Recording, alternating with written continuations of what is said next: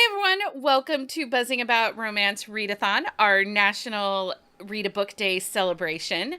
I am so excited to be joined for this entire 7.5 hour day of chaos and live streaming is Carolina. Hi, Carolina. Hey, Becky. You had so much fun last year. You were like, yeah, I'll come back. Or did your friend Why not give you not? a choice? Both, all of the above. And our It was a lot of fun last year, so I'm looking forward to today. it was my highlight last year. I had such a great time. Um I really could not wait for today. So I'm like, and it's kind of feeds a high, so you're kind of like, let's do it again, but we don't. We don't need to do it again. So, before we get into what today's all about, our first author joining us is going to be author Danica Flynn. Welcome, Danica. Thanks, guys, for having me. Of course, Danica, like, I send her email and say, hey, you want to hang out with us for half an hour? And she's like, sure, sure, sign me up. So I'm always grateful when you're like, yeah, I'll be involved in Becky's chaos. I mean, if you email me, like, because I'm not good at signing up for things, but if you email me and ask me, I'm like, yeah, I can do it. It's fine. So today's shenanigans will be hosted all day by myself and by podcast contributor Carolina, from Curl Up with Books on Instagram. National Read a Book Day is a day to celebrate the books that we love and the amazing humans who write them. Make sure you stick around or check in with us often throughout the day for tons of fun and giveaways throughout the event. Rules of the day: ask all the questions you would like in the chat. We'll do our best to answer them. In the description of the video are links to all the places to connect with us, along with the authors. There's a website. There is a post up on our website that has every author's social media links. Make sure you go over there and like and subscribe to all of their things. Okay, so as I said, first up is author Danica Flynn. I'm going to read your bio and tell everyone a little bit about you. Danica Flynn is a marketer by day and a writer by nights and weekends, aka she doesn't sleep. She is a rabid hockey fan of both the Philadelphia Flyers and the Metropolitan Riveters. When not writing, she can be found hanging with her partner, playing video games, and reading a ton of books. And yes, she plays Animal Crossing. So if you need an Animal Crossing friend, hit Danica up. I have all the fruits now. You have all the fruits now? Yeah, I made a TikTok and someone like randomly was like, I have pears. Do you want them? And I was like, yes. And then she gave me your code. Nice. I'm like, yes, I complained on the internet and someone helped me. That's so awesome. I only have peaches and oranges. I need to get all the other fruits. I do have tomatoes though, so Oh, I got that. I have like all the crops. So the title of the book that you're reading today from is The Chase. This is your newest release. It was just released on Thursday, September the 1st. Do you want to tell us a little bit about what this book is about? Sure. So it's book 4 in my Philadelphia Bulldogs series, but you don't have to read the other ones to read this one. It's about TJ Desjardins. He is kind of this Playboy hockey player. He was supposed to be my douchey hockey player, but then he just gave me a bunch of emotional damage when I wrote his story. So there's a little bit more depth to him than if you've read the other ones thinking you know who TJ is, because you don't. So he's kind of made a lot of mistakes. And there's this girl, he asks for her number and he kind of chickens out and never does anything about it. And she is like his total opposite. She's really shy. She has a lot of, she's gone through a lot of stuff. So she's a little bit of a damaged heroine.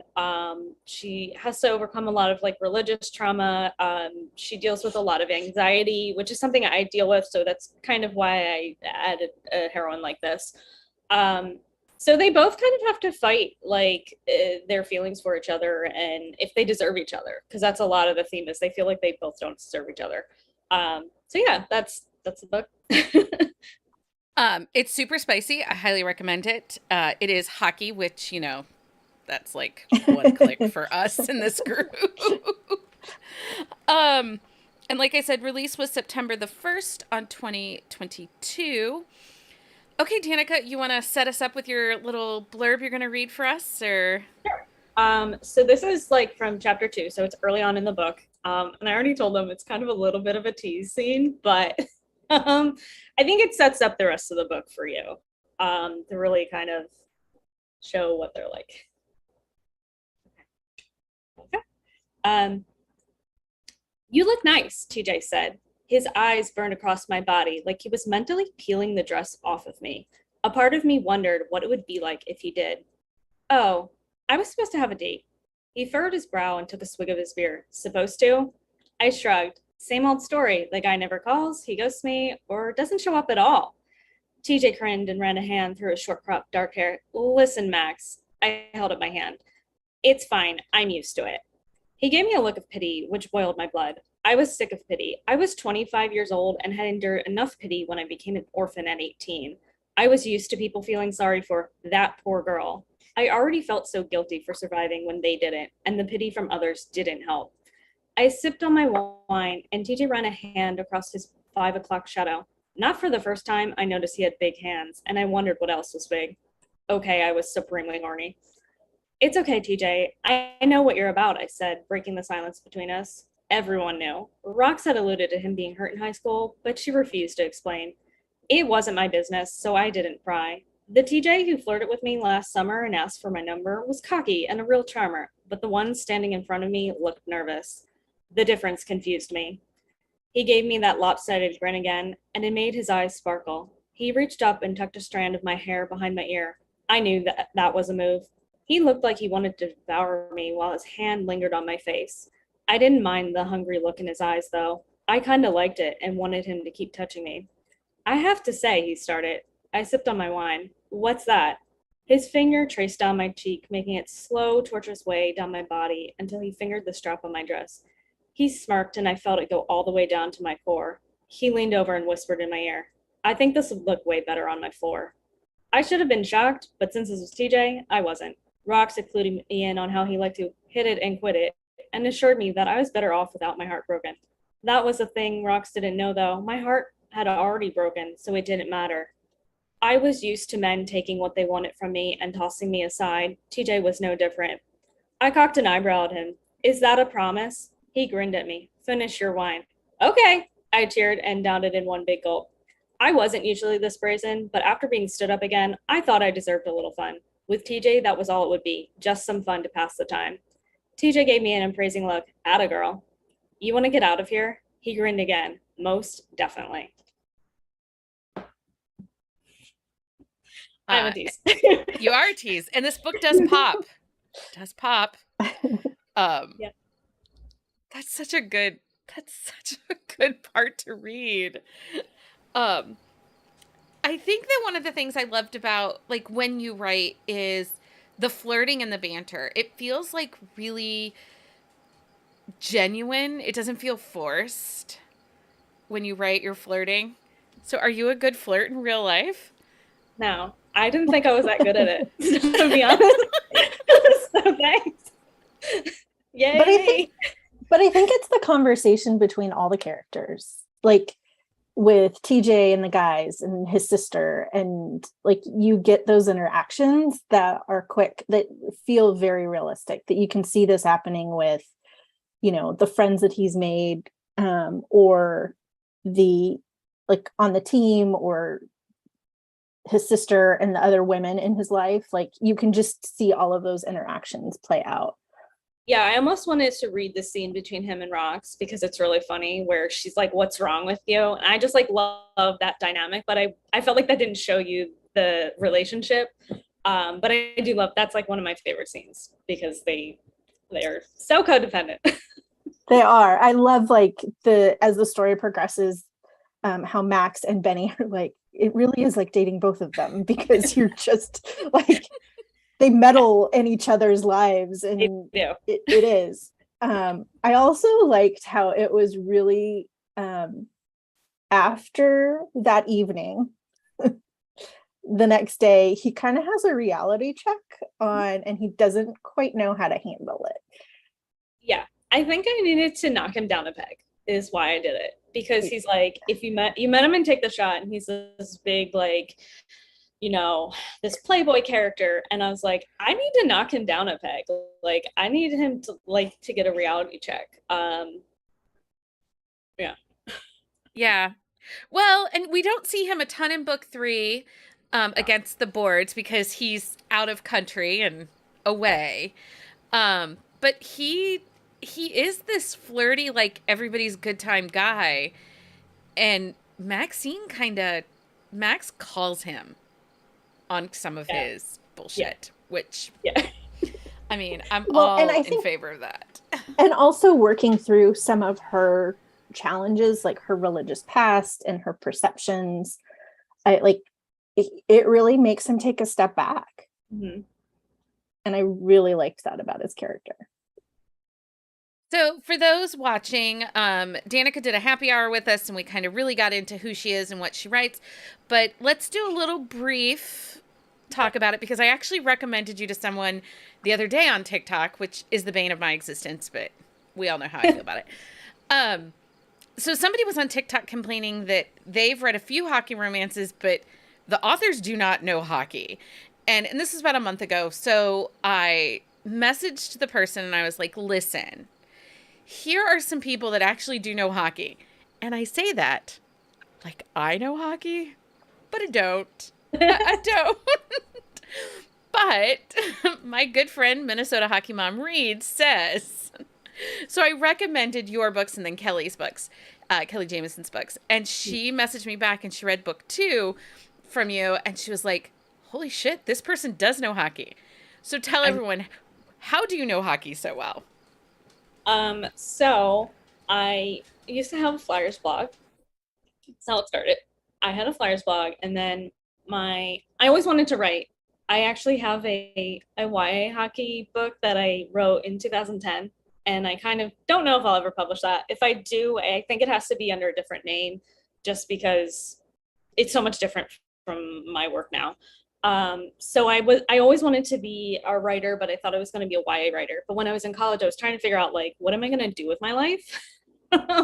So I've always loved hockey and I was really into hockey. So I started a blog about the Flyers. And then I started being like, maybe I want to be a sports reporter. So I like contacted like the newspaper and asked them about, writing for them. And they gave me the assignment of women's soccer for the fall, which I was so freaking bored. And I was like, well, when hockey season runs around, I want to do hockey. And he was like, well, I do the men's team, so you can do the women's team. And I was like, what? There's a women's team? And he's like, yeah, but I went to Westchester University, went to state school, so it's not like a D1 program or anything. It's just club hockey. Like the people that play just play because they want to play hockey. And I told Minnesota Hockey Mom this, and she laughed really hard.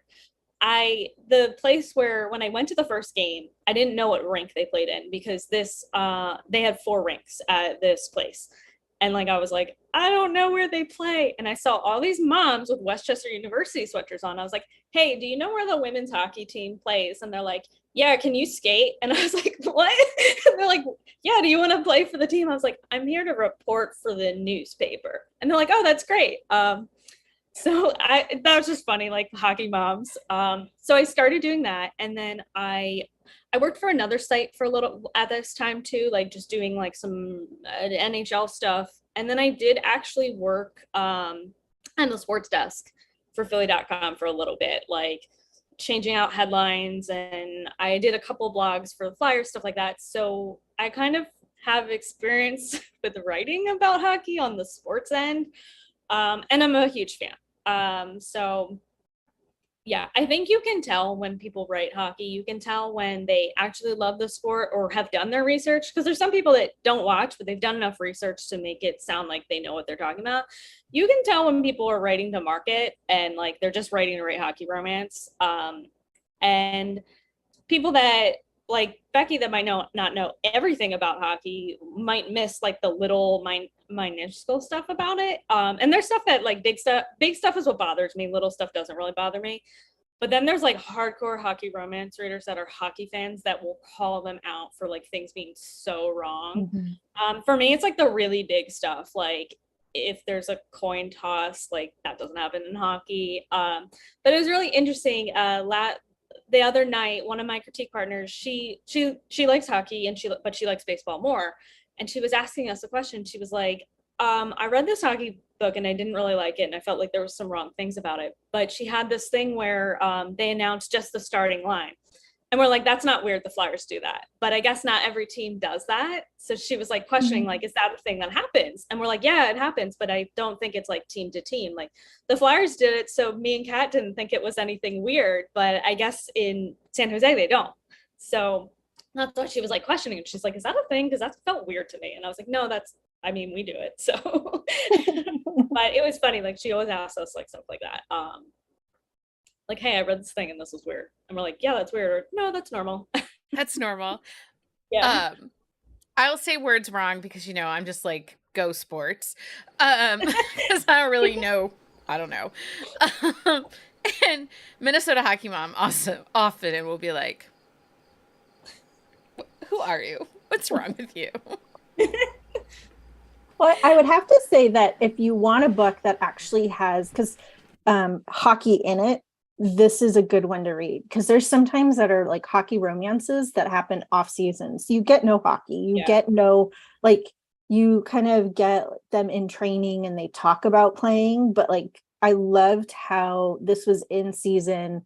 Like you were getting the games, you were getting the, like them playing, you were getting, what it's like to date somebody who's always traveling, like, in those elements of it. So yeah, writing off season can be hard because you can't really write the in-game scenes, but you still want to give it that level of like being a hockey player. So a lot of people will deal with like free agency. yeah. I know Kelly has a book where it was in the off season, but I think he was like in free agency. And I was like, you're braver than me, because I like, that's the one, like the stuff like that is the stuff that I'm like, I kind of don't understand all of it, like in terms of the contracts and stuff. But yeah, she's really good about that. Susie wants to know what book is next. Like in this series? I think Susie just wants to know what you're writing next. Susie reads them all. Like she doesn't. So the next published book will be book 3 in the McGregor Brothers Brewing Company. It's called Temporary in Love. That comes out on Halloween. That'll be the last book in that short series. But the Bulldogs, there will be a 5th book, and I don't think it's really a spoiler, but it's Blaze Holstrom, which you met briefly in this book. So it'll be his book. Becky's read it already, so I imagined him to be Thor with like, I don't know what it is about Blaze. I see Blaze and I think Chris Helmsworth. I don't know.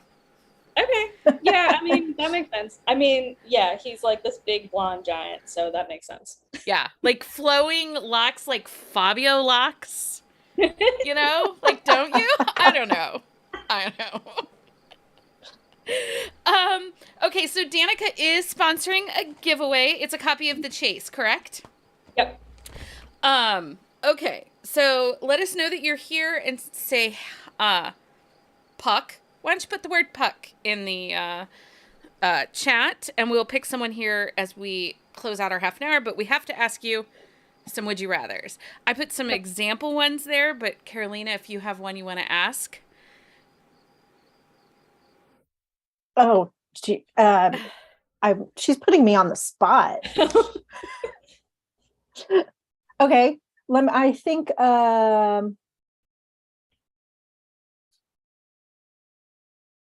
would you rather, we'll start with a couple books related one and then I'll do a hockey one. Would you rather have a friend who loses your books or who dog ears them? Dog ear. Yeah, I would agree. Would you rather be a librarian or own your own bookstore? Bookstore. Okay. Would you rather be the PR for the hockey team or the coach of the hockey team? PR. Well, I mean, it's pretend. Like, forget your skills.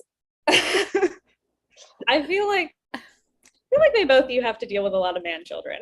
So So You do. But at least Glory, with the coach, you could at least like punish them if they're driving you nuts, like That's with true. all the drills. that Okay, is true. one final one. Would you rather watch the same hockey game over and over or watch a different baseball game every time? Hockey. Oh my God, baseball's so boring to me.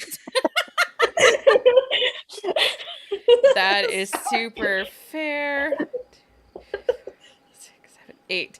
Okay, Danica, give us a number between 1 and 8, and then I'll ask you some other questions. 5. 5. 2, 3. Okay, so we are gonna go. It's Elizabeth. Um, Carolina, can you put the giveaway form in the chat? Carolina's going to put a Google form link in the chat. If you could fill that out, Elizabeth, we will then get that information over to Danica at the end of today, and she will send your prize on your way. Although she just shared her picture of what she won from Summer Reading Challenge. She's like, apparently I was not great at communicating very well, because she's like, I didn't know I was getting something from Danica too. And I was like, yeah, you got something from Melissa and from Danica. Yeah, because you had sent an email to all the authors like, hey, like, make sure you send everything. I was like, she got it, right? Because I hadn't seen anything, but like, I was like, I know it was delivered. So like, there were others that weren't so awesome. I did wait a little bit because I was like I needed to get like the envelopes because I was sending more than one. But like, so I was like, I did take a little bit, but not that long. That wasn't for you. Okay, explain your favorite trope for us without telling us what it is. So like taboo style. Nice face. I do not know how to do this. This is like password. Yeah. This is really hard. Well, what happens in your favorite trope? So they've usually known each other for a long time, and there is some sort of established relationship. And most of the conflict is if that's going to break that established historical relationship. Gee, would your favorite trope be friends to lovers? Yeah. It used to be enemies to lovers, but you had a recent light bulb moment where you were deciding I do love enemies to lovers, and I will tell you why. It's because I used to read like the Star Wars books, and like they're not canon anymore, but like the original character who marries Luke Skywalker in those books, she straight up wants to kill him. And that was like the first I think I really like read that trope before. And I think that's why I do love enemies to lovers, but I find that I'm writing friends to lovers a lot. And I think I just love the established relationship and the risk about like, oh, like if this doesn't work out, this ruins everything. So that's fair. I love it. You know, I'm tough on it, and actually accidentally in love. You changed it for me because that was like one of my top friends to lovers. But they're friends with Benny, so I mean it's a little bit different, but I liked it. Bad Boy versus Cinnamon Roll. Cinnamon Roll. You do like those squishy heroes, don't you? I don't like alpha roles. Like, no. I'm not dealing with your BS. Did you buy a book this week? I don't think so. You didn't buy a book this week? I don't think I have. I have too many books. Although I guess the week's only 2 days old, so it doesn't really work. How about did you buy a book in the last 7 days? Yeah, I think I have. Do you remember what it was? She's like, no. It was probably not. Last book you read in one sitting. Oh geez, it was probably a Kelly Jamieson book. Yeah, it was probably like that first Bears. It was probably like the first or second one that I read like in one sitting. That's fair because she does it for me too. So I get that. Okay. Does anyone have any other questions for Danica? Oh, Gloria's all team cinnamon roll lover. She's like all for the cinnamon rolls. Mhm. She cracks me up. My mother is trying to win your book. Like, seriously, Lynn, it's on my shelf. Like, right over there. She only listens to audio, too. Like, she doesn't. She's an ear reader, not an eyeball reader. Um, okay, have you bought a book solely for its cover, but haven't read it yet? Yeah, This there's is so like- many. Yeah. This is my problem. And your books have good covers. Thank you. They do. I tried to talk her out of the teal and into like yellow or something, but I actually really like it. It looks really nice on my. No, I already had the teal done, and it was for the next one, and I tried to do yellow, and I hated it, so we did it. And she kept trying to give me. I have all the rest of the books done, and she kept trying to give me yellow for other ones, and I'm like, no. Stop it. Becky's just gonna suffer Like, without it. I probably, if I really wanted it, I could have like made her change it, but it was too electric yellow, and I was like, nah, I don't like this. How many books are we gonna get in the Bulldogs? 7. 7. Okay. So we got a few more to go. Yeah. I'm excited. Okay, Danica, thank you so much for joining us. Liz, make sure you put that, fill out that form for Danica's book. As always, thanks for being a part of our chaos and saying yes. Thanks for having me. Of course. We have linked Danica's website in the chat. The Chase is out now wherever you buy books. And then you can find all of Danica's social media links, newsletter on our website at bookcaseandcoffee.com/authorlinks. Okay, we are going to slide you back in the waiting room and then bring on our next guest. Okay, bye guys. Bye, friend. Okay, put in waiting room. Okay, so next up in the 1:00 p.m. slot is Natalie Caña. She is so smart. She put her phonetic pronunciation in the doc for me. I love that. I'm like, so helpful. Carolina's going to get it right, but I am not. So if you are new to, real quick before we bring Natalie in, if you are new to the Buzzing About Romance events, if this is your first time joining us, we would like to let you know that we are a podcast that is available on all platforms. We are unapologetic romance readers. Everything we do is either read romance books, give book recs, and we do interview romance authors on some of our episodes.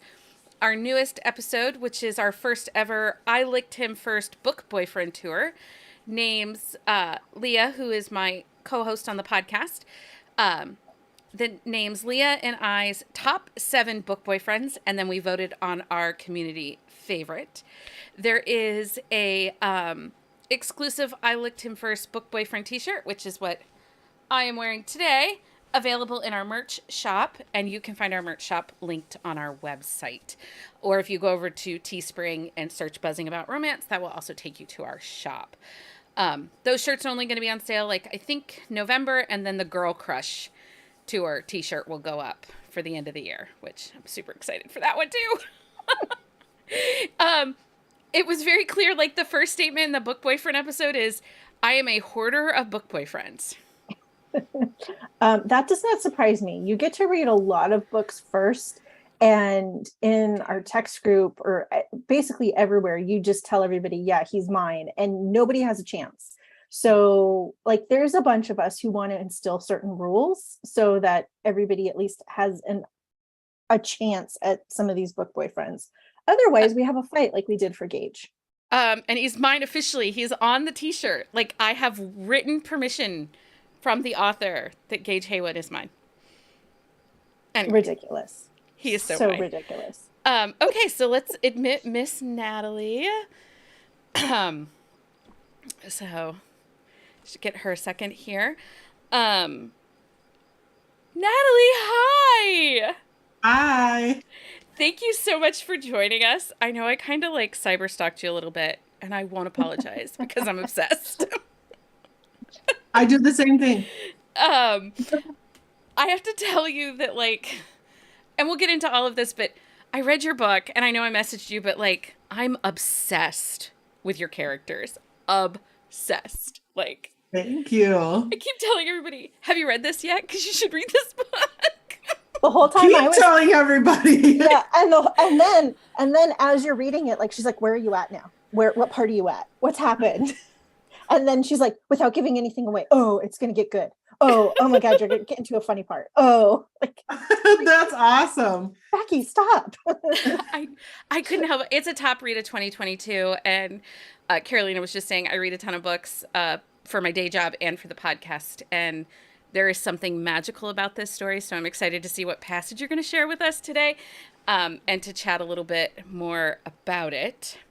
Also, thank you for giving me your phonetic pronunciation because I'm pretty sure I butchered it in all my videos.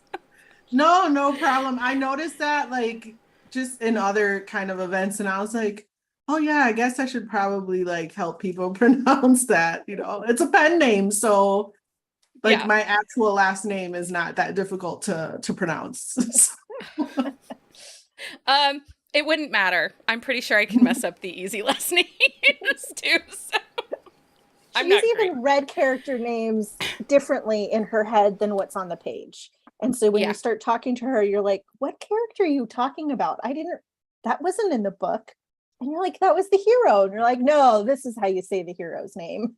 You know what? I do the same thing. And it's like once I've read it wrong one time, it's that forever. It doesn't matter.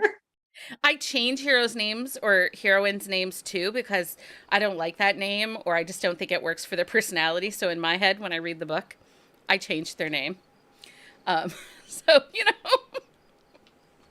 was all good with your names. Liam was fantastic. So I loved them both. So Natalie Caña, and I am going to read your bio. Mm-hmm. Natalie has been many things: a teacher of fun-sized to king-sized humans, a seriously unqualified softball coach, a scaredy cat Halloween store manager, an Emmy award-winning public television producer, and more. The one thing she always been since she first picked up a pencil is a writer. She loves to incorporate her "you'll never believe what just happened to me" personal experience, enthusiasm for telenova, tomfoolery, and love for her Latinx culture into creative, fun, heartfelt, and just a little bit over-the-top contemporary romances for characters who look and sound like her. You are going to be reading, this is your debut novel. Yeah. A Proposal They Can't Refuse, and it's in the back there of her screen, that title. That cover, first of all, I saw that cover floating around in early May, June, and I was like, I'm a fool for an illustrated cover. Like, a fool. Just give them to me. I buy them all. Good.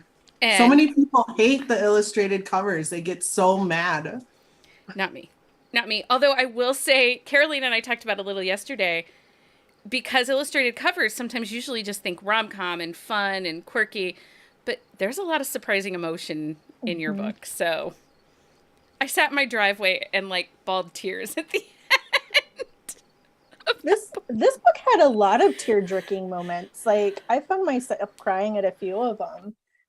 And like the illustrated cover, like you look back on it and sometimes they have preconceived notions on what the story is going to be because it's illustrated.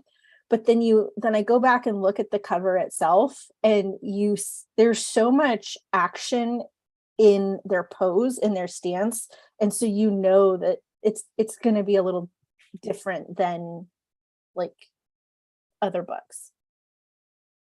Thank you. We there's a couple different versions, but this one, as soon as I saw it, I was like, yes. And then we just worked on. Yeah, like the head tilt and the expressions and all that stuff. And, they were just really great at taking everything I said into account. And they made an amazing cover that I cried when I saw it. So. Well, and orange and yellow are not popular cover colors. Mm-hmm. And I love it because it pops on my shelf. Like I know it's right back there. I know right where it is, and it pops. And my girl child likes to do rainbows every once in a while on my bookshelves. And she's like, yay, you got a new yellow cover. I'm like, you're welcome, I guess. Yeah, thanks. Okay. Yeah, I kind of went hard for those colors. So I was like, it needs a fall color scheme. Yes. Also, just real quick, and then we'll get to your blurb and everything. Is there going to be merch for the distillery? Did I see it hinted somewhere? I gotta move the other way. Oh, You can kind of see. Oh yeah. So I am going to be putting up for some. I have my cousin. Actually, let me just grab. yeah. Just grab it. Share it. Show My us. cousin designed a logo for me. He has his own printing company and he went to art school and everything. So he designed the Cane Distillery logo. Oh, that's great. Oh, I love that. And then on the back So cool. are the quote. Better with whiskey. They are better Yes. with whiskey. My husband. Yeah, in the book he talks about Camila Yeah. gives him the idea Yeah. to make t-shirts. So that's kind of where that came from. Okay, can you grab the book? My mom just texted me and said, "Can I see the cover?" I love that your mom is like, give it to me. Yeah. Carolina's mama, you should read this book. It's delightful. Yeah, I already told her she needs to read it. It's so good. She'll love it because it's, it talks about, family and that Latinx culture and it's Puerto Rican. Earlier today, I said, I think it's Dominican. No. My girl child was like, Mom, it's Puerto Rican, because she also has been reading it. Because we're all about it. Awesome. I'm so obsessed. I'm telling everybody, just read this book. I love that. I love that. Okay, so give us a brief synopsis of what A Proposal They Can't Refuse is about. Just an oversight. So The Proposal They Can't Refuse is about Camila and Liam, who have been in each other's lives since they were children because their grandfathers are best friends. So they were really close growing up, and then kind of life and different situations pushed them apart. They're to the point now where they can't stand each other. And their grandpas decide enough of this tomfoolery. We obviously know that you two are perfect for each other. So they come up with a plan to force them together. So they both family businesses share a building that the grandfathers own. And they tell both Camila and Liam that if they do not get married, the grandfathers will sell that building. And of course, Camila and Liam were like, we're not getting married. So they come up with their own plan to kind of hold off the grandfathers until they do what they want to do. But, their grandfathers have lived a lot longer and are a lot smarter than what they assume. They try to outsmart them, but the grandfathers outfox them. Yes, what it is. Exactly. Exactly. That opening scene, we're in for a ride with those two. So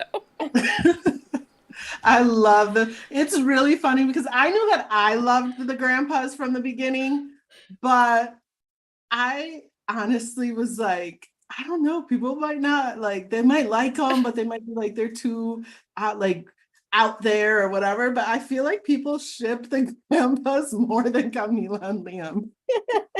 Well, one of our community members is author Ophelia Martinez, and she's like, Becky, is this book on your radar? Is this book on your radar? And I was like, yes, it's on my radar.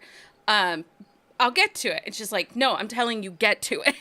And then one of our other community members, Gloria, she had read it. She picked it up on vacation, and she's like, are you going to read this? And I'm like, yes, I promise I'm going to. So then when I was like, wait, Natalie might be a fantastic guest for the Read-a-thon, and then it made it bump its way up my TBR. So well, I'm glad. And shout out to Ophelia. Thank you. yeah, she is everybody's best cheerleader. She cheerleads us, and then also Latinx authors. She's constantly in my DMs saying on your TBR, get this. And I'm like, I love this. I love that she's not just her books, but I still talk about her tequila scene and that first book one. Gloria would like to know if she can have the grandpa's backstory in novellas. Funny, you're not the first person. There's a lot. There's a lot to the grandpas. I kind of have some things may be planned. It all depends on like how editing book 2 and writing book 3 and everything go, because book 2 was a doozy for me. So we're at least going to get 2 more books. And is it the family members then? Is it? Yes. It's Leo and Saint. Ooh. Single dad. His daughter's a bit of a handful, and I know there's got to be some big stories there. I can't wait. Gloria, I might cry of joy about the simple word maybe. Oh my gosh. A proposal they can't refuse, released on June 7th of this summer, and it is available now wherever you guys get books. I hit something. Now it's gone. Sorry. The tropes in this book are fake relationship, grumpy sunshine, just one bed, meddling family, friends to enemies to lovers.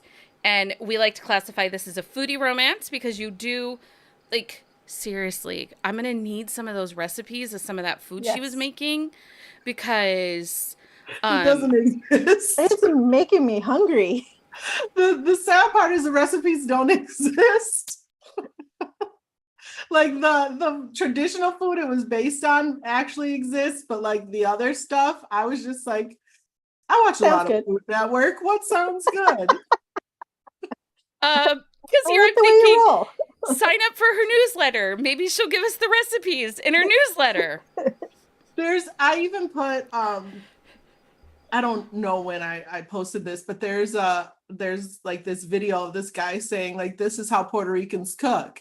And it's like him just like putting a little bit of this, putting a little bit of that, and just saying like not measuring anything at all.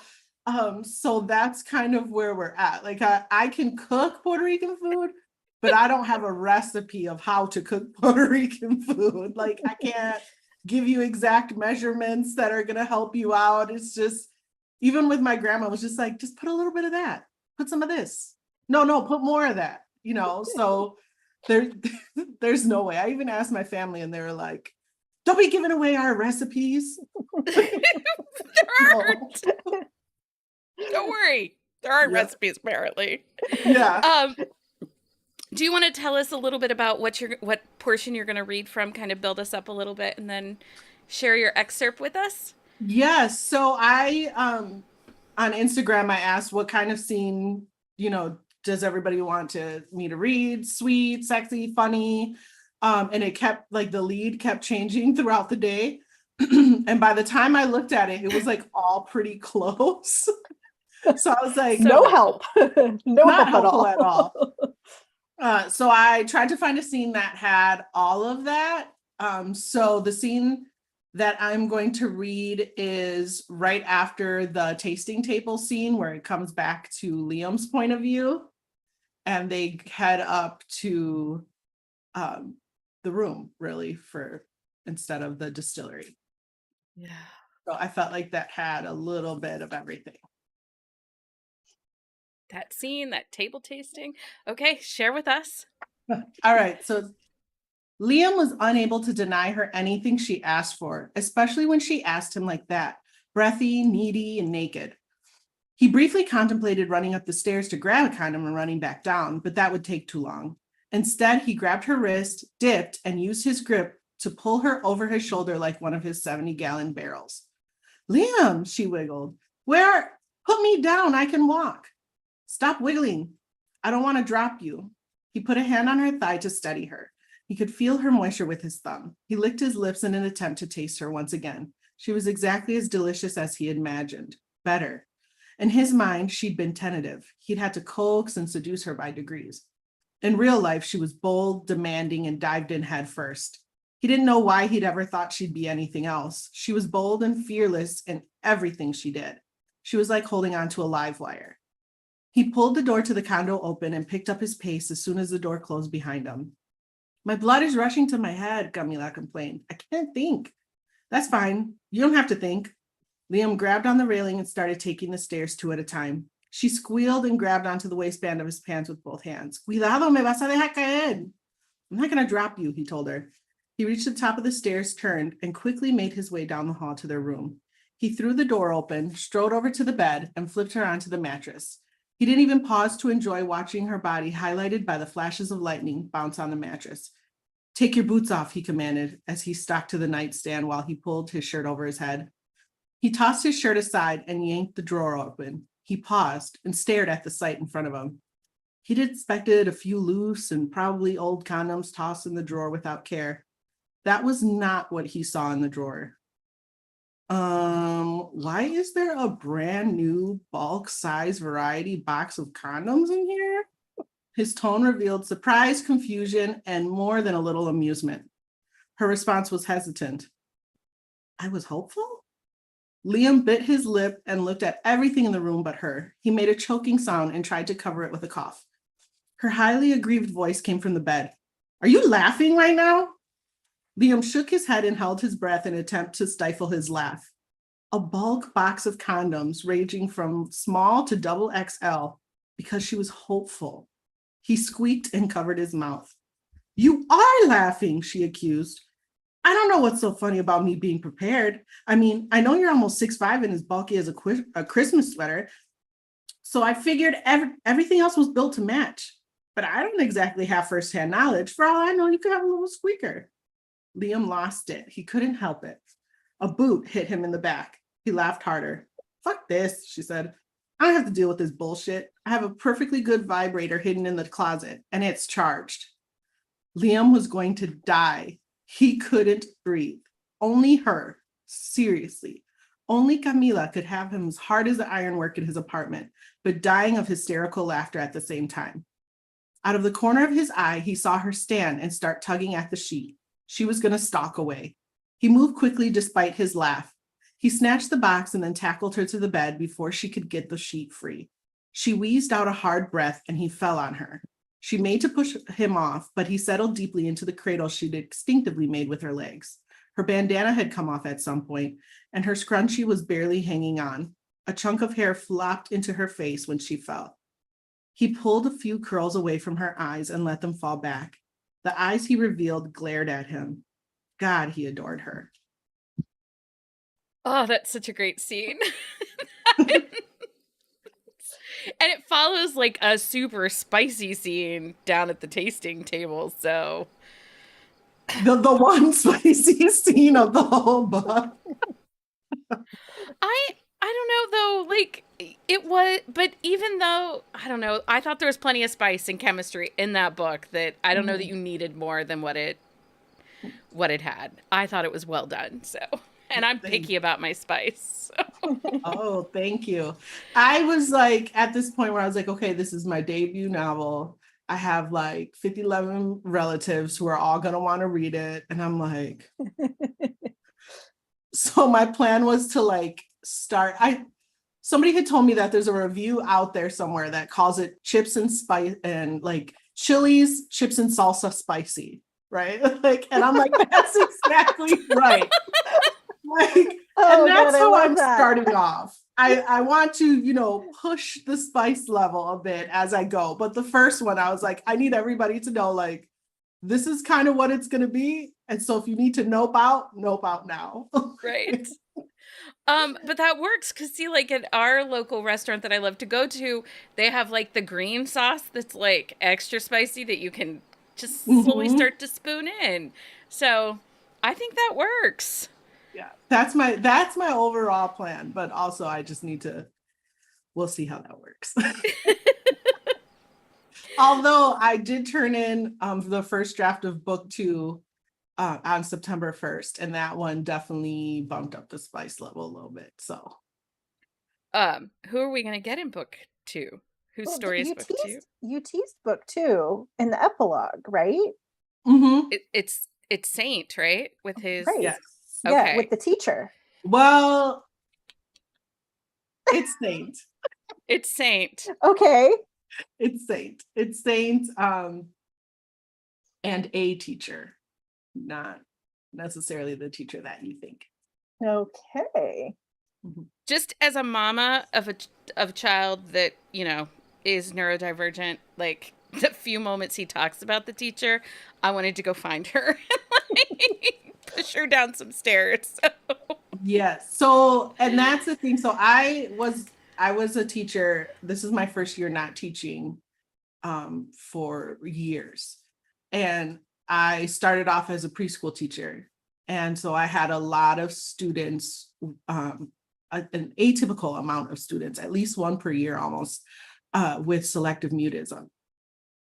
So that's kind of where that border is, where some people think they're neurotypical, but really it's an anxiety-based disorder, so that's kind of some things that play out in book 2. Oh gosh, she's such a tease. You're such a tease, because it doesn't come out until next spring, right? Yeah, around the same time. I think I know it's in June. I don't know exactly when in June. I think it's a little bit later than the first week, but yeah. We got some time to wait. Damn it. Reading Frenzy says, absolutely. I'm glad some authors do that, because as someone who'd like to write, it gives me serious anxiety.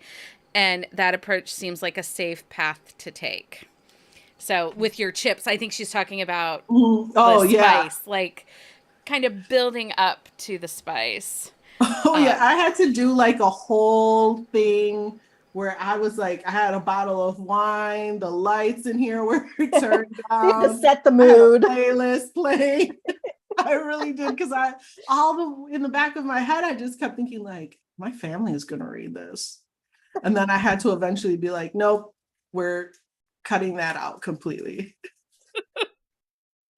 So let's get to know you a little bit as a writer. If you aren't in a rush to leave us, our 1:30 author had an accident, and so she isn't jumping on. She's okay. She's okay. She just might have broken a foot. So, oh, geez.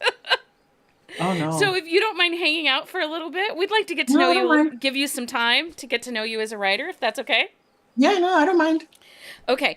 Stick around, you guys, because Natalie has offered a signed copy of a proposal they can't refuse, and so we will be giving that away here in a little bit. And if you're an audiobook reader, or even if you're not an audiobook reader, this audiobook is worth it. It is extremely well done. Yeah, it's such a great audiobook. Did you get to do auditions and stuff, or was that just who Harlequin picked for you? Well, no, they sent me a list of like possible people. And so the first thing I did was I went through that list, and on Audible or wherever you can hear snippets. So I tried to find some of where those people were speaking Spanish, because that was very important to me to make sure that it was done right. And so then if for some reason I couldn't find one, that person got taken off the list. And eventually I kind of had to make my own list based off of people that I'd heard on other Latina authors' books. So I heard Valentina on Son of a Bitch by Mia Sosa. Yeah. Her original. I didn't realize that was her. Yeah. So I heard her on there, and she did a really good job. And that was the other thing, right? Like, it wasn't just Spanish, but they have to be able to do the Caribbean Spanish, because it is different from Mexican Spanish. It's different from Spain Spanish and that stuff. So I knew when I heard it on there that she could do it. And so she was on the list with a couple other people, and then they picked from there. I probably based on availability. And she does a great job of you could easily distinguish who the characters were based on her voice. Sometimes there's it gets blurred, so you kind of really have to pay attention. And this one, it was so seamless on, oh nope, that's the cousin. Oh nope, that's this is the best friend. And then even with Killian's accent and dialect, it was just she nailed it across the board. Yeah, it was really funny, because when I first heard a clip, I was like, what? And I was like, oh yeah, Killian does have an Irish accent. It took me a second. It's been a long journey. That's when I was kind of laughing before when you were saying You know, like then she asked, what scene are you at? Oh, it's going to get good. Oh, blah, blah, blah. Because when it first came out, you know, family members were texting me like, oh, I'm on chapter 6 or, oh, I'm on this chapter. And I'm like, I don't know what you're talking about. I don't remember where, what happens when and whatever, because it's just such a long process to get from writing to. So are you one of those authors that, like, when you're done writing a book, close the pages and you move on to the next story? Like, you don't necessarily, we hear from some authors, they don't always remember what they wrote in that book and have to go back and read it. Yep. Okay. Yeah. I mean, like once I do that first rough draft, I have to set it aside for a little bit.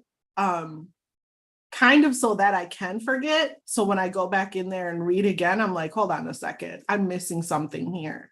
Because when you're too into it, you miss all that stuff. So like book 2 that I turned in, I know it's a hot mess and I know that there's things I'm gonna have to fix. But if I were to just jump right in, I would miss those things. Yeah. I like that in this book that you talk about gentrification and the impact that it's having on communities. And it just seemed like a really poignant topic that we're all kind of, some of us are dealing with right now in our communities with, you know, the housing market and such. Why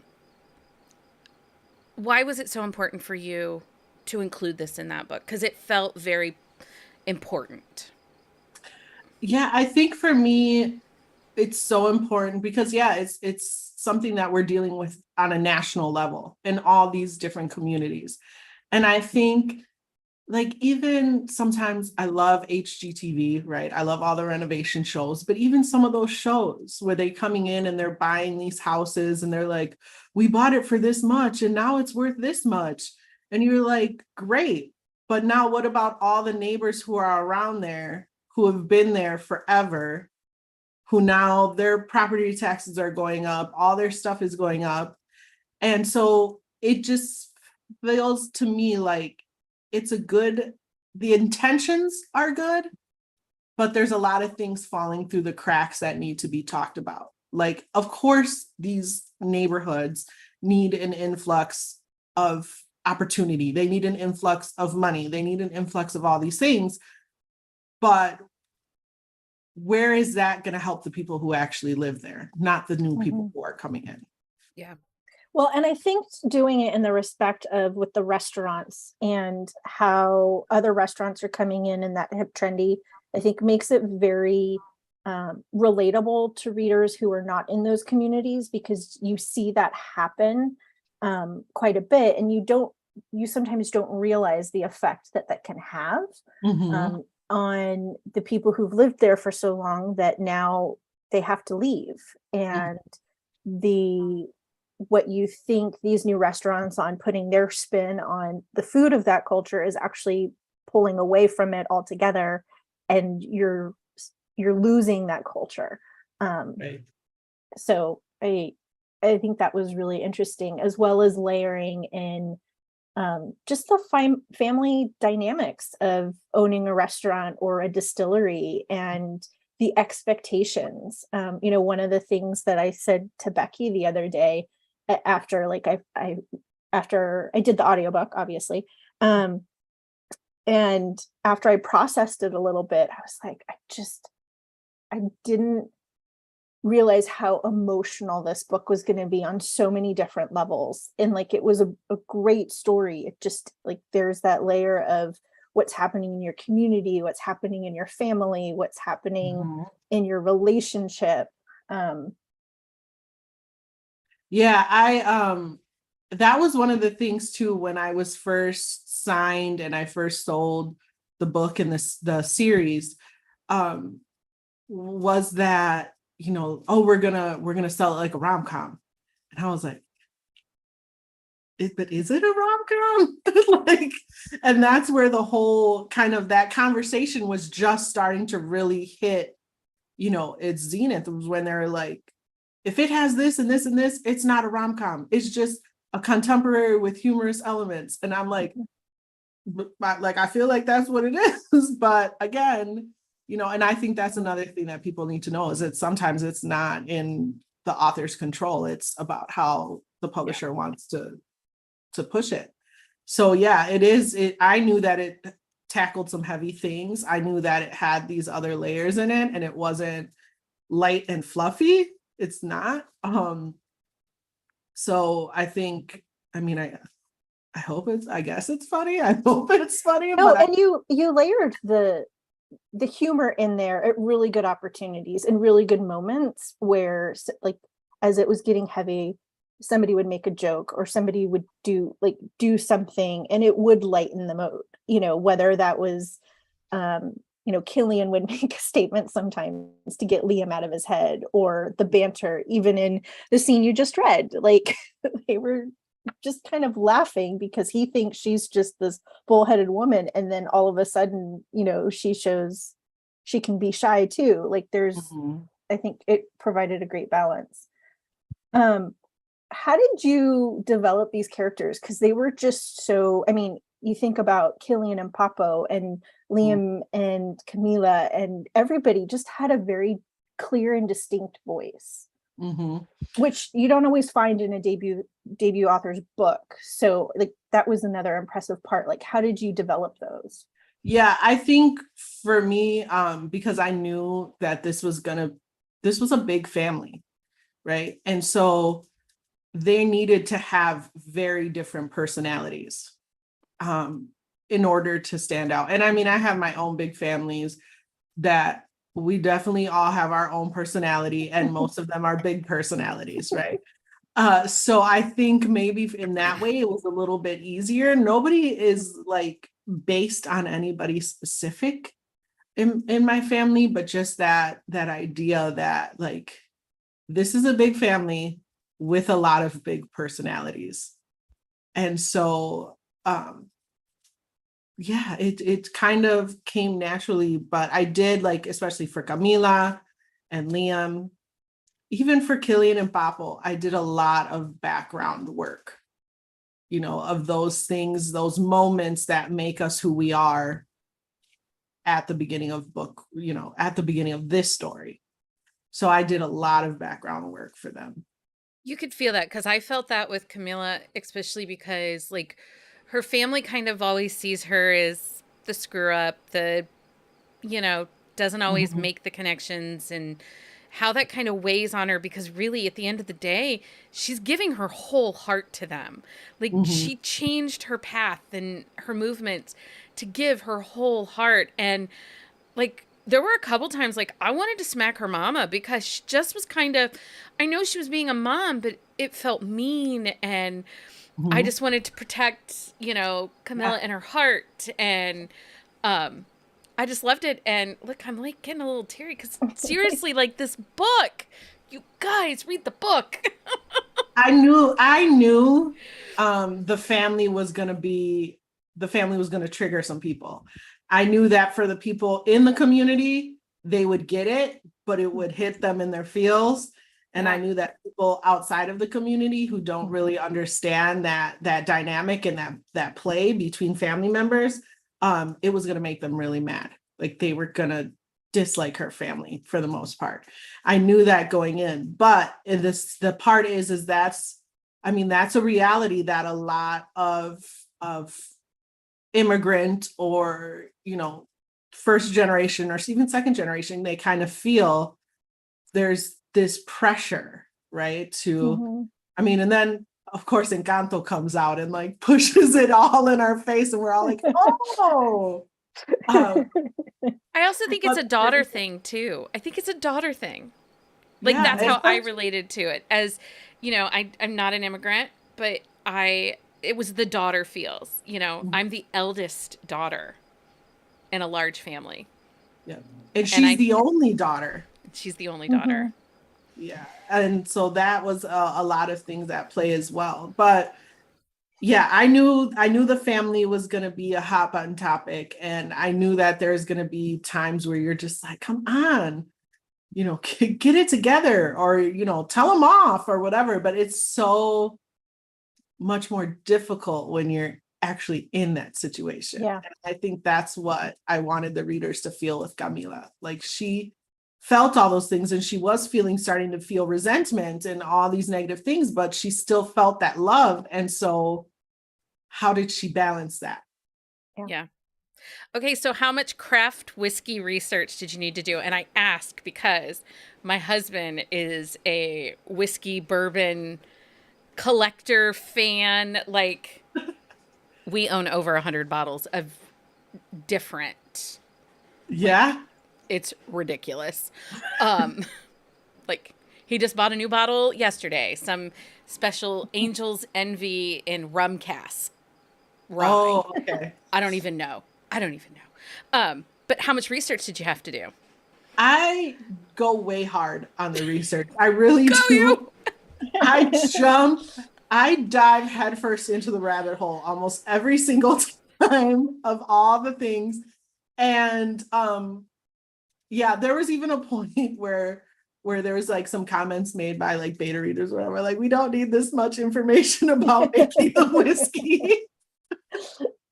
So I was like, but it's interesting. They're like, no, it slows down the pacing. So yeah, I went really hard into like books about it, went to different distillery tours, was like watching mad YouTube videos about like people who are enthusiasts, like how you're really supposed to smell it, how, you know, you're tasting and you swirl it and all this stuff. So yeah, I went really hard on the research. Yeah. I could probably bootleg whiskey in my basement, but that's illegal. I'm not going to do that. Don't do that. Okay, we talked about the audiobook. So you added some questions, which I really appreciate because you brought up some things. So one of the questions is, the main characters' grandfathers, Killian and Papo, are known in their senior living facility for being troublemakers. If you were in a senior living facility, what would you be known for? Seriously, like, those two were a hoot, like changing out the decaf for the regular coffee, and I probably would be given like naughty books to all the other people in the senior living facility. Becky would be setting up book clubs. I would be. I'd be like, spicy book clubs. only sexy book clubs. Like, there would be no closed door, no sweet romance in the old people. So hey, old people need to get it too. They do. And I love a side character. I love a side character that just, brings some joy and some shenanigans and some fun. And those grandfathers, oh my God, they totally did it. What about you, Carolina? What would you be known for? Oh, goodness. I would probably be known for organizing all the activities. Somebody would say, hey, we should maybe do something. And then I would like just take it and run with it. And so all of a sudden, like, I'd be the social coordinator. Like, okay, we'd have book club over here. And like, I'd have the clipboard. Okay, Tuesday we have book club. Wednesday we have bunko. Thursday we have like chai or like, yoga. Like, that's what I would probably be doing. Yes, and the person Elizabeth, actually hired to do it would be like, no, I got it. Like, no, I got it. you're not going to be the person in charge. No. It's really cute that you think you're in charge, but actually, look at this. Look at this. I got it. I have the clipboard. I am the cruise director, not you. I love that. Okay, so Elizabeth asked, did I hear audiobook? Yes, Elizabeth. I listened in Hoopla, but it is available for sale, so on all platforms. I was so excited. I also was at the library earlier this last week, and your book is on the shelf in my little library in Findlay, Ohio. So, oh, that makes me so happy. I love that. They featured it in a picture the release week on my library's Instagram. Elizabeth's already downloaded it. Oh, she downloaded and it. Done. And done. And done.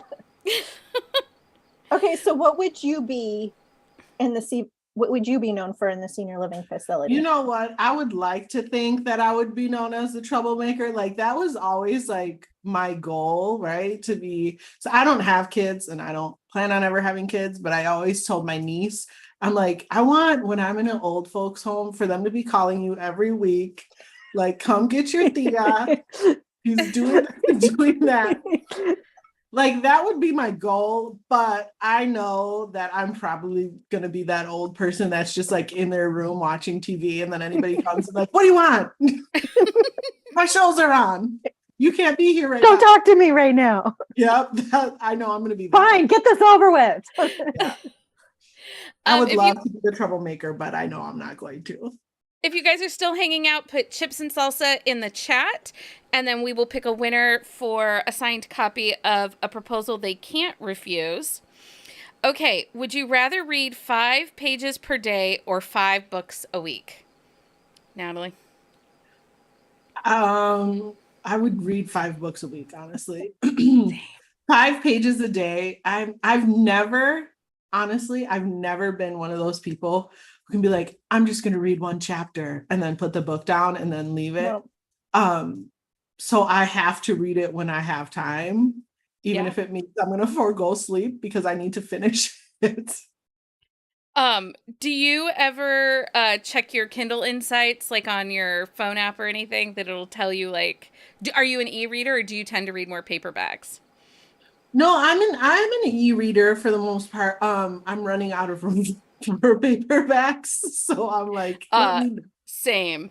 Yeah, same situation. So I tend to read, but I just keep reading. I'm like, don't put that stuff in my face, okay? I already know that I have a problem, but I'm okay. I'm just gonna roll with it. We like to, in our book club and in the community, we'll always ask, like, what are your unread?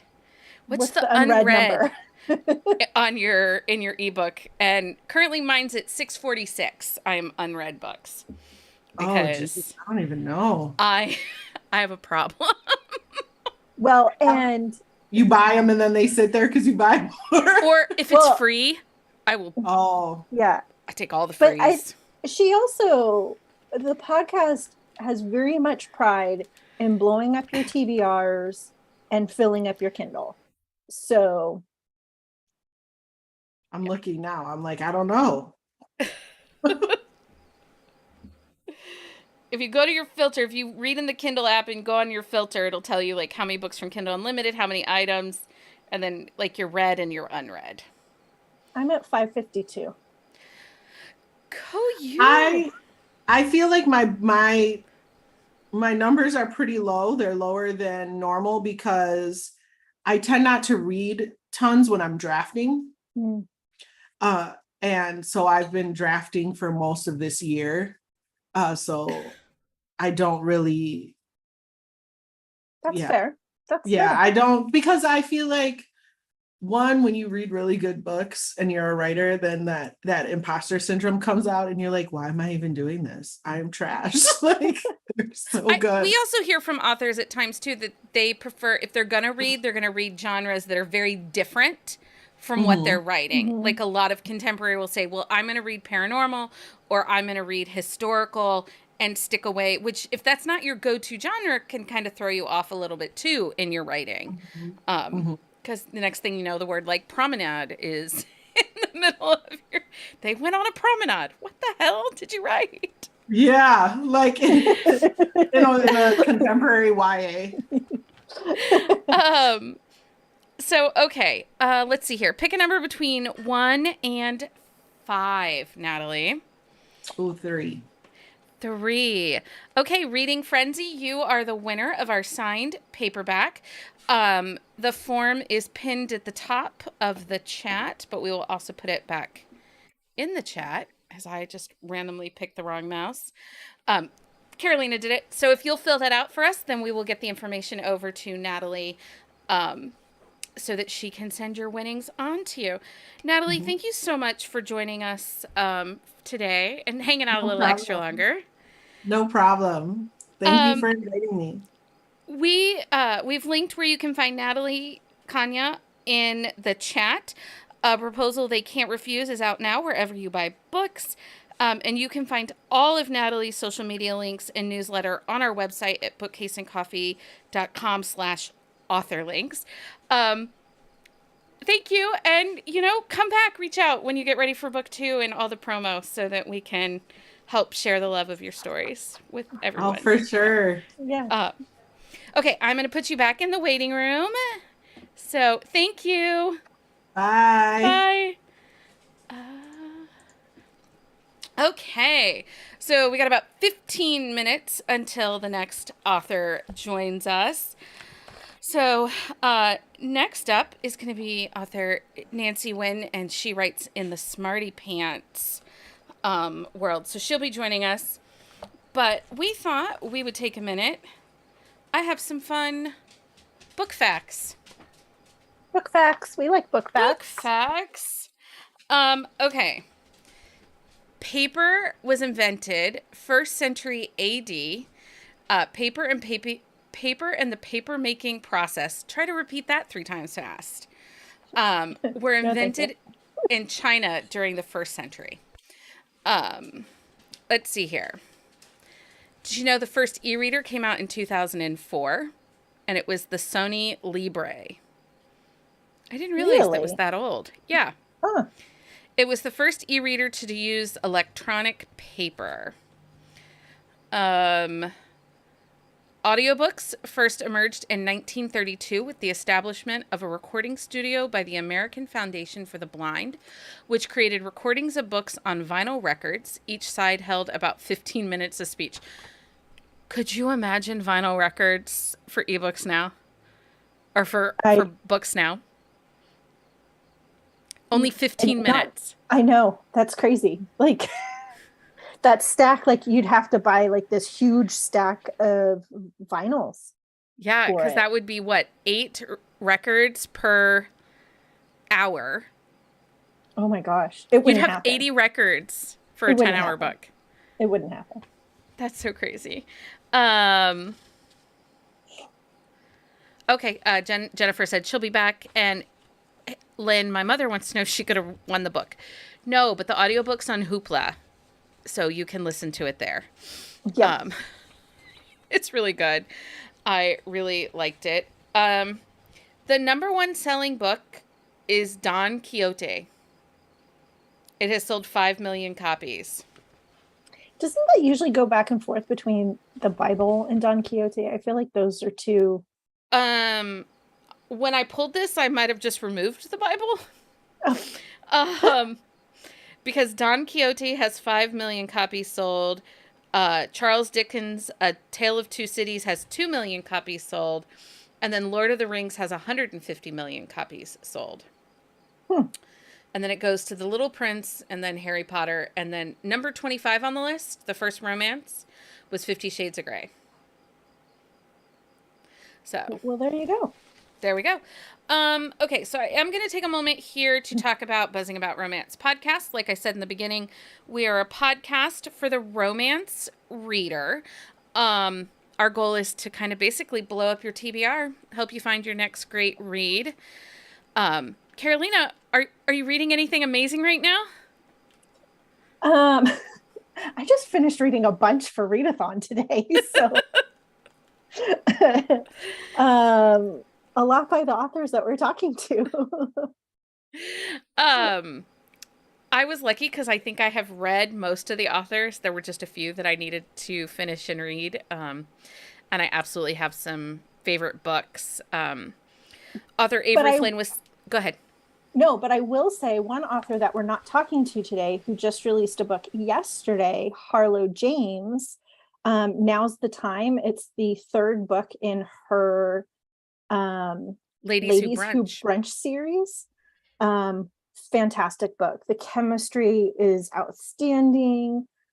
She is a publicist. She, in this friend group, is the sassy, like outgoing, loud voice. And he is the football star. So there is a whole lot of like, no, we can't, no, you're not my type and what they do, but then the chemistry is, and it's also emotional read. So it's fun. They work through a lot. There's like a backstory that you didn't realize these characters had. And it's just amazing. Highly recommend it. Now's the time. Harlow James. Now's the time, Harlow James. And that's in Kindle Unlimited. So It is. you can download it right there on your Kindle. I am reading Rough and Ready by Mary Carr. It's a throuple romance. Okay. And it's book 3 in her Italian Stallion series. And it comes out on the 13th of September. It's so good. These guys, it's 2 best friends and then one of their buddies' little sister. And spicy. So spicy. Anyway, it makes me happy. I love the spicy books. So, let's see what else. So I was going to say author Avery Flynn was supposed to be here. She had something come up and she had to take care of herself. But the book she was going to talk about, we actually talked about with her on a happy hour. So if you would like to learn a little bit more about Mansplainer and about Avery Flynn, you can find that happy hour right here on our YouTube channel. So you are welcome to go back and check that out. And then I recently went down a little bit of a Kaylee Ryan rabbit hole. If you guys haven't read Kaylee Ryan, I highly, highly suggest her books. They are great contemporary romances with really great emotions to them. And some great funny side characters too that I've come across. I read her character. I read her baseball series, and the hero from book 1, book 2, 3, and 4 are his daughters. So it like jumps to the next gen. And he is like the over the top, like, you can't hold her hand. Even to like her girls are married. His girls are married, and he's like, you can't hold her hand. Don't you hold her hand. It's like, I love it. Okay, buddy, we got it.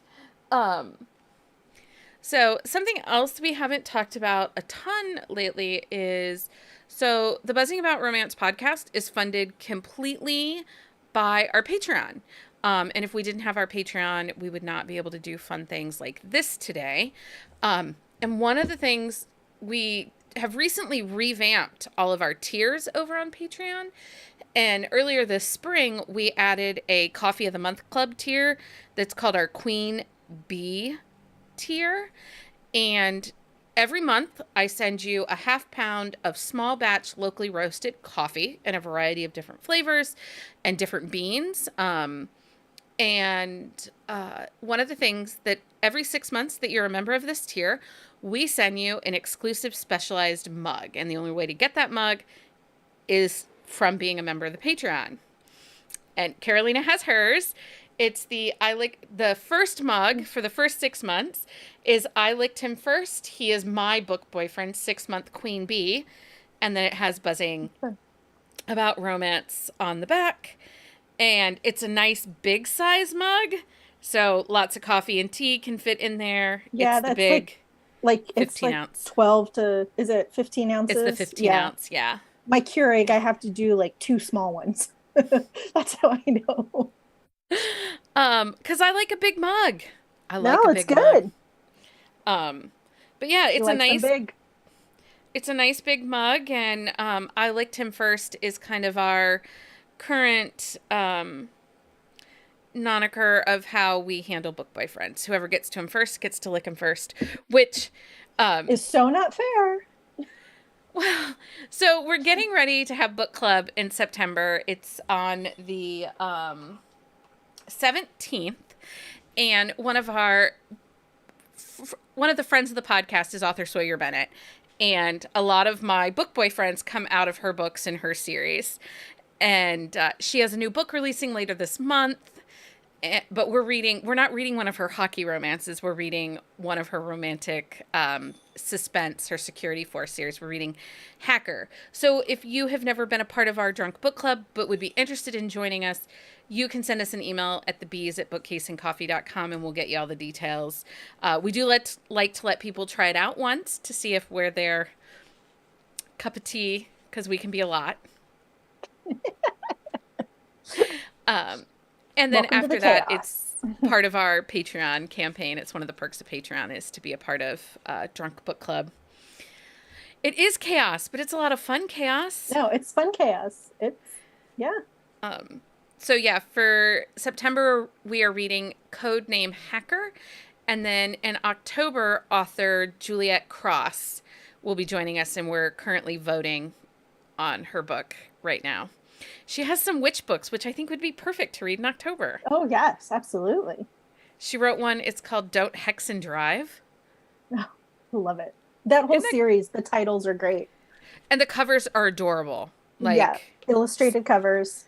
So much fun. So much fun. Okay, so we're waiting for Nancy, so I'll ask you some questions. Okay. What book series do you wish they would turn into a TV series? If you could have any book series. That's really hard.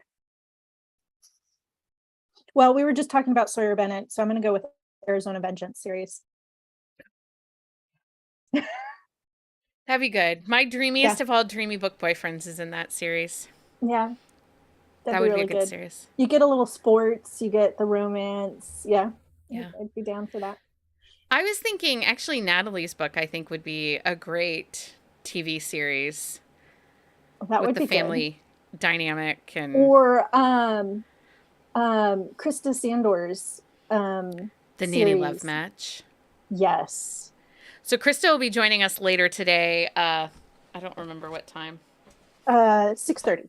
6:30 Eastern Standard Time. Krista Sandor will be joining us, and because some of that mayhem that happens, like it would be like to watch the physical comedy of that would be great. Yeah, they are. Yeah, I love that series. My favorite is book 2, Hothead. She's going to read from Nanny and the Heartthrob, which is her latest and last book in that series. She's now writing second gen. She's writing the kids' stories now. Oh, I love it. I'm so excited. And she has a novella, and we'll talk about it with her. She has a novella coming out at Christmas time. She's part of a Christmas anthology with one of our other Read-a-thon guests, Julie Salmon. And she's writing Libby, Lamb, one of her brothers, and Raz's sisters get together, and that's the Christmas novella that she's writing. So, nice. Which I love her books. They're so funny. They're so funny. Like so funny. We'll talk about it when she comes on. So, what is the most interesting way someone has ever said "I love you" in a book? What are some of the big swoony "I love yous"? Oh my goodness.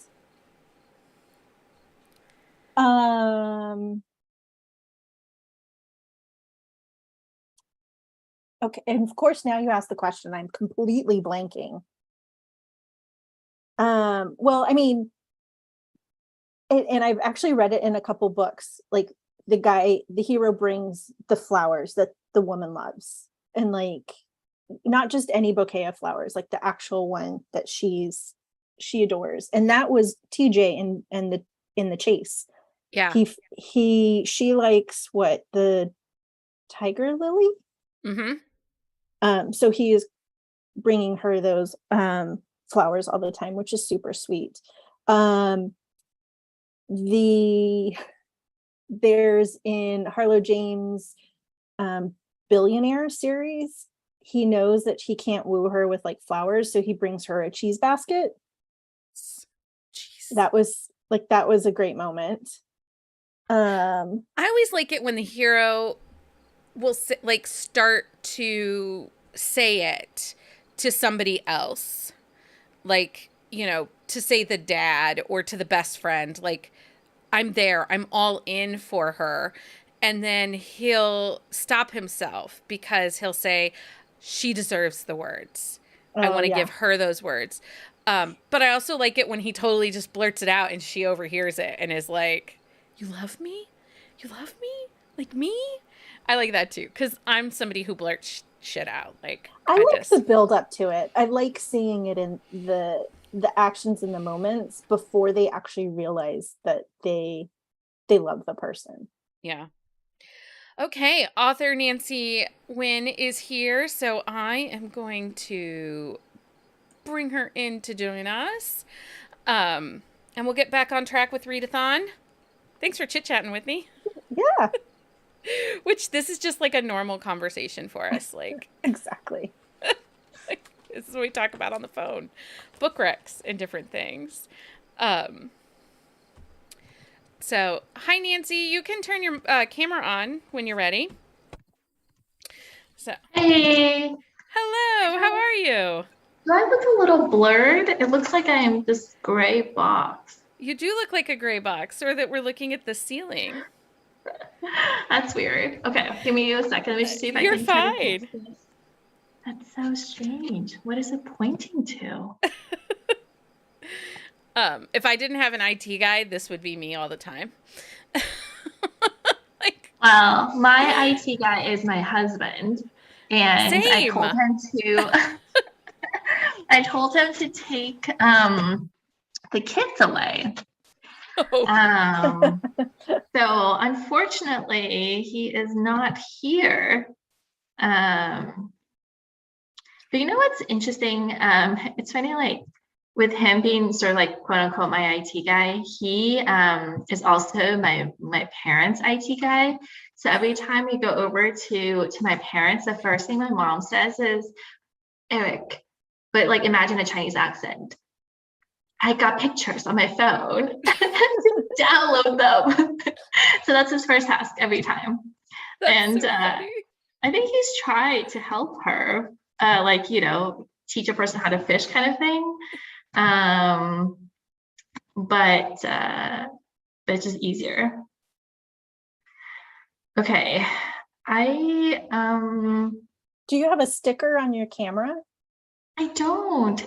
That's what's so weird about it. Okay, I'm gonna try to call in from a different place, okay? Okay. Sorry. That's Okay. okay. It's no problem. Technical issues happen. It's no big deal. So Reading Frenzy says, I agree about the moments leading up to it before they realize or admit it to themselves. Oh, talking about how to say, Yeah. I love you. I do. I like the build up. I like the flirting. I like the dates when they plan something like he knows this is his one shot, right? And so he plans something that's very specific to his heroine. Yeah. Like not just, okay, we're going to go out for dinner, but like here's a picnic, or I picked this restaurant because of this, or instead of going somewhere fancy, they go like to a burger joint, or you know, because he knows that that's what she would appreciate. Well, in those Kaylee Ryan books, the baseball series, the one hero, because he's a professional baseball player and her dad is a retired professional baseball player, he actually rents out like a Dave and Buster's so that the family can go and enjoy the day without being bothered. And it kind of it's that, you know, he was so thoughtful that everybody could be a part of it. And everybody could do things with it by taking that extra step. And I do like that too. So we'll see here. What else you got going on? We got any September releases you can't wait for? There's a bunch, right? We have the one from Sawyer Bennett in her hockey series Cohen, which is happening 27th. Thank you. Melissa Foster has Always Her Love on September 21st. Harlow James just had Now's the Time on September 4th. Merry Little Meet Cute by Julie Murphy and Sierra Simone is really, really good. Really good. She is a plus size adult film star that gets casted in a Hallmark movie. So that's pretty fun. Well, and the one that you just talked about with Mary Carr doesn't come out until September the 13th. 13th. Shattered Sea by Catherine Cowell also comes out on the 13th. There's like a ton of books coming. The Holiday Trap. So the movie The Holiday. Do you like that movie? Have you seen that movie? Yeah. Okay. It has Cameron Diaz, Jude Law, Jack Black, and Kate Kate Winslet. Winslet. Yeah. Yep. So I see Nancy has joined us. So I'm going to put. Okay. Hopefully this will be better. Oh my Okay. goodness. I'm going to put this one in the waiting room and then admit that one. Let's see. Okay. Oh no, maybe the wrong one. Wait, okay. Let me leave Hold on. this one on my. Hold on, wait just a second. Because I might have admitted the original one and not the second one. So Okay. you got to turn both cameras on. Okay. Ooh, waiting room. View. I think you're, hold on. There we go. I think we're good. Maybe. Okay. Hold on. There she is. Yay! Oh my goodness. That's okay. It's okay. And I spilled coffee. Oh my goodness. Okay. I am like a hot mess over here. And usually like I think this is like just overconfidence because I am on Zoom calls like all day long for like my non-writing work. And so I hear a lot of my coworkers complain about like how their meetings don't run so well. And I'm still here. I just am You're trying fine. to fix my, I'm just trying to fix my spilled coffee. And so Sure. I hear my coworkers complain all the time about how like their Zooms don't work and mine has always worked. And I think I just rubbed it into too many people's faces. So now like when I need to do it for this, I have Zoom issues. I spilled my coffee. And as I found out last year, if your laptop is too close to spilled coffee, it makes your laptop not work. It does. It does. And I don't know about you, but when my laptop gets spilled coffee on it, it makes my IT guy a little ragey. Yes, especially when last year I spilled coffee on his laptop. So it made my IT guy / my husband extra unhappy. Yeah. And then I blamed it on my son. He's 2. He was 2 at a time. So So funny. That's so funny. Well, welcome to Read-a-thon, Nancy. We are so excited to have you here. Thank you. So you have you write in part of the Smarty Pants universe, which is the Penny Reed world. You write in the Knitting in the City world. I do. And you just have Give Love a Chai out now, but we are hoping for book 2. Oh no, I got coffee. I am a spiller, so like I totally just embraced it, and that's like my Instagram like trademark is spilled coffee rings on all of my things. Because it's just who I am. I spill all the coffee. Yes, I have this one. She has Love Give a Chai, and I think you said in our live that we did over on Instagram, you are working on book 2, on story 2. I am. It is I'm in the editing phase, which is exciting for sure. Because I had actually written something that I got halfway through and I just realized that 2 main characters were not the right people for each other. And so it was actually pretty disheartening to like scrap it. And so now to like have it get to an editing phase is like really great because there's like a story there, something like it might, who knows what it'll be, but there's something at least to edit. But then there's part of me that's like, oh my goodness, come on, story, just be done. But I obviously I want it to be as good as I can make it. And so I think it's important to invest in editing. Yeah. Oh, yes. I prefer a book that is well edited. So I'll wait forever if I have to. Honestly. Okay, I'm going to read your bio. Nanxi Wen thought she was going to write the greatest historical novel. Turns out her characters decided they want to be in the 21st century and with modern plumbing, online shopping, and reality TV shows. Her first book came out in March of 2021, Give Love a Chai. She lives in New England with her husband and 2 clingy monkeys, aka toddlers. When she's not despairing over word count, she enjoys reading, snacking, drinking coffee, and sitting by the fireplace hanging out with friends. Oh, you must have written this during COVID because you were like far apart with Probably. masks and daydreaming. Yes. Well, welcome to Read-a-thon. We are excited. Thank you for having me. You're going to read from Give Love a Chai, which is currently available. It's actually just got moved over to Kindle Unlimited, so it is in Kindle Unlimited right now.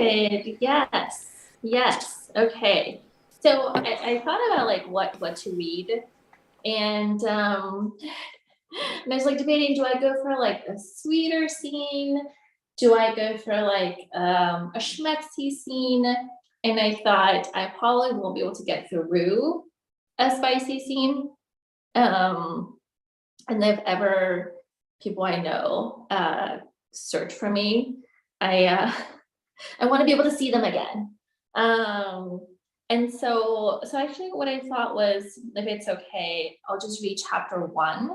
So it sets the scene, and it doesn't give anything away. So I don't have to like, spend 20 minutes explaining what has happened in the previous 15 chapters. Okay. So this is from the perspective of Tia Wang, who is our heroine, and she also goes by her given name is Wang Ting, and but it has changed her name, so she also goes by Tia. I really needed to pee. The more I thought about how much I need to pee, the more I had to. I started to fidget in the small driver's seat of my rental car. It was as if I wasn't already a complete weirdo sitting in a tiny lime green Beetle, wearing sunglasses and a hat to hide my face, even though it was cloudy outside. I squinted at my empty teacup and debated peeing there instead of getting out of the car. Though, knowing myself, I would probably make a giant mess or get arrested for mooning, probably both. Somehow, I doubted the police would understand why I was stalking a townhouse in downtown Chicago for hours on a Saturday in mid-October. In fact, that would probably guarantee a mugshot for me. Taking a giant breath, I opened the car and nearly fell on my face. 4 hours and 36 minutes of being squished in a car had lulled my legs to sleep. And luckily for me, the street was pretty quiet, and only a judgy 5-year-old had seen me flailing to regain my balance. Or, unluckily me, the little Judge Judy wannabe tugged on his mom's hand. "Mommy, what's she doing? Why is she walking weird? Mommy, mommy, mommy!" Bringing out the pins and needles in my legs, I shot the poor kid a death stare. He stared back, confused. "Mommy, why is she making that face? Did she go poop? Did she have a diaper like baby George? Mommy?" Okay, so my death stare needed some work. The poor mom threw me an apologetic smile and hustled her kid along. I was almost jealous of them, going to wherever they were going. I shook out the last of the inertia from my legs. As if I were taking steps for the first time after an injury, I forced my legs to move forward towards the red door in front of me. I knew he was inside. I had seen him go out earlier for a run in casual shorts and a long-sleeve shirt. 45 minutes later, he'd returned, sweat curling his black hair around his neck, and making his shirt cling to a body that obviously had never taken a cheat day. I had seen a tantalizing glimpse of toned abs as he stretched his arms over his head before I covered my eyes in guilt.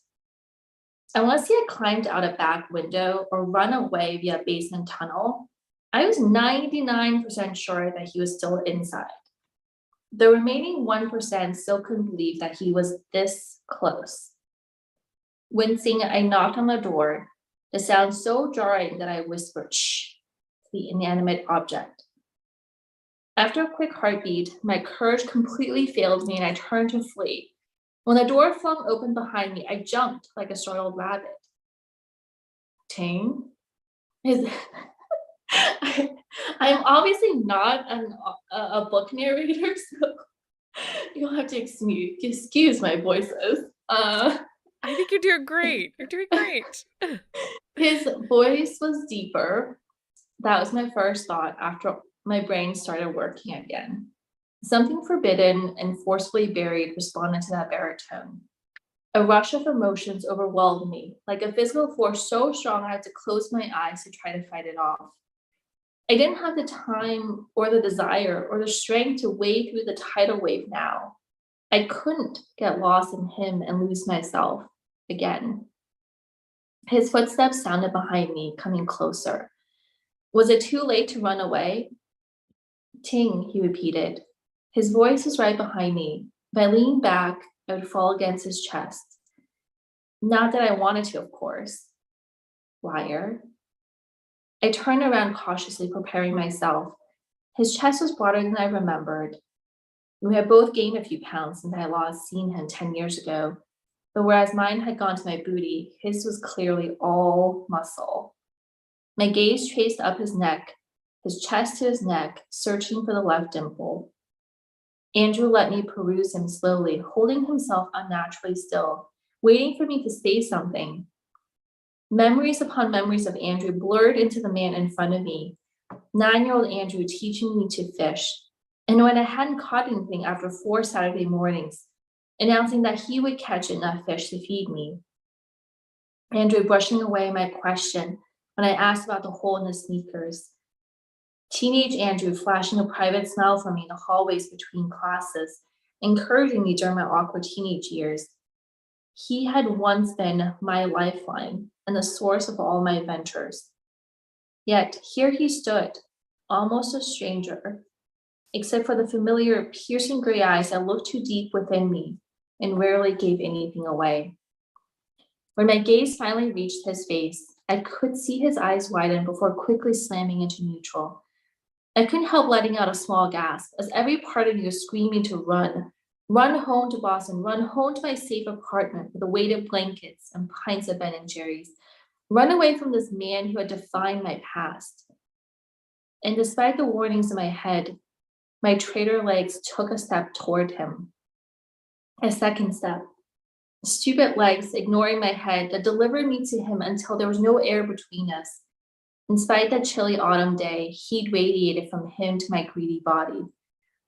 Because it would be too much even for me to just stand there and breathe his warmth in.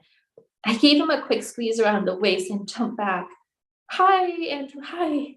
I waved cheerily, as if a day had separated us instead of 10 years. 10 years, 1 month, 12 days, and a few hours. But who was counting? Head tilted slightly to one side and brows furrowed. Andrew asked, "This is a surprise. What are you doing here? How do you even know where I live?" From a friend who knew a friend. I responded vaguely to second question. I didn't admit that this friend of a friend of a friend was a private detective that I'd hired, because nothing screamed run away than knowing your ex hired a professional to track you down. As for his first question, what was I doing here? When I had left 10 years ago, I promised myself that he was not going to be part of my life anymore. I thought I had taken steps, painful steps to extract myself from him. Yet here I was, one shocking phone call, lots of freaking out, an impulsive plane ride, a car ride, and a few hours of stalking his door later. Which reminded me, can I use your bathroom? Do we have time to continue, or should I? No, we'll stop there. Okay. Because I think that's a great tease.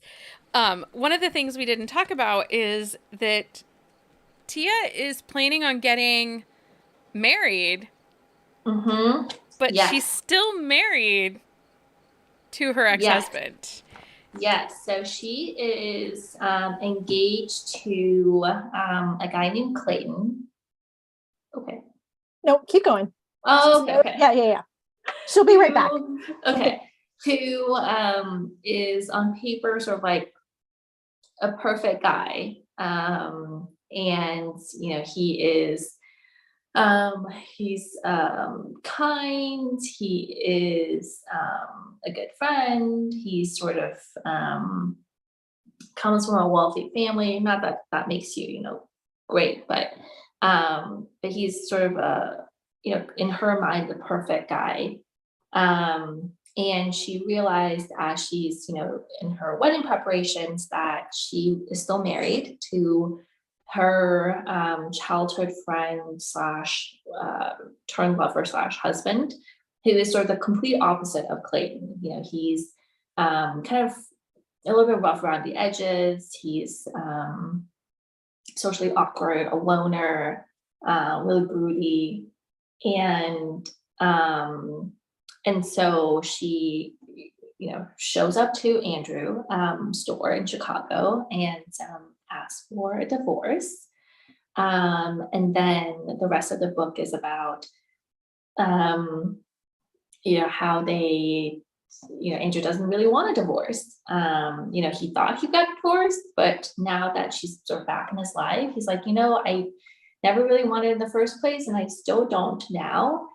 And he asks her for a chance to try it out. I will say though that because I get like questions like this, is it kind of a love triangle? Is there cheating? I think I don't know like how much spoiler like to give, but I think that I haven't gotten any feedback that it feels like a cheating story. It doesn't feel like a cheating story, and it doesn't even really feel like a love triangle. Yeah. Once you get past that first third, no, I wouldn't. And we did a quick shot of romance on this, Leah and Jenny. And you can find the episode, I think it's here on YouTube, and you can find it wherever you get your podcasts. Yeah. They talk about this topic, and that neither one of them felt like it was cheating or typical love triangle type feels. Yeah, I think it's I think like when I explain it, it kind of feels like it could go in that direction, but I would say that I don't think I've heard anyone say that it feels like a sort of love triangle or cheating-ish. I think it's much more of a second chance, friends to lovers to enemies to sort of something to lovers type. Also, this cover is so freaking cute. Yeah. After we had you for Read-a-thon, I was like, I'm gonna have to get this cover for my shelf because I am so obsessed with it. I just think it's beautiful. And who doesn't love a pink cover? Like, honestly. Yeah, it's designed by Stacey Hart, who is also an amazing author and designer. So I love it. I actually have a shirt that kind of looks like it. That I the red bought. shirt? Yeah, it's like I bought it once I knew the cover, but I couldn't find one that like matched it exactly. So it's more like the color, the pinkish color. So yeah, it's so I have that shirt as well, just in case, Okay, so we have linked Nanxi's website in the chat. And then you can find Give Love a Chai right now in Kindle Unlimited. If you are still following along, put the word chai, CHAI, in the chat, and Nanxi has graciously offered up a signed copy. Probably not the one she spilled coffee on. But I would think that would be pretty awesome. It would actually be better if she spilled chai tea on it. Right. Oh, I know. That would be so on brand. I know. I love like chai. I go to this like cafe near my house that has like really good, it's just like the perfect cafe where it has tables. It has like, not like tables that are like this big, but like tables you can put like a laptop and food on. It has lots of outlets, Wi-Fi, lots of different kinds of drinks, including like chai and food. And I feel like every cafe should have this, but not every cafe does. And so I go there for like chai, and then in a pinch, I'll get like Trader Joe has like a chai thing. You sort of like mix it. It's a chai concentrate, but they don't sell it in the summertime. So I just make do with I don't know, whatever this coffee is. It doesn't exist anymore. Do you like to write in a cafe? Do you like to take your laptop and go? Do you feel inspiration in the cafe? Yeah, and I think I'm still like, in fact, we sort of talked a little bit about this on the IG Live, where I'm still trying to discover myself. And so when I wrote Chai, it was during the pandemic, and so you couldn't really go anywhere. And so I wrote a lot at night. I'm sort of naturally a night owl, but I think, after like sort of kids and like work, I was just really unproductive at night, and had felt really like burnt out, like after writing Chai, and so for this one, the current work in progress, I thought, maybe I write fewer days, because Chaya like wrote like every single day for like months and months, like hours, I'd be like into the night, and it was just like really unproductive. And so I thought, maybe I'll just, instead of like doing at night, take, like just go somewhere and like during the daytime when I'm not, like delirious. And so I've been going to this cafe like near my house. And I do find I am like much more productive, because I'm not like fidgeting around like, oh, I have to go, clean this thing, or let me just throw some laundry in, or it limits the distractions. Yeah. And and the kids. And I think also when I go there, I feel like, I mean, no one is watching me, but I feel like people are sort of, they can see me. So I can't just like putter around, like a cafe. So I'm like, okay, I have to at least like sit there and look like I'm focused. It's forced focusing. Right. Because you don't want to be judged by the. Right, exactly. So yeah, I go there quite a lot. Maybe That's too much. fun. That's fun. Okay. Nanxi, pick a number between 1 and 3. Okay, 2. 2. Susie, you're our winner. Susie, you can fill out the Google form. I think that Carolina has shared it in the chat, and then I will send the information on to Nanxi. Again, Give Love a Chai is out now. It is part of the Smarty McPants romance world. So if you love the Penny Read world, you absolutely are going to want to check this out. It's part of the Knitting in the City group. You can find all of Nancy's social media links and newsletter on our website at bookcaseandcoffee.com/authorlinks. And thank you so much for joining us. And we look forward to seeing book 2 coming. Thank you so much for having me. Always, anytime. Thank you. You were one of our summer reading sponsors, so thank you for hitching your train to our chaos and not running away. And thank you for when I'm like, Becky, what did I do? Like, what did I sign up for? What am I doing? So thank you.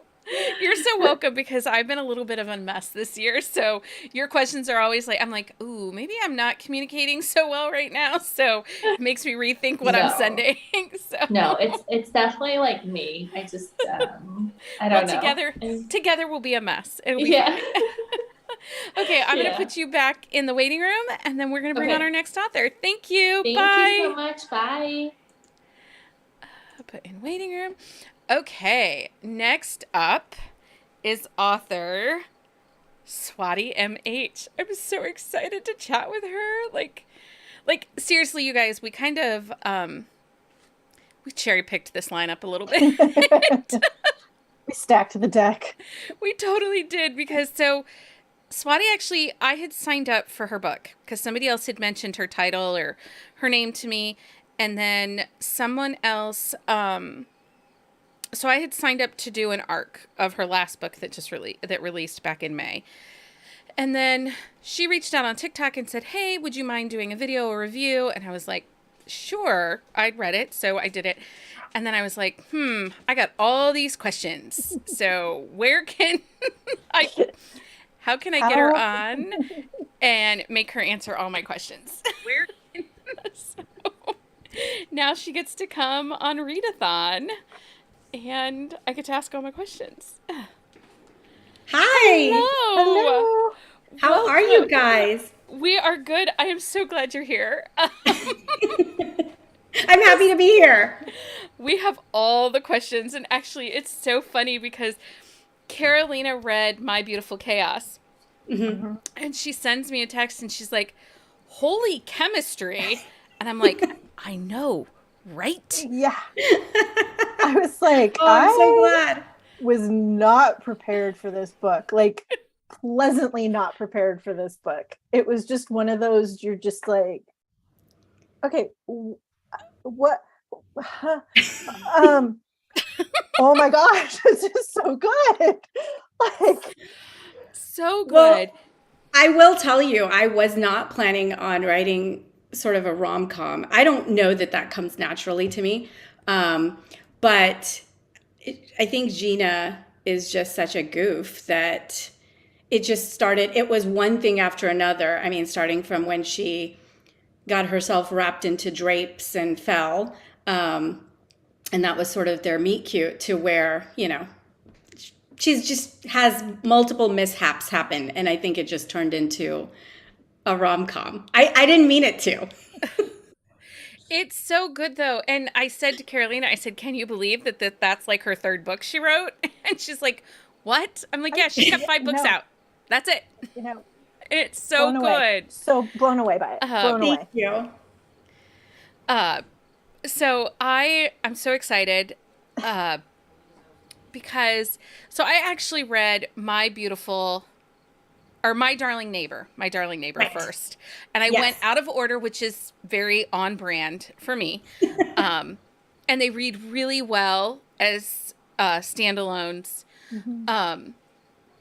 But friend, the way you write these, and Carolina and I talked about it too, the rep in these books is so good because the heroines in both books are Indian Americans. And, but it's not everything that they are. Like, No. they're more than just their, you know, their nationality, their, you know, culture, but you bring enough of the culture in that's like, it's so well done. Is that hard for you to balance?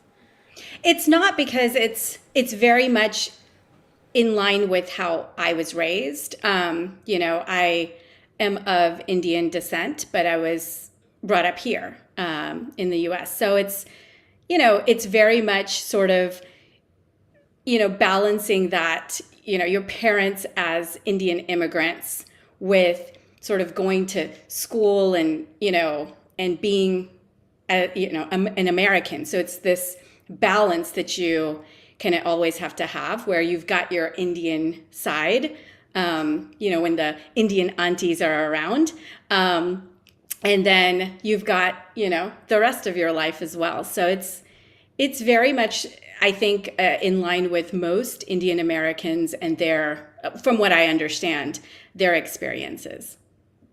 I think, go ahead. No, I think it was just beautifully woven in for both characters, for her and for Wayland, because he's Mexican from Texas. Yeah. And so, you know, he has, you know, some of that woven in, and some of the, you know, him speaking Spanish to her and using those endearments for it. But it wasn't, that's just naturally part of who he was, but not everything who he was. Right. So it was refreshingly well done, like not just natural and organic and authentic, is I think the best way to describe it. Thank you. Thank you. I appreciate that. Okay, so I'm going to read your bio, and then we'll get into all the other chaos stuff. So, and am I saying your name correctly? Because I have now butchered it like 16 times if I have. Actually, I will respond to almost any pronunciation of my name. But if you want the authentic way of saying it, there should be an H after the T. So it's actually said Swati. But I respond to both Swati and Swathi. So it really doesn't bother me. Well, I have butchered it like That's all right. a million times. So, That's all right. um, so Texas raised Indian American romance author living in the Bay Area. When she's not writing angsty romance stories with diverse characters, she's either reading, watching, or thinking about romance, preferably while holding a glass of wine. ENTJ, Slytherin, and Mother of Dragons. Yes. I love that. I have two little dragons that live with me, and they're two preteen daughters, so I Oh. call them dragons. Yeah, appropriate. That is, I have 19 and 17, and they're Yes. still pretty much dragons. Like, Yes, exactly. one look can put you into ashes. So Yes. totally get that. Yes. So you're going to be reading from My Beautiful Chaos. Why don't you give us a little synopsis of what the story is about? Okay, so the story is about Gina and Wayland. Gina is of Indian American descent. Wayland is of Mexican American descent. And they basically were childhood friends. Gina moved away, I want to say 10 years ago, and she moved to the Bay Area. They lost touch. Well, 5 years ago, they had a one-night stand when they kind of happened to be in the same place at the same time. And he never called her back. She left a phone number in the room in his pocket, and he never called her back. So she thought, hey, he doesn't want anything to do with me. He's been in love with her since childhood. And she moves on. She ends up getting engaged to somebody else and gets left at the altar. But she's formed this sort of, animosity towards Wayland, and somehow life finds them back in the same city. So he's moved to her city in Sausalito, near her city in Sausalito, and she's also there, and they end up at a party together, and she realizes that she still has those feelings, but she's still holding on to that anger from him not calling her back. He has a different story. There's a reason for why he didn't call her. And I won't spoil all of that, but there's a reason for why he didn't call her. But this gets unraveled. And the entire story is that her dad is wanting her to get married. He's like, I understand you got left at the altar. I don't want this to define you. I want you to move forward with your life. So if you don't pick somebody, then I'm going to pick somebody. So she says, no, I've got somebody in mind. And she asks Wayland to be her fake boyfriend for a party that her dad is hosting for his company. She works with her dad. So that's how it starts. So the tropes are fake dating, childhood friends, one night stand. There's probably a few more, tropes in there, but yeah, those are the main. Second chance. Yeah.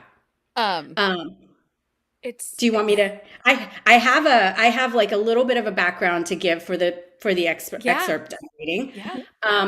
So Gina doesn't really quite love being a lawyer, and she wants to do something different with her life. So she decides that she wants to be a tour guide, and she goes on her first tour mission as a tour guide. And she befriends a person there, a tourist there named Tristan. Tristan happens to give her mints in a box, and she thinks they're just mints. She's just going to have these mints. Turns out the mints are edibles, and she ends up taking 2 of the mints and gets super duper high. So she knows she's high, but she doesn't know what to do about it. And this is her first time as a tour guide. So it's quite like I said, Gina gets herself into lots of messes. So she calls up, she knows she can't drive back home. So she decides to call Wayland to give her a ride. So that is where I'm going to start is she's called him up and he's come to give her a ride. Okay. 20 minutes later, I'm sitting in the passenger seat of Waylon's car, completely enveloped in the smell of him, fresh and soapy with a hint of sandalwood.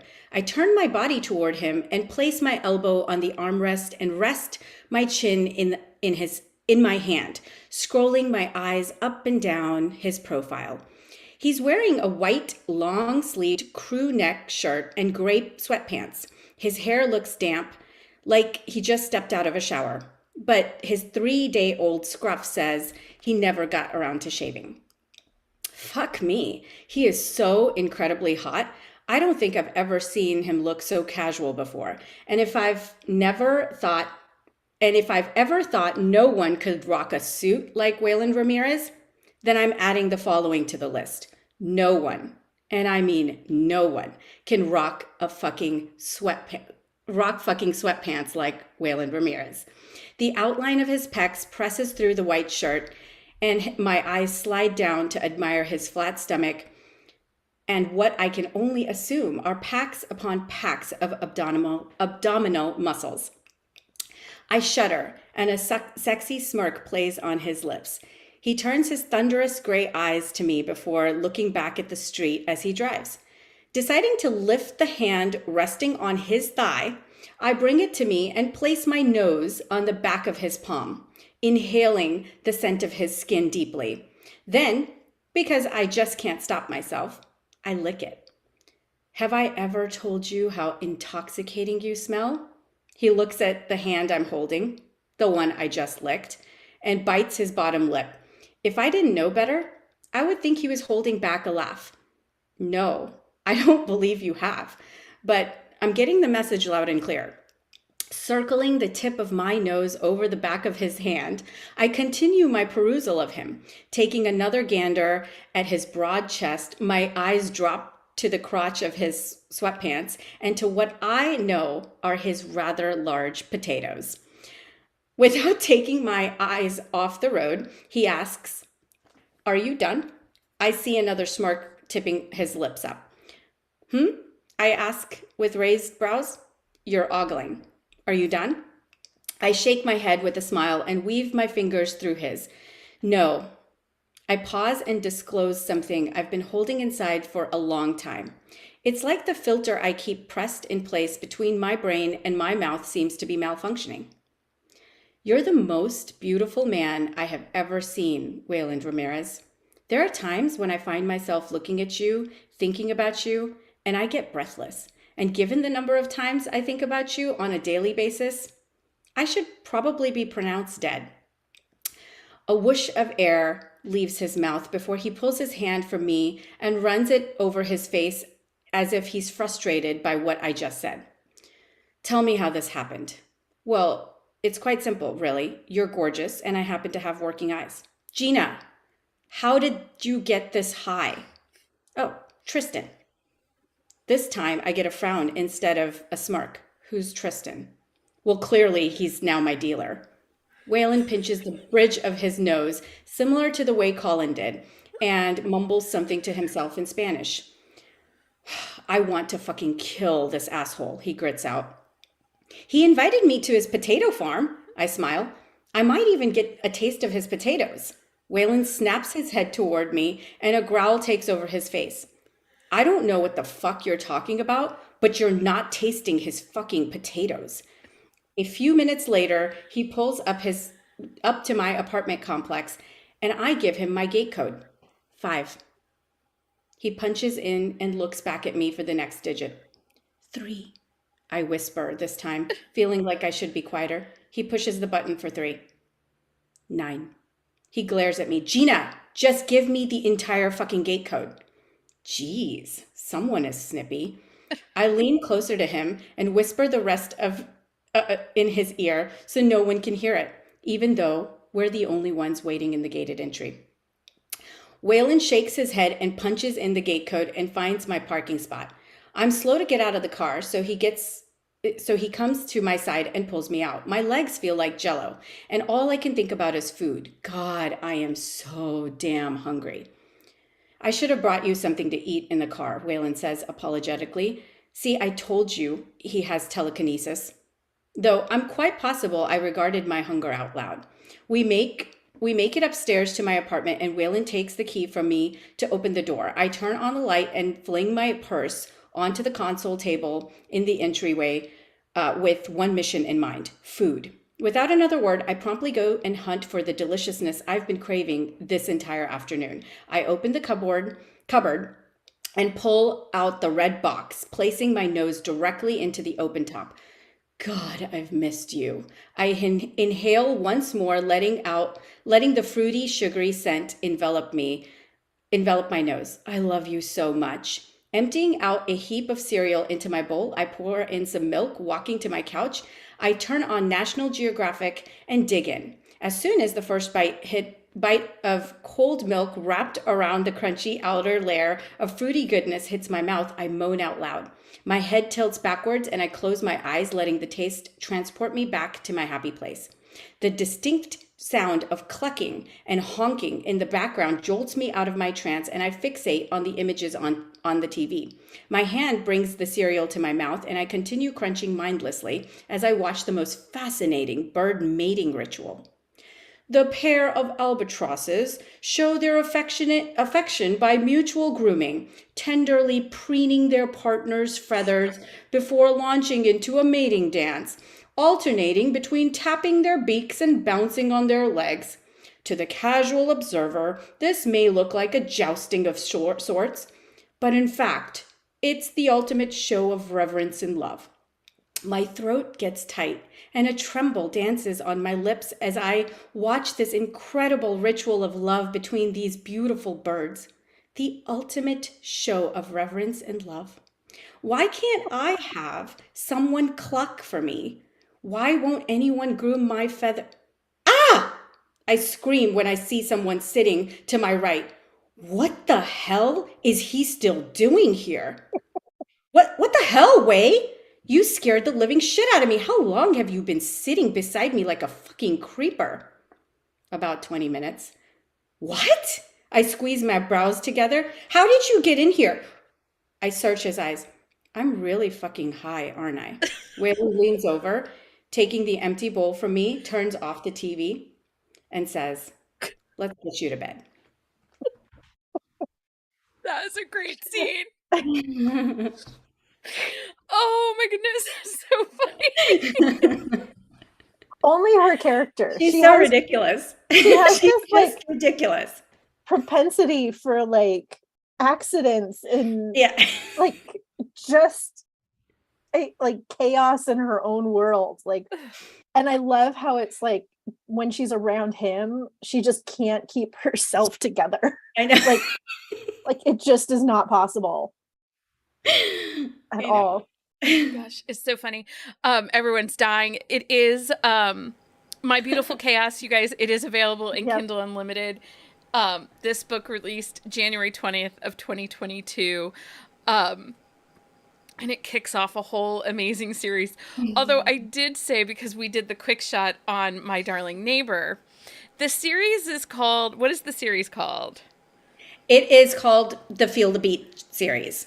Right. And I was like, I don't know how this book feels a beat in the quick shot. I'm like, It's a little, My Darling Neighbor is definitely probably not as much on the Feel the Beat, but because he played the guitar and, he was into the guitar, I was like, yeah, sure. We can add him to it. Well, and the heroine in My Darling Neighbor is Gina's best friend. Yes. And you get a lot of her shenanigans and her hilariousness in that book, because there's a thing. You have a thing for food, don't you?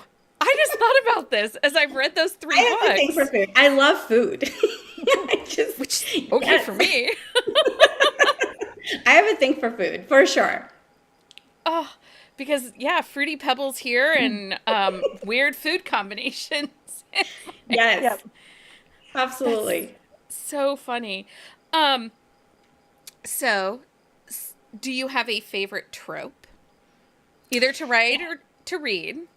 Okay, so my favorite trope is probably marriage of convenience or arranged marriage. I haven't yet written one. I don't know how I will. If I will, I don't know. I feel like, Some of those aunties. Yeah, that's true. They could get, they could I love really. I love a side character that brings some shenanigans. So That's true. You know what? I might think about that because I love the trope. I love reading almost anything marriage of convenience or arranged marriage. I also love enemies to lovers. But yeah, a good marriage of convenience is like my jam. you give really great banter. Your books have Yes. phenomenal banter and chemistry and internal monologues. I remembered that about this book, just on both sides. Like there was just some great like thoughts going on. Thank you. Yeah, I think I just want to make sure that the reader knows the character as well as I know them. I feel like I know them, at least by the time that I get to about a fourth in. And so I just want to make sure they know them too. We're getting a lot of like, yes, please write a marriage of convenience. Yes, please do. So you have an audience for it. Well, People great. are here for it. Great. That's awesome. Really, I'm here for it because you have quickly become a one-click author for me. Thank you. Appreciate that. I have fallen in love, and I'm so glad you reached out to me because I was I had read My Darling Neighbor just as an arc from one of the PR companies, but I never, I didn't do anything else with it. I just read and wrote my review because sometimes that's what happened. And then I was like, oh, okay, well, okay. And I conned one of our podcast contributors into reading it with me, and she's one that has to read in order. And she's like, can I read this on its own? I'm like, yes, I did. She's like, you always do. But I think that that's a testament to what a great author you are because, yes, now that I have read all 3 books, I see the little pieces. Yeah. But you wrote those books that they do stand 100% on their own, which shows that you are such a great storyteller because you're not relying on other words to build that story up. Thank you. What I try to do, it doesn't happen every time, but what I try to do is have a few ARC readers who have not read the series read the new book. So it kind of gives me an indication of can they read it standalone. So thank you. Okay, so before we ask some would you rather questions, you have offered up a signed copy of My Beautiful Chaos. So if you guys are still here, please write Fruity Pebbles in the chat. And then we will pick a winner here. Carolina, do you have some would you rather questions? All right. Okay. Would you rather have your favorite book turned into a movie or your favorite movie turned into a book? Favorite book turned into a movie. For sure. Yeah. Okay. Yeah. Would you rather date a character you have a crush on or your movie star crush? A character I have a crush on. Okay. I have so many crushes on fictional characters. Same. 100%. Same. I actually have been called recently a book boyfriend hoarder. And I felt slightly attacked. I'll join that club. Well, no, here's the thing with Becky, that she gets to read a lot of the books first, so then she claims them first. See, and that's people not fair. don't have a real opportunity to, she has an unfair advantage. Is all I'm saying. Not fair. Yeah. I'm okay with my advantage. She uses it to her benefit, so she has become a book boyfriend hoarder. I love them all. Like, seriously, I want to collect all the characters and just put them in my pocket and keep them with me. And actually, honestly, though, Gina, we are going to do a girl crush tour in November. So we just did a book boyfriend tour, and now we're going to do a girl crush tour in November. And Gina is a book bestie, if ever there was a book bestie. Like, thank you. Sister and I need to sit down, eat some Fruity Pebbles, have a couple drinks. She is crazy. She is just a crazy cat. Yeah. I know. I loved the Fruity Pebbles. And and the Animal Planet Nature, whatever shows. Yeah. Because that plays it. What was it in the beginning? Like there was what was it, otters or? Yeah, she likes otters. She watches all of the National Geographic, and she just gets super emotional and there about was it. another one with meerkats, the Meerkat Yes. Manor. I'm like, oh my gosh. Like, Okay, Yes. but tell me you do not open a box of Fruity Pebbles and inhale that smell. Like every time, come on. I don't, but I just see her doing that because she's Yes. just so emotionally wrapped up in everything. You know, she just has to feel it all. So a couple years ago, I had a beer out. It was a craft beer out of Maryland that they used Fruity Pebbles as part of the grain and the sugar in their beer making process. Oh, wow. And then they put edible glitter in it, and it was called Unicorn Farts was the name of the beer. Wow. And I actually tried to kill my husband with that beer because he has diverticulitis and we didn't know it. no. And he got glitter. And Oh my gosh. Anyway. Oh my God. I was obsessed with this beer though. I made him, because it wasn't something that we typically would get in our area because it was out of a brewery out of Maryland. I live in Ohio, so distribution's weird sometimes. Right. But when we found out it was in our area, I made him drive around to all the places that had it so that I could drink it. Oh my gosh, I'm gonna have to find some of this. It's so good. It's so good. Anyway, Fruity Pebbles. Okay. It was so yummy. I have a would you rather, but from Jenna's perspective. So you're going to have to speak on her behalf. Okay. Okay. Would she rather eat soggy Fruity Pebbles or any other cereal without milk? There is no other choice on this. She would eat soggy Fruity Pebbles that somebody left uneaten or even partially eaten. She would eat that. She does not compromise. She's committed to the side. She's committed. I was there for that. Oh, okay. So 1, 2, 3, 4, 5, 6, 7, 8. Pick a number between 1 and 8. 7. So that is They Read, Romance, etc. Welcome to the chaos. And fill out the Google form, and then I will send your information on to Swati so that she can send you your prize, your signed copy of My Beautiful Chaos. And Absolutely. once again, we have links to where you can find Swati in the chat to her website, and My Beautiful Chaos is out now in Kindle Unlimited. And then you can find all the social media links and newsletter on our website at bookcaseandcoffee.com/author links. Thank you for giving us some time on this. It's supposed to be a This is day off. amazing. Thank you. I really appreciate you. Thank you. We What do you appreciate have you. coming next? We need Yes, to what do you find have out- coming What do you have next? coming next? So I have a book coming next. I haven't decided the date for it, but it got done. We had the alpha reading and just got sent to my beta readers. So it will soon be sent to editors. It is a forbidden romance with a single dad and a virgin heroine. And it is a sister-in-law romance.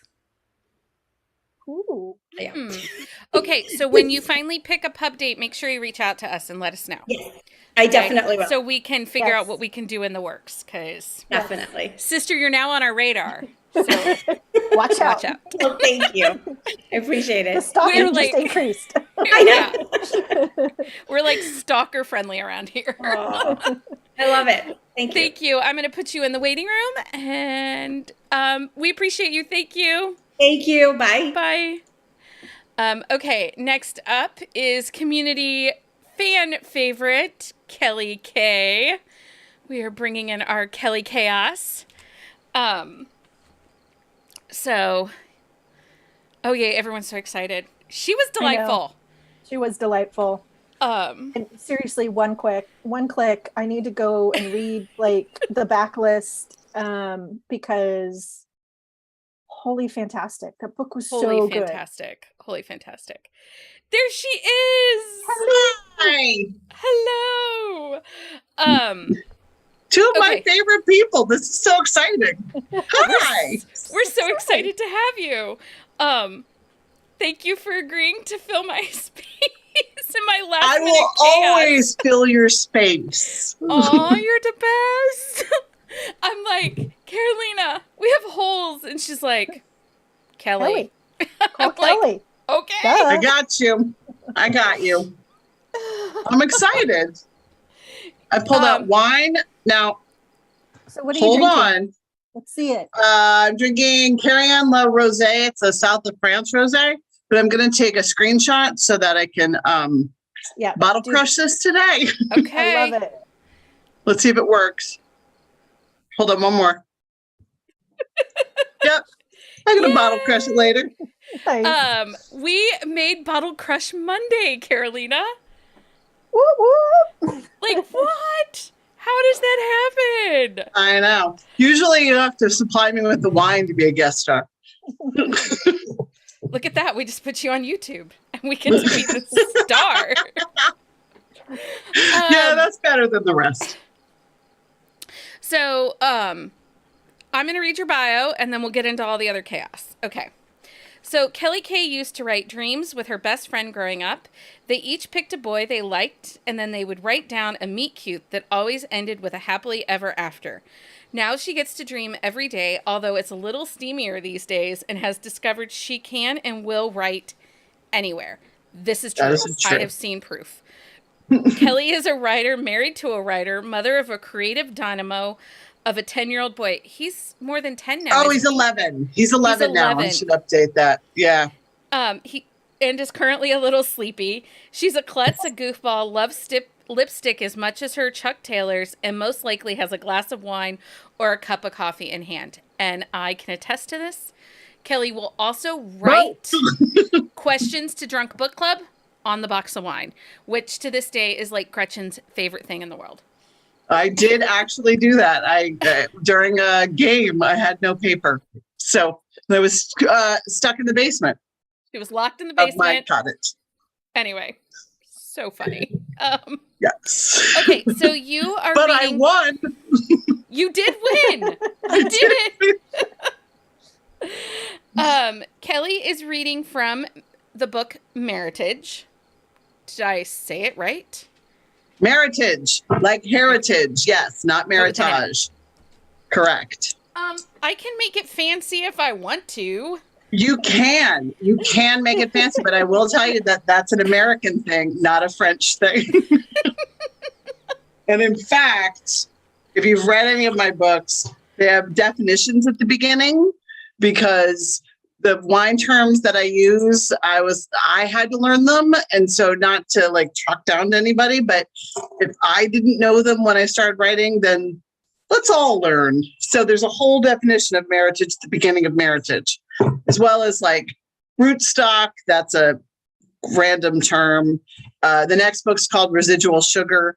So that's a winery term that I'll explain, which I like. See, like that, residual because- sugar just makes me want to like lick the inside of the glass because I'm classy like that.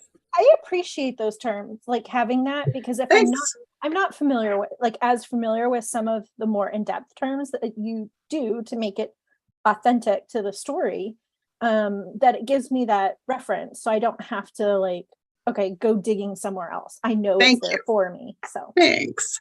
For everybody else out there on YouTube, I don't know who's watching, but I write books set in wineries. I have a whole winery series, so this is part of it. Yeah, And she has so a whole winery series, and then she has kind of a rock band, grown-up world series. And I'm Your other launching a new series. And you're launching The a next new one's going to launch a new series. Yeah. ooh. Kelly likes her series. Okay, so give us a little synopsis of Meritage before you read it. Just tell us a little bit of what it's about. Well, my winery series is all interconnected, but you can read them as standalones. You don't have to read everything to understand it. But this one's about David Gelbert, who is a player and very proud of it, has no interest in settling down until he meets Natalie, who is the new administrator, the only employee of Prohibition Winery, which is a winery that he owns with his 4 best friends. And so the 5 of them all grew up together. They all have family wineries, but this is their personal winery. It's called Prohibition. And they all have books too. But, oh no, not yet. Sam doesn't have a book yet, but he will not next year, but soon. Soon. We have a lot of Gilberts to get through next year. A lot of Poppy and Sal and Rebecca. But David ends up, because he has slept around quite a bit, about halfway through the book, I'd say. Should I spoil this? A baby is left on the bar at his winery, and turns out that it's his baby, and he can't find the wife, and his Natalie, who he's now fallen in love with, doesn't want children. So he spends a good portion of the book hiding the baby from Natalie, which I almost read the scene where Sadie has, that's the daughter, has a blowout, and he ends up going to the hospital because he's so freaked out that there's so much poop. But I was like, it's pretty gross. It's funny though. This book is funny, and he's a ginger dilf.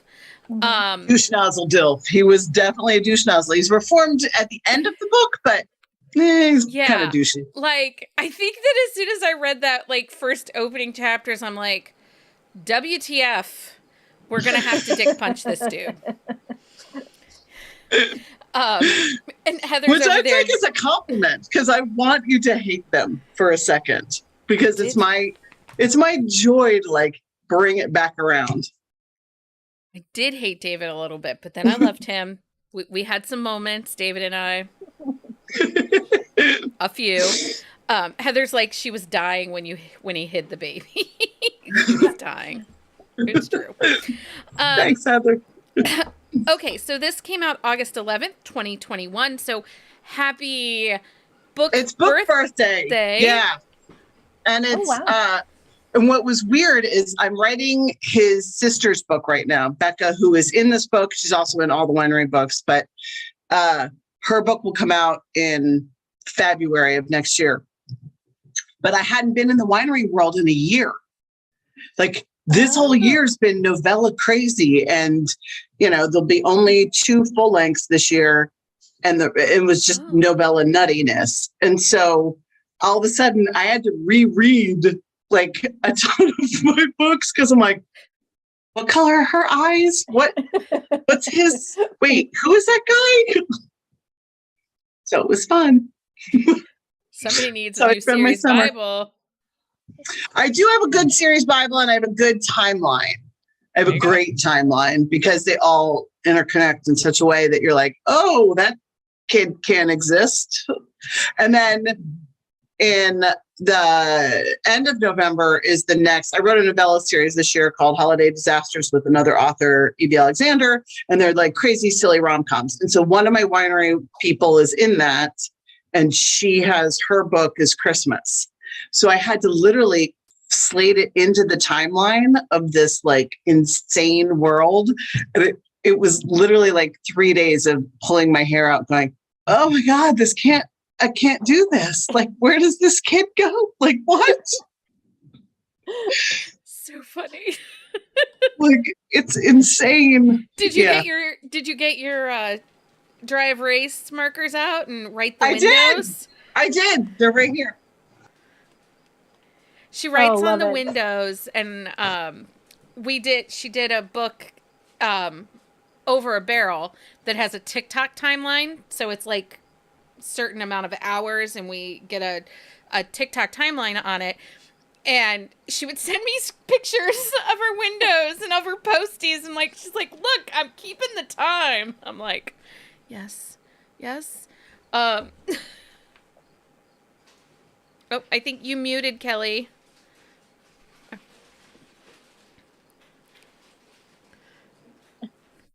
Uh-oh. Hi, you're back. Am I unmuted? You're unmuted. Yes. Okay, but now I can't hear you. Why? I don't know. Oh, no, I can't. Okay. While gesticulating. I love how Over a Barrel turned out now, and it's been like a year and a half. So it's like childbirth. Like, I forgot how painful it was. Yeah. Okay, so this is a single dad, coworker, secret baby, baby on the doorstep, reformed playboy, small town, and we classify this as a foodie romance because it takes place around the winery. It does. And there's a lot of wine and food involved. And I would say also opposites attract. Yeah. I mean, she's very efficient and he's very kind of not. Very true. Okay, so build us up for the scene and then you can read the scene for us. Okay, so it's, again, they all have a winery together. Natalie's the only admin. They are, it's kind of insular because they get together pretty quickly in the book. And then they're at the office and they're alone, but they're keeping it a secret so that no one hates David because he's sleeping with the staff, which he has done before. And so, but this means more to him. He's convinced her to have a little moment in the conference room while no one else is in the office. So that's, and Natalie doesn't swear ever. Like she doesn't say shit, damn, hell, any of it. She makes up crazy words in her head. So even when she's having sex, if she says something, it's absurd. And so that is the first line. So you would need to understand why she says this crazy thing I'm about to say. And this is David's chapter. All right. I'm a little nervous. You're going to do great. Okay. Oh, sweet mother of silky milk, that feels good, she moans. I lift my head from between her legs, and it's my new favorite place. And I ask, what the hell did you just say? She sits up, her sandy blonde bobbed hair falling neatly from her ponytail. I don't know, David. You have me out of my head. I mean, all this is beyond comprehension. It's fantastical. While she's talking, I slip another finger into her. It is, sunshine. It is. It's our beyond comprehension. You're my secret slutty sunshine who loves to come almost as much as I love watching. Oh, when you talk like that, you fucking love how I can almost make you come by talking, don't you? She moans loudly as I curl my fingers into her. It's my favorite fucking show. The Natalie comes undone, shattering orgasm, flush face. I mean, silky milk. It's fucking perfect. Makes my cock throb. The legs are on my shoulders and I have Natalie all laid out on the conference table in our offices. She's innocent, but not sweet and salty. She's just different. She's screwing with my head. I mean, I can't stop screwing her. We're trying to keep it low key. So basically the office doesn't fucking yell at me because I'm screwing our only employee again. But honestly, it's more than that. I'm her pussy's #1 fan, but talking to her is just as good. My fingers find a cozy spot and I double my speed. And then I hear a creak like it's the wind rushing down First Street West, rattling the cages of random buildings that house Sonoma's businesses on the south side of the plaza. She cries out, David, puck the ferry, puck the ferry. David, I'm so close. And then I find out it's not the wind, it's Sam, and my dick shrinks instantly. Gilbert, really? Who the hell are you fucking in our offices? I still have Natalie pinned. And then I flatline her slit, or flat tongue her slit, just to bug her. Go away, Sam. Where the hell is Natalie?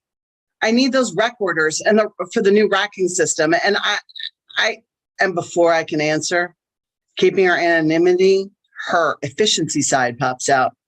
They're in a folder along with a couple of messages from distributors that couldn't. And then her face drops and her mouth goes into a perfect O and she slaps her hand on top of her luscious lips, realizing what she's done. I swipe it one last time and then sit in the office chair and pull her skirt down. Can't stop him. His giant body now fills the door frame and he takes in the scene. Tabby's going to fucking kill you. Oh my God, everyone's going to fucking kill you. You wanker ass, having your player ass has her ass in the air. Natalie straightens to her tiny height and again fills the room with light. She's a bright tulip, always reaching for the sun. I am an adult. I did not make this decision lightly. I am well versed in Mr. Gilbert's history and antics. Sam rolls his eyes, scrubs his face, lifts his beard, and smacks me on the side of my head. Stop fucking hitting me. I know what I'm doing. Do you, Gilbert? Wipe your chin. You're frosted with our admin. You just called him Mr. Gilbert. We pay your salary. He's never been out with the same woman more than, Sam doesn't know. Nat and I have set an all new record. Natalie moves closer. 2 times. That was the standing record. Was? Have I really not been paying that much attention that you've only hooked up with the same woman twice? In what? How long? I don't know. Like a decade or so? I've been busy. I shrugged. Natalie speaks again. It was the record, Sam. David and I are about to have our 17th date, and I refuse to disclose how many times we've been intimate. Oh, Christ. More secret fucking?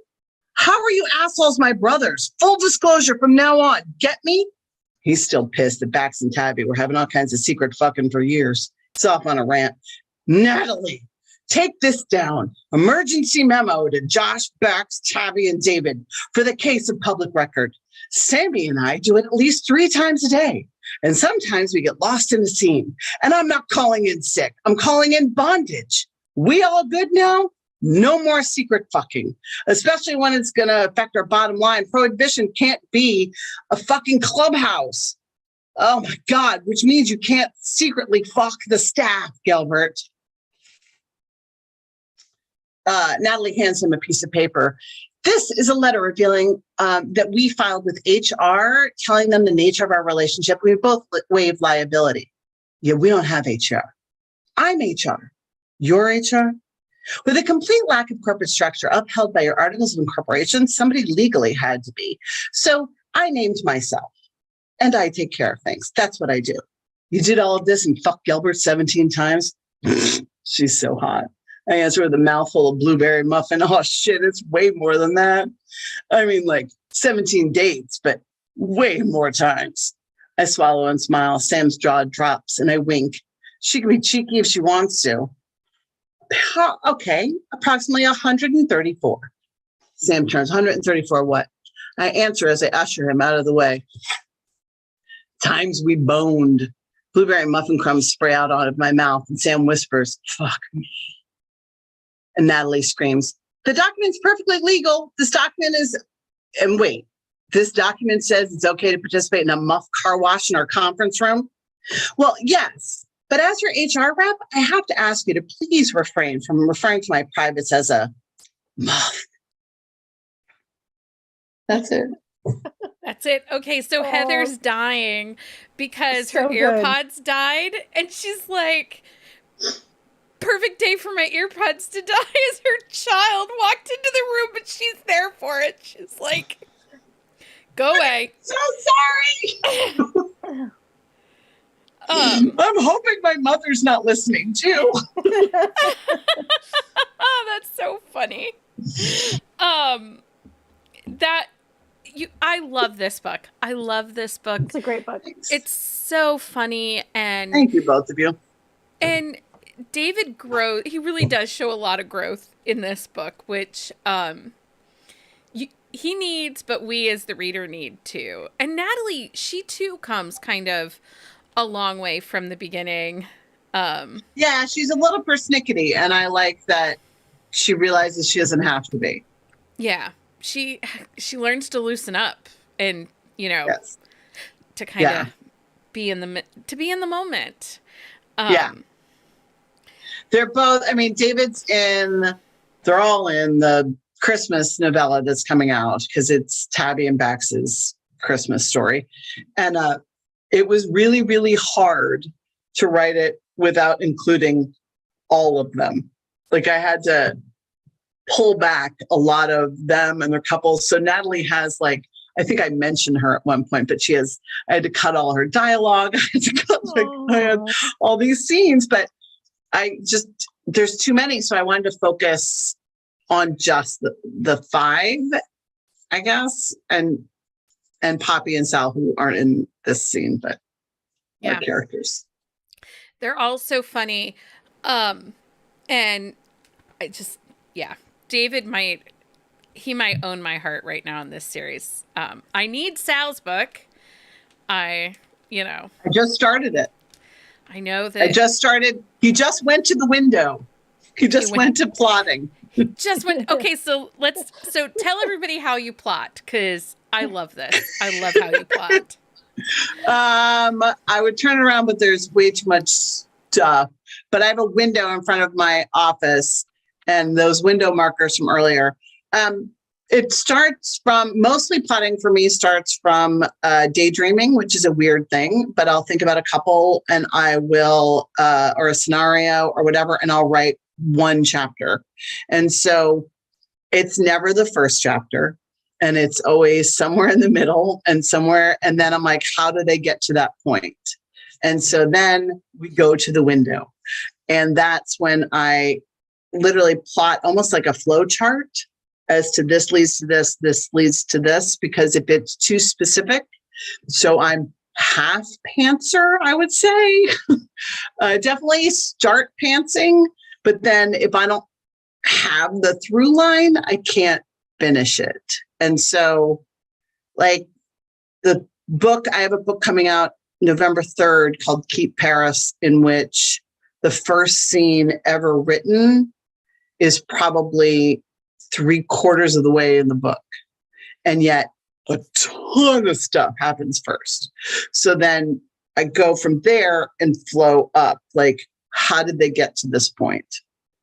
And so it's weird. Your books are very character driven. Yes. And so I think that is something that you can kind of tell with your plotting and pantsing mix that you do, is that they're dialogue heavy. Yeah. Yeah. The characters carry us through. Because this was the first book I've read of yours. I remember reading it last year, and it had an intelligence to it, into the dialogue, the conversation. Aww. And even though like you sometimes want to dick punch, David, or, there's playful characters, or even in that scene, there was a lot of comedy and a lot going on. But as you dive into it, it goes back into that character driven story, so that there's that thread throughout the whole book, that it's emotionally complex, but it's maturity as well. Even though the characters don't always act mature, the Correct. Dialogue can be mature. Thank you. Thank you. David, I mean, mature? No, but she's saying they don't act mature. No, he doesn't act mature.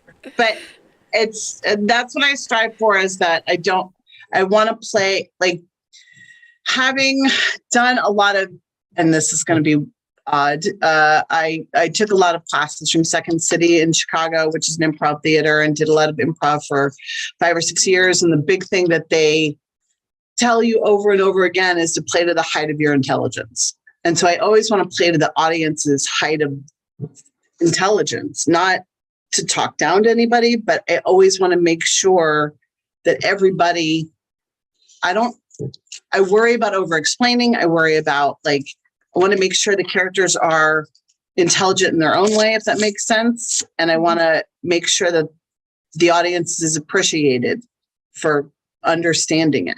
And that makes so much sense, because I felt that in your reading. Like, oh, thanks. So even though they didn't always act mature, correct, you could tell that they had, yeah. Oh, I hope so. They weren't like the 21-year-olds. No, there is. And I just wrote, the front of Keep Paris has, and Becky's actually read this, they're 18. And I had never written that young. So it was super strange to try to figure out how to make them intelligent, but yet also 18. Like, where everything is so urgent and so, like, important and all of that. But there's a life experience to your characters that comes through in the way they act. So they might not have the most mature behaviors, but you can tell they have lived some life, and maybe not everything, especially with Natalie in this book in particular. Her life has not been sunshine, puppy dogs, and rainbows. Her life has not been great. And she's lucky to have had Bax that brought her into his world. And now she's able to have some stability that she never really had previous. And I like that life experience, because not every person in these books' life experience is just, typical. It's not high school, college, career. A lot of them, David in particular, he takes a very different route to get to where he is. He does. It's different, but I love He him does. now. Thanks. When I first got him, seriously, like Kelly, I messaged her. I'm like, I hate him. I'm not, she goes, I'm not sure. That's Becky's, I hate him. I'm not sure. I'm not sure about David. That's my nice way of saying, what the fuck are you making me read? But it's okay. It all comes out good. Okay, Kelly, what's the craziest thing you've ever used as a bookmark?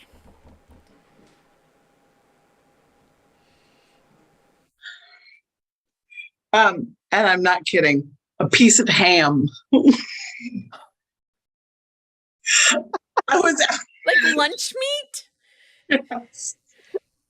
I know it might have been pork. It was from a Cuban, and I was at the beach or like at a pool, and I had to go to the bathroom, and I had a book, and I was like, I don't want to just break the spine because it was somebody else's. So I wrapped it in a napkin and like stuck it in the book, and then went to the bathroom and came back. That's pretty crazy. So either pork or ham. Great. Now I'm regretting asking this question.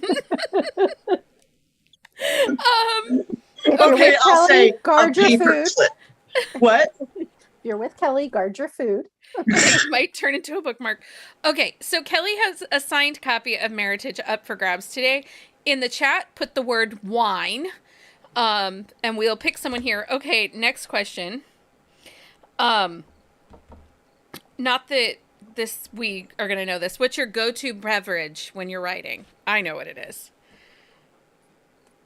Coffee or seltzer, more than wine. I drink wine to write blurbs. What's harder, titles Blurbs. or blurbs? Blurbs. Billion times blurbs, and there's an author alive who will tell you that they're like, oh, good, it's writing blurb night or day. Like, it sucks. It sucks.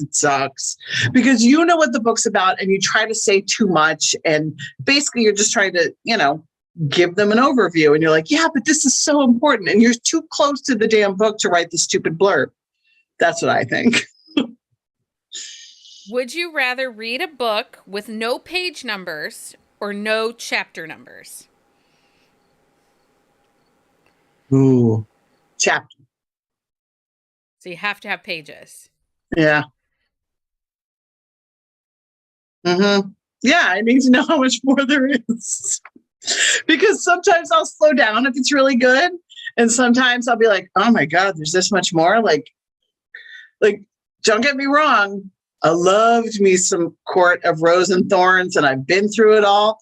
But there were definitely moments where I looked and I'm like, oh God, we gotta move. Okay. Oh my gosh, you're so funny. Would you rather live in a fairy tale or a romance novel? What would you rather be a main character in? Fairy tale Romance princess novel. or a romance No. novel? Romance novel. I wouldn't know what to do to be a princess. I just don't want birds or squirrels to come near me. So I would be a terrible princess. It's just not. Would you rather live in a romance novel or at Epcot during Food and Wine Festival? Epcot. You know me, girl. Rather live, although I need for half of those people to go home. Yes, I agreed. 100% agreed. I want to live in Epcot, but I need you people to leave. Exactly. Needs to be my Epcot. I will let you in as I see fit. I'll be the princess of Epcot. There you go. Does Epcot have a princess? Oh wait, yes, Kelly. I'm gonna say yes. It's and my kingdom is Spaceship Earth. Oh my gosh, you're so crazy. Get on the top of Spaceship Earth. I've never been to Disney. 7. I've never been to Disney. Okay, well that's a huge mistake. I'm not really a Girl- crowd people. I'm not a roller coaster people. It's not roller coasters. That's Carol, not roller coaster. Like, come They're- on, you need to do Disney with me. yes, I want to do Yes. Disney with Carolina. Yes. We've been trying, Kelly. We've been trying. There's a lot November. of peoples. Lots of peoples. Well, yeah, there I are don't like lots. peoples. I don't like peoples. I want a secluded beach. And maybe a pool boy named Ramon. I can give you that. I mean, You Italian. can be I mean, Italian name Ramon. yeah. How about Giovanni? I like the name Ramon. Okay, um, we'll find it. okay. Okay, so pick a number between 1 and 7, Kelly. 4. Let's see here. Okay, wait, I gotta scroll back. 1, 2, 3, 4. Jennifer Stewart. I think that's Jenna. I think that's our Jenna. You are the winner. Fill out the Google form. I know you're traveling right now, so even if you just email me the B's at Bookcase and Coffee and that you were the winner for Kelly's book, I will get that information over to Kelly. Kelly, we are going to slide you back into the waiting room. I will say that Meritage is out now and it's available in Kindle Unlimited. We have links to Kelly's website in the chat. And you can find her social media links, newsletter on our website at bookcaseandcoffee.com/author links. Okay. I'm going to put you in Thanks, the waiting room. ladies. Thank you. Thanks, Kelly. Bye, Kelly. Talk soon. Okay. And Miss Erin Mallon is here to join us. I am super excited to talk to Erin. Hello. Waiting for it'll take a second for her audio to connect. Hi, Erin Mallon. Hi, how's it going? It's going. How are you? I'm very well, very well. How is your readathon going? I tuned in a bit earlier. It was fun so far. It's fantastic. We have had great crowds, and this is such a fun day. It's like a highlight for me. I'm like... How long have you been doing this? So this is only our second year. It's Okay. really random. Carolina messaged me and she was like, do you know that September 6th is National Read a Book Day? What do you have planned? And I'm like, Reading I a don't book. know. I'm like, I don't know. Well, what is the podcast going to do? The podcast has to do something for National Read a Book Day. And so we started spitballing ideas via text. Yeah. And we said, well, we should do a readathon. Like, I think the podcast should do a readathon. And Becky was like, great, you're going to co-host it with me. I want like, Okay. so Of when I course. was a kid, Labor Day weekend was the Jerry Lewis telethon. Like, Oh, and that yeah. was like the one weekend every summer, like we closed down everything and we could sleep in the living room on the pull-out couch. Like now I would not want to sleep on the pull-out. I was like, so initially I was like, I need ball gowns and a stage. And Oh, yeah. instead we get YouTube and t-shirts. It all works. It all works. If you had told us authors to wear ball gowns, I bet we would have done it for you. Well, maybe that's goals for next year. Maybe, maybe. Well, and that, or because some of you guys, so you have illustrated covers and I have Love Bug. Hold on. Oh, sweet. There she is. So I'm obsessed with your covers and I have the dinosaur one somewhere on a Thank shelf, you. but Love Bug got grabbed first. Yeah, they're Najla Kember designs. She's so good. She just totally gets me. She knows like my style of weird. And yeah, I know. And it's like a theme. I didn't mean to like hurt an animal on each one of my book's covers, but in Flirtosaurus, you see the dinosaur is getting hit by an asteroid. Yeah. There you see what's happened to that poor praying mantis who just Mantis. made yes, and on shark bait there's a sea lion going into a shark's mouth. I like to mix the funny and the dark, I guess. It's very realistic, right? To the animal world. True. I am so excited for Shark Bait. That cover is adorable. I'm Thank like, And I love your books have kind of this snarky intelligence about them. I'll take that. Yeah. They're fun, but they're intellectual, and I love them. I think they're great. Thank you.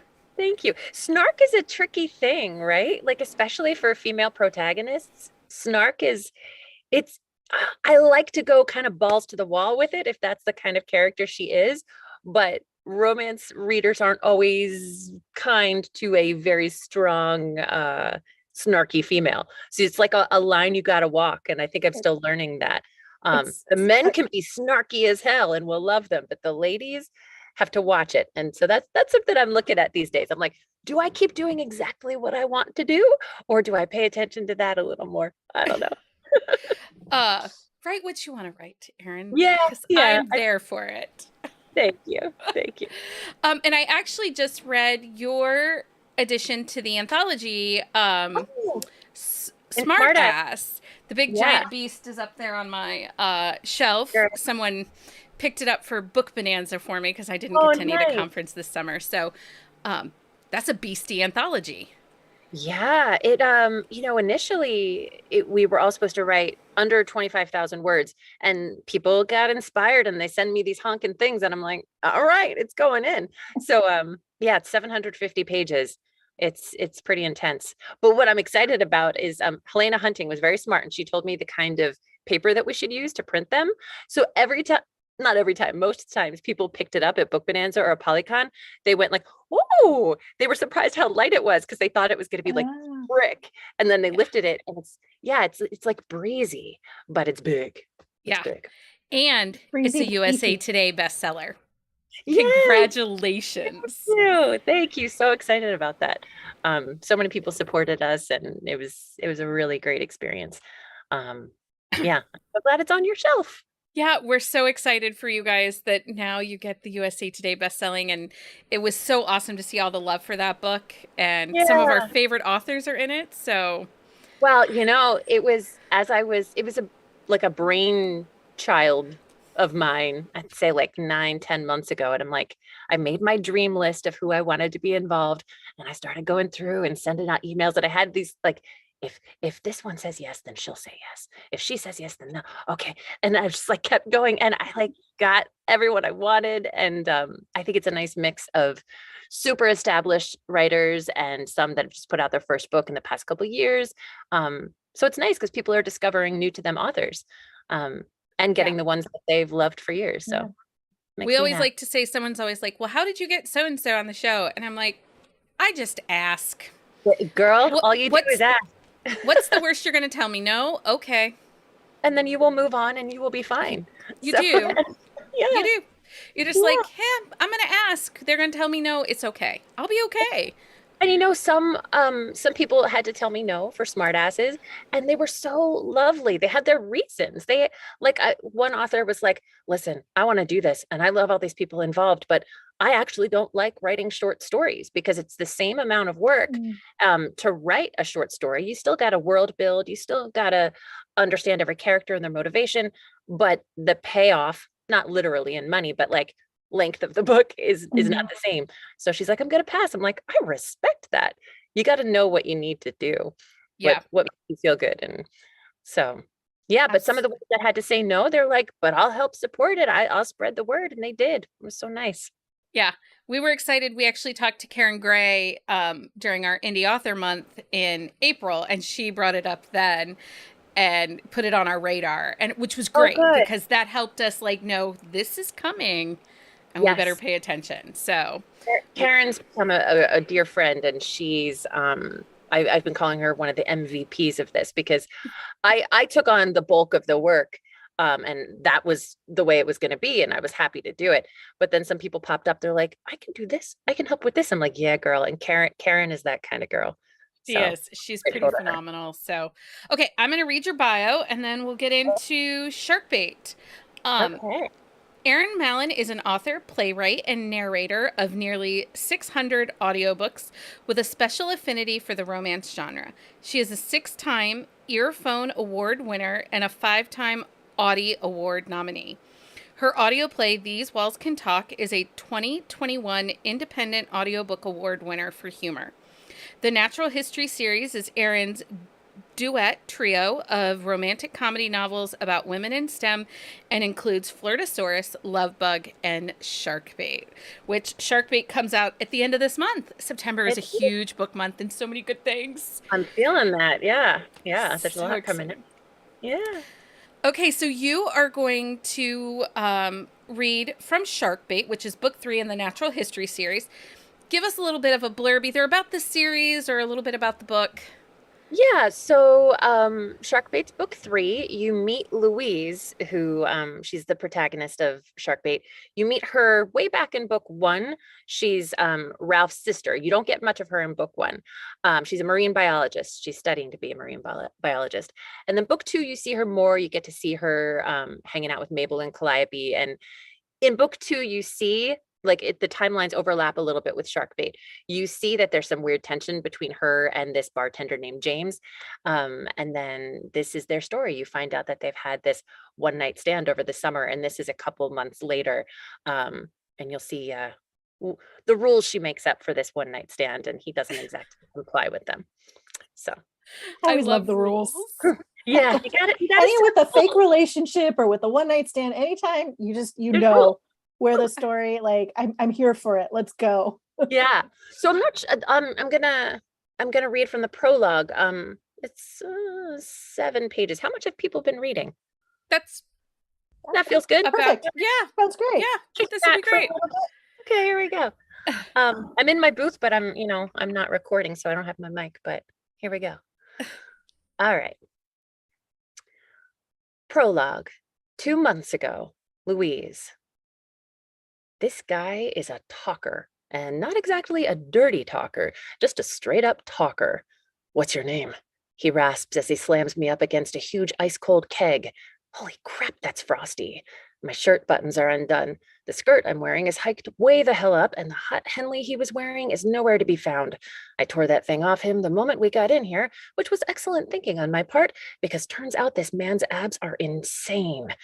Actually, let's not do that. I wince. You okay, beautiful? He hikes my leg around his thigh. I'm sorry, that was rough, wasn't it? And cold. His warm hand cups the curve of my chilled ass cheek like it's asking for my forgiveness too. Damn, this guy is hot. Chatty, but hot. Oh, no, I'm fine. I didn't mean that I didn't want to. What I meant was I'd rather not. Come on, girl, speak your mind. It's just when you asked me I am not someone who stumbles over her words, usually. But something about this guy has me all out of sorts. The way he's looking at me right now, completely open to whatever I need to say, it's unnerving. I take a moment to gather myself and then get way too clinical sounding for a random hookup in a bar, because let's be clear, that's what this is. Rough is good, and I don't mind the cold. Let's just not do the name thing, okay? He releases my leg and leans back a few inches. You don't want to do the name thing? Also, I silence him with the classic put your index finger on his lips move that I've seen countless times in movies. And what do you know? It works in real life too. He's waiting on my next words, but suddenly I am all sorts of distracted. Wow, are those golden flecks in his brown eyes? Why is this guy so damn pretty? You were saying? He prompts on a laugh. Don't you laugh at me, dude. I snap out of my stupor and continue. Also, my friends think I'm in the ladies' room right now, so I only have a few minutes before they come looking for me. That means we should probably skip all this small talk and get right to the good stuff, yeah? Fine by me, cold bro. He cups my face with both hands and dives into another out-of-this-world kiss. What did he just call me? Who cares? He can call me whatever he wants so long as he keeps kissing me like that. Who am I right now? Because I am not the girl who hooks up with hot bartenders inside walk-in beer refrigerators at a local bar. Usually, I feel like I'm watching some other girl saying and doing all these things tonight. This girl is impulsive. She's rowdy. She's a girl who knows what she wants. And tonight, she wants this guy. And he wants her. I do an internal cheer, because up until this point, I've always been a relationship girl. Basically, if I kiss you, I'm with you for years, even if you're a douche, maybe especially if you're a douche. It seems the douchier you are, the quicker I'll give up all my needs and wants to keep you happy. I don't know where the hell I learned how to operate that way. Correction, I know exactly where I learned that from, but that's all in the past. I am free now, and it's freaking glorious. Did I mention sexy bartender man has a buzz cut? That style is usually not my cup of tea, but on this guy, I'm obsessed. I want to run my hands all over his prickly, sexy skull. So I do. Let's rewind for a moment. How exactly did I end up making out with a sexy as hell buzz cut bartender in a walk-in beer refrigerator? It was some kind of magic. After hours of sly glances across the bar, we locked eyes and boom. No words were necessary. Instant same page. Things happened fast from there. I mumbled something to my friends about the bathroom. He threw his rag down on a rack of pint glasses. Then, before I knew it, we were facing off in a dark hallway, breaths synced, bodies drawn to each other like magnets. And I'm not being poetic about the magnet thing either. This honest to God energy I've never experienced before literally pulsed through my body and dragged me to him. I resisted it for a hot second, as I do most things. But then that voice in my head, the one that's usually so freaking loud, surprised the hell out of me when it whispered, "Fuck it, Lou. Fuck it indeed.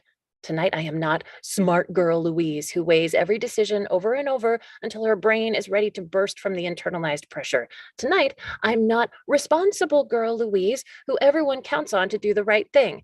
Tonight I am Lou, the girl who does whatever or whoever she wants. James. His name is James. James breaks from the kiss and runs the back of his fingers down my cold cheek. You're really not gonna tell me your name? His whisper sends delicious chills across my skin. No, I am not. I whisper back. All right. His deep voice vibrates as he rains kisses down the column of my throat. I guess I'll keep calling you Cold Brew then. I don't like that. Oh no? He tears his lips away. Resume what you were doing, please. I'm giving him mixed signals. What I meant was I like that. I point to his mouth, then jut my neck out in his direction. That thing you were doing just now to my neck, that was good, but I'd prefer if you didn't call me Cold Brew. He dives into my neck again, and I think we're back on track until he murmurs this madness between kisses. That's too bad. A hot thing like you slowly pouring over me and effortlessly spiking the temps in my refrigerator. A strong, concentrated woman like you who won't be diluted with water for other people's comfort. A delectable drink of a girl like you who isn't afraid of a coarse grind when everyone else is pummeling themselves into soft, palatable powders to please the masses. Cold Brew is the perfect nickname for you. What the hell is he talking about? So, he's weird. That's fine. After tonight, I'll never see him again. That was so Oh good. I the can't wait chat that- is blowing up, by the way. Really? Oh, that's Yes. Blowing up because there are people like, oh my gosh, this is such a treat. Like narrator and author like combo. And Pam was like, I don't know why I didn't think she would narrate it. Like Well, yeah, I mean, like, I can't just read it, right? I'm gonna do it. and then we have Heather and a ton of people agreeing. Can she just read the whole book today, pretty please? You all So- need to get it. It comes out on the 27th. Just pre-order that right now today. Yeah, and they're blown away that like, and this is just the prologue. Yes. So Oh, that's so nice. everybody's hooked. Oh, Everybody's hooked. good. Well, the audio obviously is coming too. Audio is very important to me. So Teddy Hamilton and I are working on it, but we're a little under the gun. We're recording it this week. So I have some people at Audible that could help me get it out there on time. But yeah, so I'll post some clips and stuff of us working this week too. We just did an interview with Teddy. He came on and talked about audio narration with us, and he's so sweet. He's such a sweet guy. He's as nice as he seems. Like he's just such a good guy. I did a podcast recording with Kaylee Loring last week, and she does this lovely thing where she has some of your friends in the industry like record a little something for you. And I told her it felt like I was attending my own funeral because like like at funerals you're like, I wish this person could hear these lovely things people are saying about them. Yeah. And so Teddy sent in a note for, like a recording for me, and he's so sweet and like kind and Yeah. talented and funny. He's enough about you, that's- Betty. Yeah, we don't need to. But that's Kaylee Loring. Her podcast is it Audibly Addicted? Is that hers? She's Oh. eargasms, right? Eargasms. Yes. Eargasms with Katie Loring. Stella Hunter, Kim Loraine is Audibly Addicted. I subscribe and listen to them all because well, and that's something with you, Erin, and we want to talk about Shark Bait too, but you are such a great ambassador for audio narration. You do such a great job of showing what an important craft storytelling is and bringing life to stories for, you know, not just accessibility, but performance and purpose. And I just really appreciate that about you because you are willing to build up this amazing industry and this part of romance and everything. And you do such a great job. And that's really nice. Thank you. When I'm feeling sad, I will remember that you said that. Just call and be like, okay, Becky, I need you to tell me how awesome I am. Because seriously, like, there are lists. We all have them in the community because, you know, it makes sense that a podcast community would have a lot of audiobook listeners. Yeah. And you are one of our top female narrators. You know, like, you hit the top of that list. Everyone will be like, oh yeah, and Erin, she narrates it because, you know, you're our best friend because we all talk like we're buddies. Like we hang out on the regular. That's so nice. Well, can I mention, have you guys heard that we're doing this event in Vegas? So yeah, we're doing a marathon. Heather and Jenna, I know, are both going to be in Vegas. Yes. So tell everybody about the event in Vegas because this is really cool. So this project I've written called These Walls Can Talk, there's 3 parts. It's about the audiobook industry, specifically the romance audiobook industry. So it's like a spoof satire of what we do. So it's an audio play. So you hear six actors in the first one. The third one, there's 9 of us. And it's me, Joe Arden, Andy Arndt, Teddy Hamilton, Shane East, Tanya Eby, Emma Wilder, Maxine Mitchell, and Jason Clark. And so there's three of them. And we're going to Vegas on October 30th. And at Planet Hollywood, we're doing a marathon of all 3 plays. We're going to perform them live. And it's cool. Like, we're almost at capacity now with people in the room, in the actual room. And then we're doing a live stream too. So if people want to join the live stream, you can watch us from home. So we're really excited about that. Are there tickets for the live stream where would we find those? Is it linked on your website? Yeah, you go it's on my splash page. So you go to erinmallon.com and it's the first thing that comes up. Okay. Carolina, I got to buy a ticket. So can you give me a minute? Yeah. I could not make Vegas this year. We're still kind of in a little bit more of a lockdown. So I would have liked to have been there, but I'm so excited for this. And now to know that it's a live stream. Yeah. Have you listened to that on Audible? I have. Okay, cool. You know them. Yeah, I know them. Yes. Yeah, cool. They're very good. Thanks. Heather's like, oh, Heather, run and go get tickets. It sounds like the in-room video or in-room event is almost sold out, Heather. So it's true. Okay, so let's get to know you a little bit as a writer. Okay. Because, you know, you started in narration and then kind of came over, but you've been writing plays for a while too. I've been writing plays as long as I've been narrating. So I think I wrote my first play in 2012, my first full-length play, but I've been writing short plays since like 2010. And I did my very first book as a narrator in 2010. So it was like between 2010 and 2012 where both things started to find their way. But I didn't put out my first book until 2020. Yeah. And that's Flirtosaurus, which it's got this beautiful purple cover with meteorites and dinosaurs. And it's so funny. It's so funny. So what finally inspired you to like dive into writing novels? Yeah. People have been asking me for years because they'd started to the theater world and the audiobook world, they really don't mesh. They don't cross over as much as some people would think. Like, I'm a performer. I started on stage, writing for stage, and then started narrating. But like theater people don't tend to care about audio, and audio people don't care about theater. So I'm like, I'm going to create audio theater and bring us together. So that's not exactly my intention, but when I wrote These Walls Can Talk, I wrote it for the stage. But then I was like, this is about us. This is about our romance community. Let me see what I can do to bring it to us.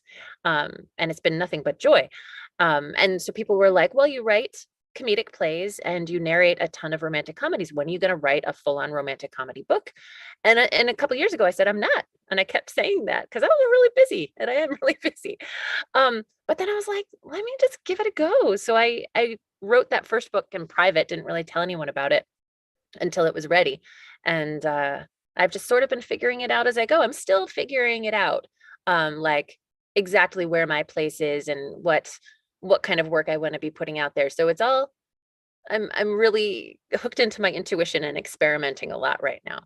So I think sometimes people are confused. They're like, wait, you're writing audio plays, but you're also writing books, and they're funny, but you got feels in there. I'm like, yeah, we're just doing it. So I think there's a good balance though. And actually somebody recently sent me a message and they're like, do you have an idea for nerdy, quirky, awkward heroines? And I'm like, just read Erin Mallon. oh, that's so nice. Thank Because you. like you do have a really big balance, like you do a really great job of balance between these heroines, you know, that are funny and quirky, but there's some really big emotions there kind of bubbling under the surface. Yeah. I think that's life. Like, I think we're laughing at funerals sometimes, right? It's like what we need to do to feel okay. And they're mixed. I think a lot of times we think of a genre or a style or a tone, and then we think we have to absolutely stay there.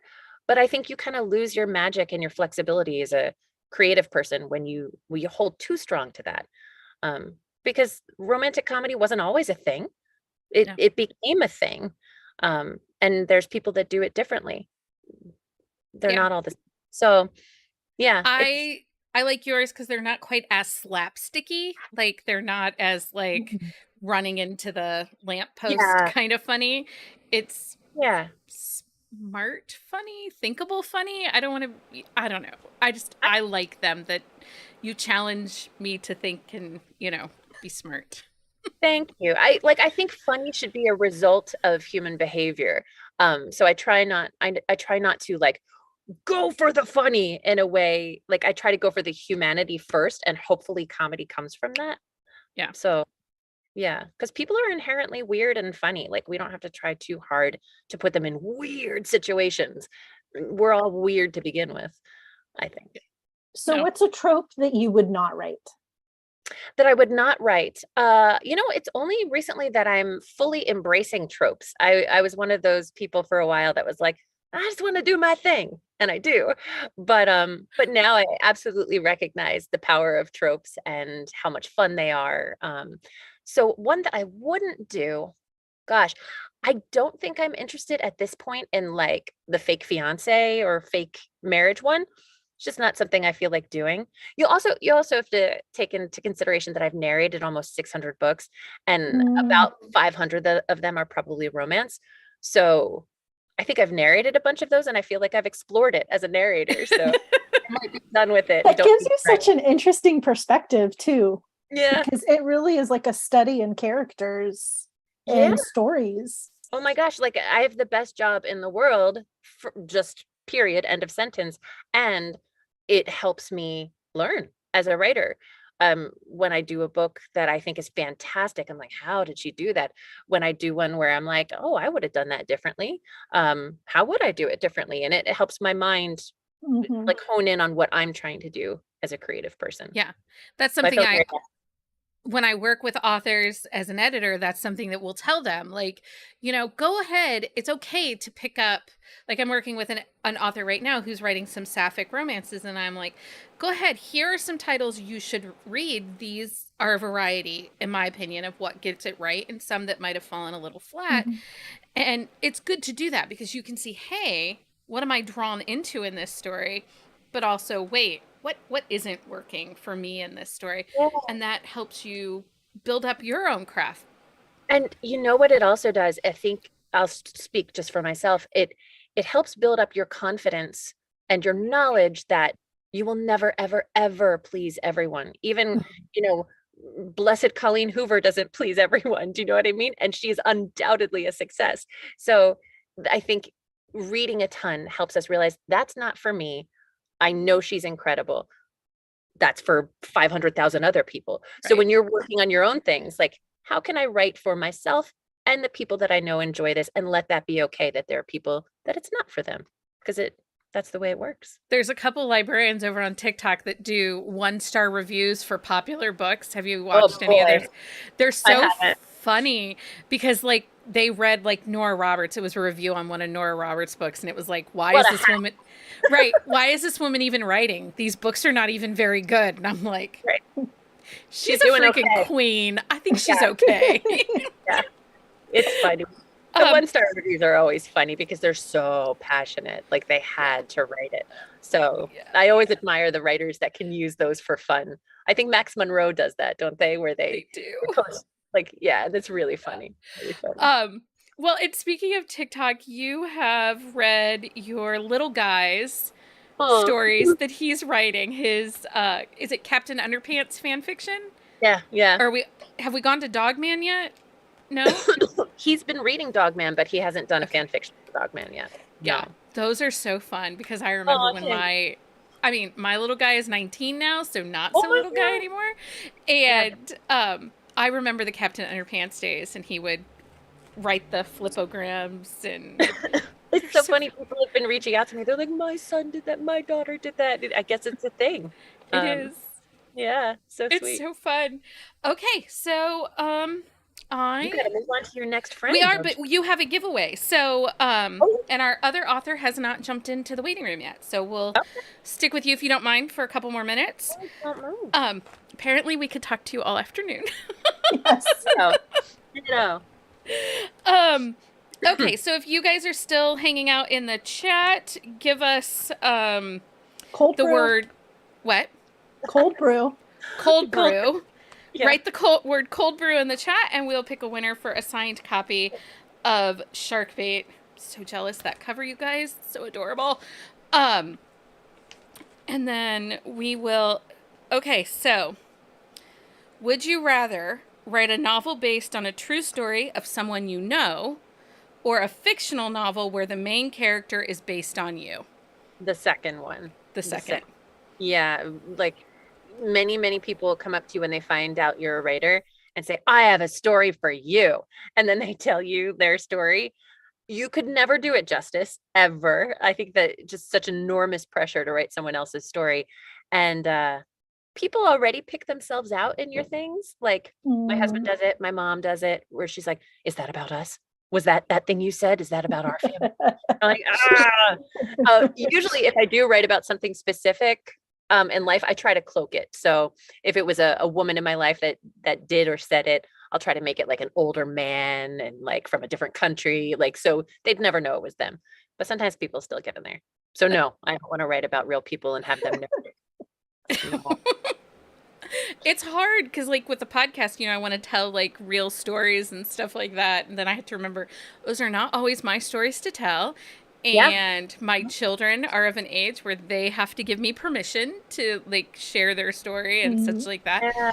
And my boy child is very clear boundaries of what I'm allowed to talk about. My girl child, she's like, I don't care. So you know what? Using people's real life stuff as a jumping off point. If you know that you're going to get creative with it and make it your own and leave them their stuff behind. Do you know what I mean? You can read a headline in a newspaper and it can spark an idea for a story.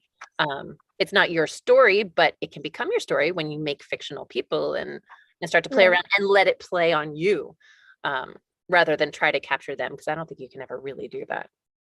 Yeah. Okay. So pick a number between 1 and 11. 7. Cindy, you are our winner for a signed copy of Sharkbait. Please fill out the Google form, and then I will pass the information on to Erin probably tomorrow. Let's be honest. At 8 o'clock tonight, I'm going to be so tired. So, Erin, thank you so much for joining us and coming on and talking about Sharkbait. Yes. We appreciate it. Yes, it's been a blast. Thanks for inviting me. anytime. And we wish you big success and huge congratulations on becoming a USA Today bestselling author. Thanks, friends. So Thank exciting. you. All right. We'll talk to you soon. Bye. Okay, and now we have another Erin. Erin La Rosa is going to join us now, and she just had her debut romantic release, For Butter or Worse. Hi. Am I on? Oh my God. You're on. Hi. How are you? Hello. Hi. Happy Monday, everyone. I'm Happy doing Monday. good. How are you? We're good. Thank you for joining us. Yeah, thanks for having me. It is like a total heat wave here in LA, so it's a good excuse to spend the day inside. It's funny because it's cold and rainy in Ohio, and I was like, hey, everybody, just hang out with me today because we can't go outside. Yeah, it's kind of the same in LA, but totally different. Oh, fun.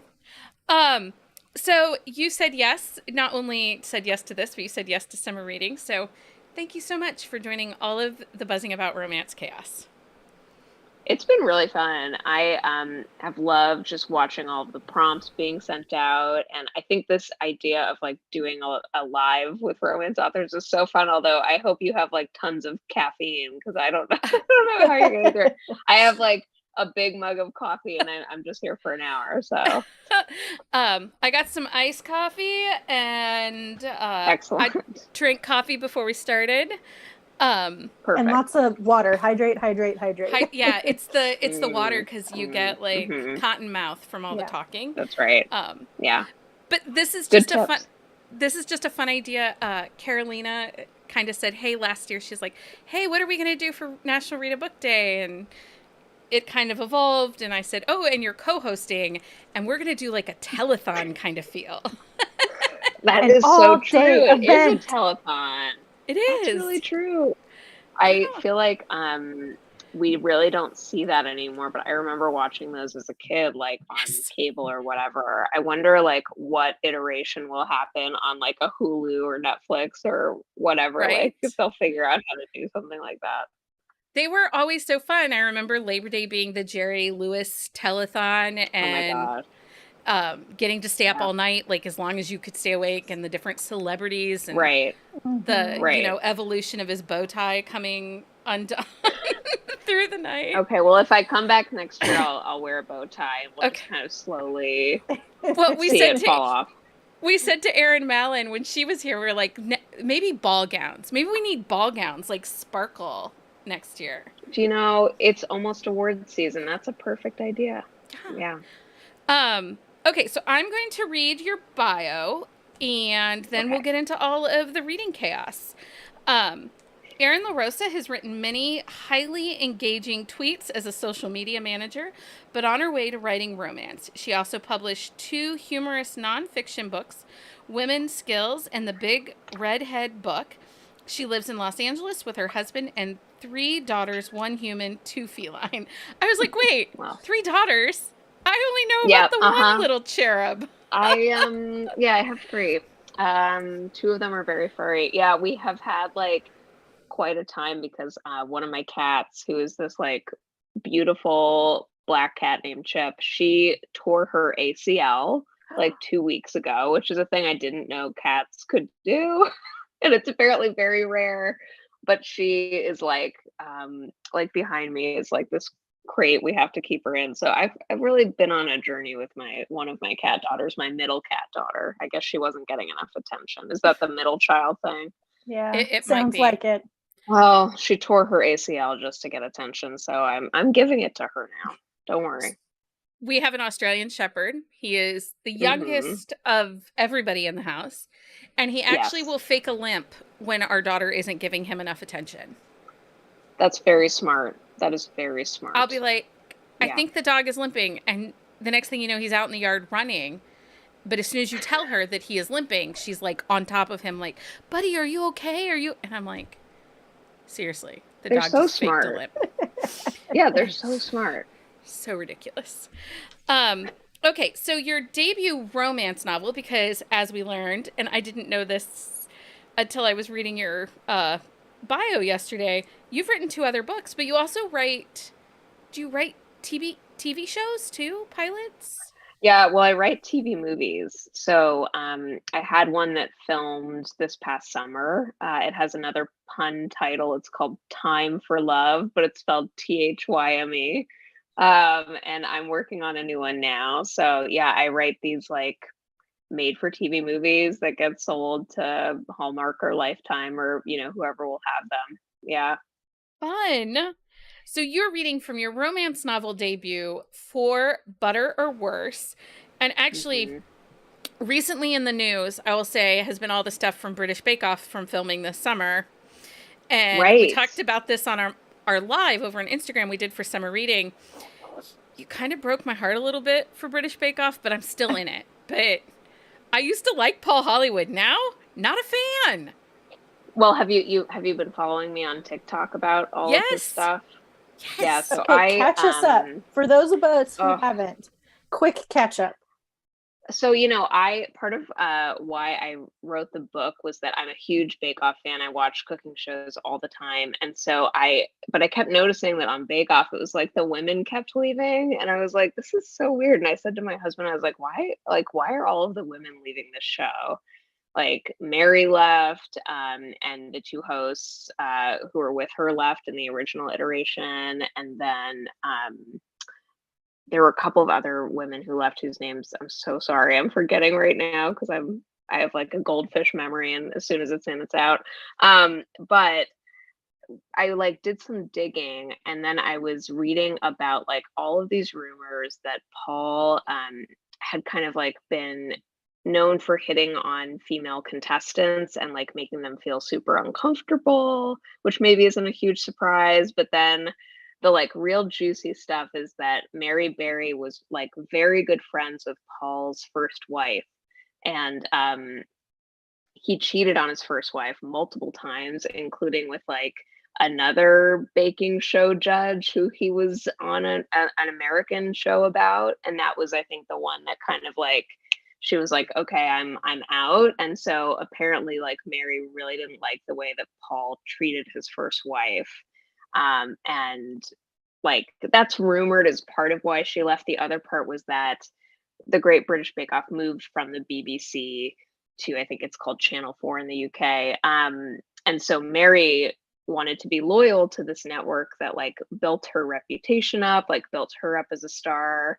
And Paul was like, yeah, whatever, I'm out. I'm loyal to no one, including my own wife. I'm going. And so he's just like not really a great guy, is basically what I was reading. But in terms of like writing my own book, I was realizing also, I was like, oh, I don't think I've ever heard of like a female version of him, because you see tons of angry male chefs like Gordon Ramsay, for example. And so I was like, I wonder what would happen if there's just a female chef who is candid and not the kind of nurturing woman that we see often on TV, like with Giada, or Ina Garten, all of those wonderful chefs who are great, but like you never really see a woman doing that. And so I wrote Nina intentionally kind of as like a female Gordon Ramsay, and her co-host on this cooking show that she's on is a cinnamon roll hero. So we see like how she's treated when she acts like a man, and spoiler alert, it's not great, but it was really fun to dive into that kind of stuff. And Leo's a nice guy. Like, he kind of gets a bad rap a little bit in the beginning, but he really is truly a nice guy. Yeah. Okay, so For Butter or Worse released on July 26th. It is an enemies to lovers, fake dating, co-workers, foodie romance, because it centers around this baking cooking show, and then they also are restaurant owners. So set us up for what you're going to read. What section are you reading? Okay, let me make sure I have my book. Here it is. It's behind the computer. Sorry, guys. Okay. I thought I would actually read our intro to Nina and Leo. Sure. It's interesting because and how much time do you want me to read for? Because that will determine for me how much I actually read of this. 5-7 minutes. Okay, cool. I think that's perfect. So it's funny because my cousin actually narrated my book for me. So anytime I read from it, I'm kind of like, I'll never do it as well as my cousin does it. The audiobook for this is really great. My cousin is a wonderful audiobook narrator, and I'm so lucky to have her. But I will do my best to channel my cousin Natalie for this reading. But this is going to be like basically from chapter 1, and we get set up with Nina and Leo. It's a live taping of their show, The Next Cooking Champ, and we get to see them in action. We kind of are dropped right into the scene and the thickness of their enemies to loversness. But yeah, please just like tell me when to stop and I'll stop, because otherwise I'll just kind of keep going like a nightmare train here. Okay. Are you ready? We're ready for you. Okay, let's meet Nina and Leo.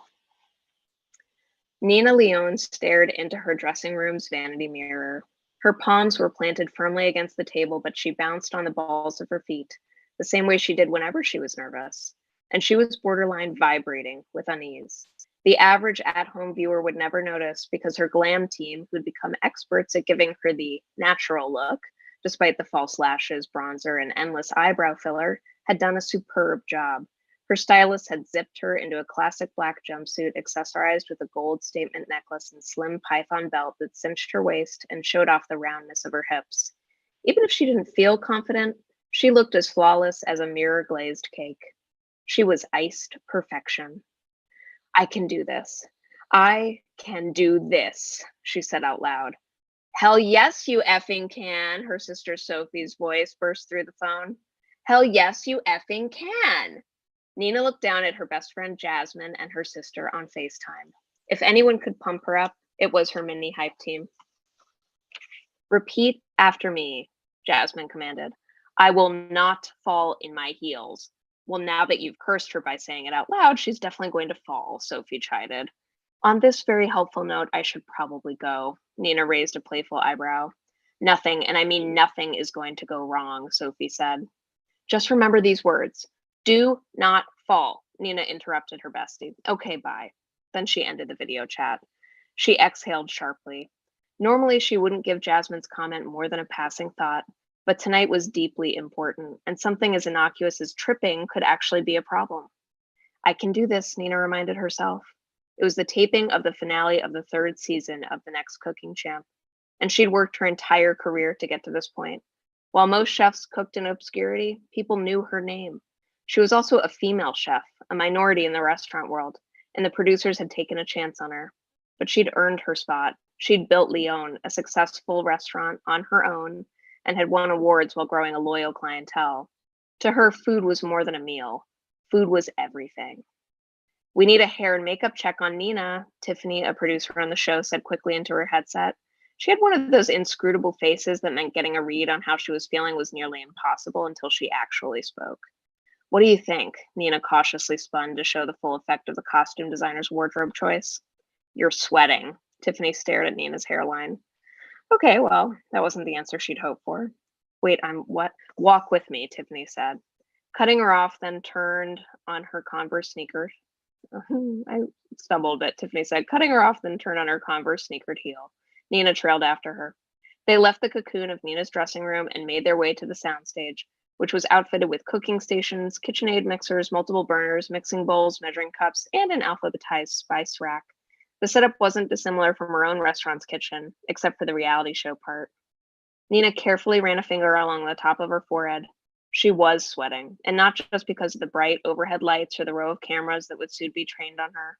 Sharp footsteps approached the soundstage, and Nina turned to see the real source of her jitters, Leo O'Donnell. Her co-host on the show was as annoying as a piece of spinach lodged in between her front teeth. He wasn't a chef. He was a businessman, and his only accomplishment was turning his father's charming Italian restaurant, Vinny's, into a bland chain. Unlike Nina, he wasn't passionate about food. All he cared about was the bottom line. She just needed to make it through this taping, ideally without screaming at him. If she accomplished that, then they could go back to doing what they did best, hating each other. However, not yelling would be difficult because Leo, also known as the person whose face she pictured when she needed to pound out some dough, always knew how to provoke the worst in her. After tonight, though, the show would wrap for the season. She'd return to the day-to-day running of her restaurant and trade in bowls of prop food for the real thing. Instead of working with Leo, where she had to control her gag reflex, she'd be in the kitchen with Jasmine. Just the thought of her old routine was like a warm cup of cocoa, comforting and extremely necessary. As much as Nina loved mentoring the budding chefs and working with the insanely talented behind-the-scenes crew, she needed time off. From Leo, the man-child, to be more specific. The stylist soundlessly appeared at Nina's side and worked on the unruly flyaways that always erupted from her head under the heat of the on-camera lighting, while a man with a compact dabbed over her forehead. "How's my hair and makeup?" Leo stopped and cocked his chin at the exact angle for the overhead light to accentuate his immaculate swoop of dark hair. It was as if someone had marked with an X the exact spot for him to stand so he'd look his absolute best. He was close to being 6 feet tall and carried himself in an overly confident way that gave him even more height. He wore a crisp white shirt, unbuttoned just enough to reveal the faintest width of his chest hair, a touch she'd bet $100 that he'd made and not the stylist. As he came to stand next to her, he studied her face. "Are you sweating?" he finally asked. "What?" Of course he'd notice. "No." She self-consciously touched her hairline again. The makeup person gave him a once-over, then smiled. "You're set." Nina rolled her eyes. One of his many flaws was that he was physically flawless, the kind of man who only got right swipes and never had to pay for a drink in his life. And if anyone claimed they weren't attracted to him, well, they'd be lying. Like people who said they hated cake. Liars. Even Nina would never deny that he was handsome, in a certain light, if you squinted hard enough. Luckily, his habit of playfully undercutting her canceled out any urges she might have toward him. "It's a good thing they can get your hair big enough to hide the witch hat." Leo absentmindedly rolled up the cuff of his shirt like he hadn't even noticed she was there. Nina ignored how seeing a hint of his skin made her mouth twitch just slightly. "Stop drooling," she told herself. "Don't you want to use a little powder to take the shine off his cloven hooves?" Nina asked the makeup person, but she couldn't help but notice that Leo's lips twinged at her comment. "We're back in 60, Tiffany called out loudly to the crew, then turned to Nina. "Should I be worried? If he can play nice, I will too." Nina eyed Leo, who either didn't hear her or more likely chose to tune her out. She understood why Tiffany was twitching, just like everyone else on set. For the first time in the history of the show's 3 seasons, they were taping live, a ploy to boost the ratings, which have been steadily declining thanks to all the new reality shows cropping up, or so the network executives had explained. They needed to attract viewers to remain on the air and stay relevant, even if it meant entering dangerous territory by taping live. Which meant there were no editors to cut around the indignant stink eye Leo made every time Nina gave a food critique. The director couldn't call cut, so the audience wouldn't hear the fake retching sounds Nina made when Leo attempted a lame dad joke. While nuanced editing created the illusion that Leo and Nina were occasionally cheeky toward each other rather than mortal enemies, this time they wouldn't have that luxury. They had to pretend to be absolutely great. We're going to stop you there so that we can talk to you. I'm sweating. You did great. No, you did great. And you did a live event for the book at the Ripped Bodice, though, right? I did, yes. So we actually didn't do a reading of the book, though. Yeah, which was great. I didn't have to be like reading. I thought that was like a given when you do events at bookstores. You have to do a reading. I know, sometimes they do, and it's funny, like the last readings that I've been to, like over the last couple months, I haven't had anyone do a reading. It's like just kind of a Q&A.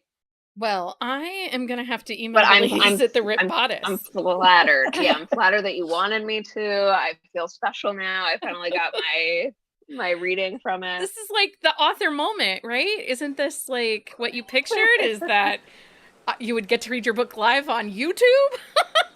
Yes, actually, as a child, I thought, my God, I just hope there's a platform out there where I can speak on camera. Yeah. You know, basically that's why I started the podcast, is because I'm pretty sure that my family was sick of me talking about romance books that they were not reading with them. So now I can make people listen to me. There you go. I'll find our way. So, okay. One of the things that's in this book that's really great is the mental health rep in the book. Leo has some anxiety, and even Nina herself has, gone through, I'm not going to diagnose Loss Lady, and grief. but Yeah. she's got a lot and a little bit of depression and I love, we talked about that in our Instagram live that we did. I love that you gave voice to that and that it wasn't the heroine with the anxiety, that it was him that had it. Yeah. Yeah. I found that kind of important for me too. I'm someone who I have suffered panic attacks and anxiety like pretty much my whole life. And especially in my 20s, I had my first panic attack ever, and it felt like I was having a heart attack. And I had never heard about the experience of panic attacks. And so when I was writing this book and thinking about the two characters for Leo, he's this kind of perfectionist who's holding his whole family together and running their family restaurants, and trying to be kind of Mr. Perfect. And you can see in the excerpt that I read too, like Nina thinks he's perfect. Everyone thinks he's kind of this perfect guy. And I think in my experience, those people you meet who have that persona of having it all together usually actually don't. There's something going on behind the scenes, especially if you're putting so much pressure on yourself. So it just felt really natural. Like I wanted to incorporate mental health into the book because it's something I deal with every day. I know a lot of other people do too. And it felt like more of a natural fit for Leo when I was thinking about how to use it and who should be dealing with it. And then it just kind of worked out really nicely where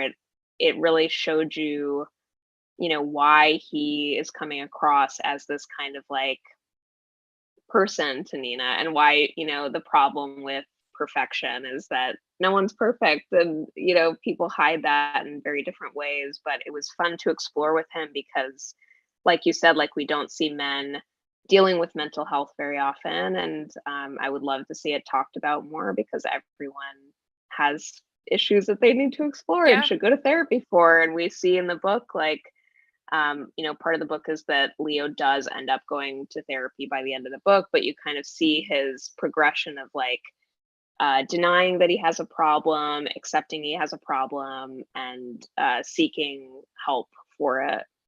Yeah. Okay, so this is book 1. The next book we're going to get is her sister's. Yeah, we're getting Sophie's book. It's called X's and Prose, Prose, and it's pretty meta because like it's about a romance author who's in her sophomore slump. So it's my second book. I'm a romance author. So it was I was writing it, I was like, wow, this is really frightening that I'm writing this. But I am obsessed with the second book. It's so fun, and the spicy scenes are just like really, really, really dirty. And so I'm sort of like, this is probably the book where I'm like, Mom, Dad, don't buy it. I'll redact copies for you or whatever. But yeah, so black marker paperbacks for Mom and Dad. I'm telling you, I think I might actually faint if my parents read the next one because it's just like too much. And they actually both read this one, which has like that 4 had some spicy pretty good scenes in spice. And so, but they didn't say anything about it. But my next one, I'm like, I can't, like, please. Like I haven't talked to them about it yet, but it's going to be a like no parents kind of book. But I love the book. It is a best friend's brother, only one bed, like really fun. She falls for her landlord, and who is also her best friend's brother, and he is actually like newly sober person, so it deals a lot with sobriety and kind of like the mental health there. So I guess I have a theme going. That's okay, I like that. But and so it's a really fun book, and I'm excited. It'll come out next year in the summer, but we haven't landed on like a date yet. But it is available to add on Goodreads if you want to add it there, and I think they remind you when it lands, if everybody that's here and joining us, if you would like to win a copy, this is for US only, a copy of For Better or Worse, please put the word butter in the chat and we will pick a winner here. So do you have a favorite non-sexy scene in For Butter or Worse? Yes, I do. It's actually a scene that got added after I had sold the book. And my editor was kind of interested in getting a little bit more from the side characters who are in the book. And I think my favorite scene that I wrote is I went out to the gardens with my daughter, who was I think 2 at the time, or maybe even 1, and my husband. And there were all of these like really aggressive peacocks walking around these gardens in LA. And I was like, oh, I think that this might be funny because one of the characters, her parents are like working at the Arboretum. And so anyways, I wrote a scene where Nina is with her sister Sophie, and they're trying to help her best friend Jasmine talk to her parents. And there's a peacock named Reginald who tries to mate with Sophie, and Nina has to defend her honor against this peacock. So it's just like a very funny, silly scene. But it's one that like I consistently see people commenting on, and they're like, oh my God, I lost it during the Reginald scene. And Reginald does appear in book 2 as well, because I couldn't let go of him. So I was going to say you can't let go of him. no. Erin, pick a number between 1 and 7. Okay. I'll pick 3 for my 3 daughters. Okay. So that's Stacy.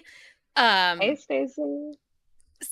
Carolina's going to put the link to the Google form. If you fill that out, we will then send that information on for you to get your copy of great. For Butter or Worse. So in the chat, we put Erin's website, but you can find all of Erin's social media links and her newsletter over on our website at bookcaseandcoffee.com/authorlinks. That's a quick, easy way to find her. For Butter or Worse is out now wherever you get books, so you can check that out now. Erin, thank you so much for joining us today. Thank you for having me. This was so fun. Stay hydrated. We will do our best. Thank you. I'm going to put you in the waiting room, and we'll bring on our next author. Thank you. Bye. Put in the waiting room. Okay, next up is author Whitney G, which when I said, Carolina, who do you want to talk to? She's like, Whitney G. She's like, Whitney G. This is yep. Yep. She's like, can this person come talk to us? I'm like, sure. Let's see if she says yes. Hi, Whitney. Hi. Oh wait. Can you hear me? Yes. There. Hi. How are you? Great. How are you? Good. Thank you for having me today. I appreciate it. We are excited to have you. Like I said, you were Carolina's, like, we basically made a wish list of like authors we hoped would want to come talk to us. And Carolina was like, Whitney G. And I was like, I'll ask. I will ask. I'm honored to hear that. Thanks, y'all. We're excited to chat with you. I'm obsessed with your spicy little novellas that you write. Oh, the Yes. coffee reads. Those. Yeah. Okay. Those, they're so fun. Good. They're And like good. simple. Those are my favorite to write because they're office romance, and it's just like quick to the point, and it's like for people who want to feel like I read a whole book today, that gets it done because it's short. So yeah. Well, and they're dirty, which I Yeah, love. well that part too. Yeah, they're dirty. So I like It's kind of like that spice. quick hit, like when you finish like a big book and you want something else, but you don't want to like quite dive into something like another like full length book. You're like, what else does Whitney G have? oh, thank you. So today we are chatting about Wasted Love is it the Wasted Love trilogy? In the Wasted Love? You know what? It whatever you want to call it. Okay. Just Wasted Love. It doesn't matter. Some people say the Wasted Love with You trilogy. Some people like Wasted trilogy. It doesn't matter. So this is book 1 that you're going to read from today. This is the trilogy complete? No, so this trilogy, it started on my blog. I just posted episodes on my blog and people started reading it. And then like halfway through, it got pirated. Like so somebody put it on Wattpad and they were pretending it like it was theirs. So I was like, okay, well, and that Wattpad was like, well, prove it's yours. And so I'm like, well, I guess I have to publish it. So to prove it's mine. So now it'll be complete within the coming like months or so. So it's a good time to get on book one. Yeah. Well, and I didn't know because I read it, and then I didn't know if this was like a serial, like in Kindle Vella, because I know that some authors are doing some Kindle Vella stuff, and so I wasn't sure. And I'm like, because honestly, like I've read book one now, I'm gonna need book two this week because I got some vacation. But then I'm like, is this done yet? Where am I? Am I reading one book, two books? What am I doing? Yes. So I'm going to read your bio and then we'll get into Wasted Love. Author Whitney G is a New York Times and USA Today best-selling author. Her books are currently published in over a dozen languages. She lives deep in the Tennessee woods and spends most of her time drinking coffee while pinning dirty talking alpha males. True story. You do that. I love that you drink coffee because that is like my thing. So we should hang out and have coffee. I don't understand people who don't drink coffee. I'm like, what do you mean? So yeah. Carolina's a tea drinker, so she's always like, Becky, why coffee? And I'm like, I like tea too, but coffee first, then the tea. I tell my children the smell of coffee. It's just not my thing. I'd prefer a cup of tea. So I tell my children and my husband I love coffee first and then them. Yeah. Coffee first. So you're going to read to us from Wasted Love with You. So give us a little synopsis. Pitch us the book. Tell us, what is this story about?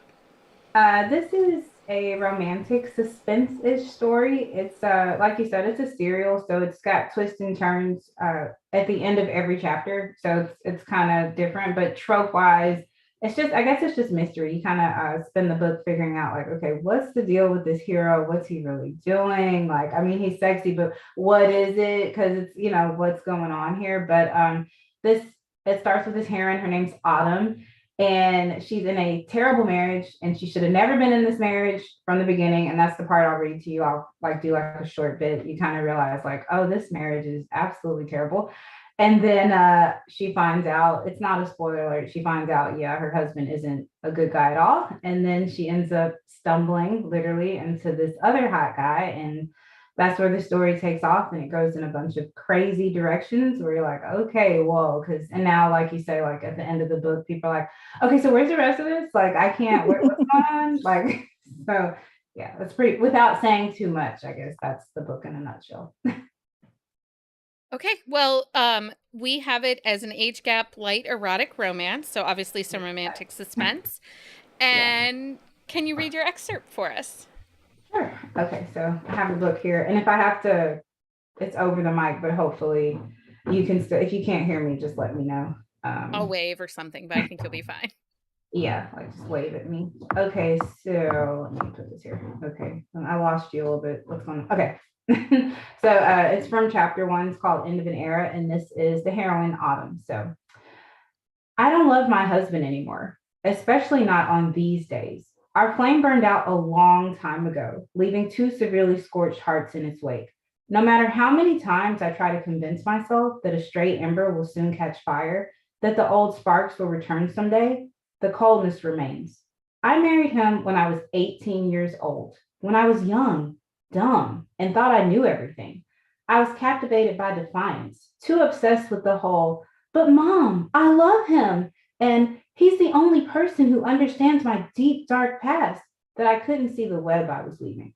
By the way, having strict parents who enforce a midnight curfew hardly equates to having a deep, dark past. I don't even think I'm attracted to my husband anymore. He's currently on top of me, thrusting in and out of my sweet kitten, and the only thing I can think about is whether I turned off our coffee maker. I think I hit the switch. Did I hit the switch? You like that, baby? He asked, bringing his lips close to mine. You like the way this feels? Oh, yeah, Nate, I moaned. Oh, yeah. Wait, didn't I say, oh, yeah, 10 seconds ago? Damn it. Oh, baby. Say, oh, baby, next. Autumn. Oh, baby. I splay my hands across his back, now convinced that I didn't turn off that coffee maker. He speeds up his thrust, gripping my breasts like he's attempting to yank them off my body. His kisses are erratic and wet, and I have no idea why he's using his tongue to lick my chin. Groaning and snarling, he's now making some type of feral noise. It sounds like a cross between a wounded bear and a dying tiger. Fuck, Autumn, he pants. Can you feel me, baby? I'm about to come inside of you. Oh, yeah. I freeze my eyeballs to their sockets. I'm almost there. Ah. And with that, I moan a little louder, suck in big breaths, and shake my legs, faking yet another orgasm. I should really start keeping count. And then it goes into something else, but it's like really silly. But I love this story so fucking much. I was hooked. Book 1 was pretty intense, so it keeps you guessing, and it's sexy. So that's a win. So let's take a minute because you are new. You've not hung out with us yet on the podcast. So let's get to know you a little bit as a writer. Are you a pantser or a plotter? Okay, so I'm both. If I have a story idea, I write out all the scenes. Like I'm like, okay, just let them flow as far as they're gonna go. And then I go back and I'm like, okay, now's the time to outline. And that's where the plotting part comes in. So I'm both. Yeah. You're a little bit of both. Yeah. Do you have a favorite romantic trope? It would have to be office romance. I adore everything about it. I feel like now what's the term now? It's a book talk term. Grumpy here. I hate that term, but everybody loves it so much. But the grumpy sunshine. Sunshine. Yeah. So I guess that's what they would be if that's what you're used to. I don't think that yours. So Leah and I, my podcast co-host, we have an episode coming up where we're going to really talk about that whole grumpy sunshine versus are you really a grump or are you just an asshole? Yeah, there is a difference. Yeah. I don't think I like alpha holes. That's what I prefer. And in office romance, there's an abundance of them. So that's what I prefer to write. And I could inject that into my veins. I could, read that all day, every day. That's what I love. I don't even mind a stern brunch daddy. That's like very business. The stern brunch. You don't know about the stern brunch daddy? No. A suit on the streets and a freak in the sheets. Okay. The stern brunch daddy. Yeah, he's like the mullet of the heroes. Business in the front, party in the back. That's Andy Christopher. That's her term. Okay. Stern brunch daddy. Stern brunch daddy. Okay. I mean, I'll call him daddy. Since this is your first time with the podcast, where would you suggest people start reading your books?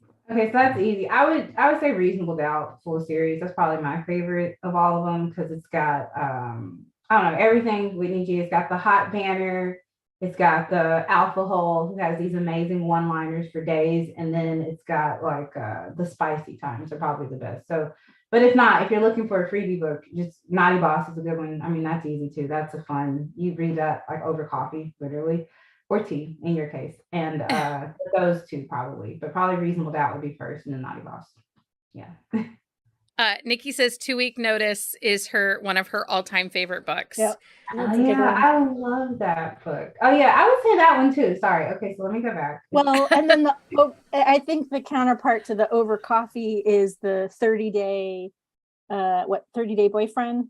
Yeah, that one too. That's a good one. Yeah. And it's like office, they're all like office romance. Yep. So it's like I feel like I'll pick up one of the office romances. So that way I have a friend who she loves me, but she hates one of my books. It's called since I love Sincerely Cardi, but she's like, this isn't an office romance. I'm like, it's called Sincerely Cardi. Seriously, what makes you think if you pick this up, this looks like an office romance to you? So, pick up one of the office romance if you're new to me. And go. And she's still your friend, right? You didn't unfriend her. I mean, it's just a book, but I'm just like, what makes you think that's an office romance, chick? Come on. That's so funny. One of the people in the chat said her first Whitney G was her first Erin Mallon narration was Reasonable Doubt. So Erin Mallon was on about an hour ago as one of our guests. She does almost all of my books. She's done almost all my she's amazing. I love her so much. She is She is one of the best. We are excited to have both of you here. Okay. Besides your computer, what is one thing you have to have when you're writing? Coffee. Coffee. Okay, what's the next thing you have to have when writing? Good music. I have to have like a good, and I listen to rain sometimes. There's this YouTube channel. All they do is they put up rain sounds and like thunderstorms. So I have to have that. I listen to that first and then music, and then I go back and forth. So you know, during shutdown and lockdown, I had several authors that I work with that found coffee house, ambient noise, YouTube channels that they would play so that they could simulate the coffee feels, shop. the coffee shop. Yeah. Yeah. So I needed that. Yeah. That's so funny. Okay, so do you have a very specific writing routine when you go write? You know, I used to wake up every day and I would go to Starbucks or I'd go to a donut shop and I'd have coffee there to get, because I need the white noise. But then 2020 shifted that. So I had to figure out, I never written at home, but I know it's weird, but I'm like, I've never had, like, I can do some stuff at home, but writing at home, I never was able to. So I just learned how to write in my kitchen. And eventually I'll write in my office, but that's pretty much it. I go to Starbucks or I go to a coffee shop. That's where I prefer because I need the noise. Well, we had another author on earlier, and she said that the people in those spaces kind of hold her slightly accountable, because you can't just get up and flit around and be distracted at the coffee shop. If you start clearing tables, people are going to look at you weird. Versus at home, you can do all that. You can wander off and, you know, when a deadline is looming, never have dishes and laundry looked better. Exactly.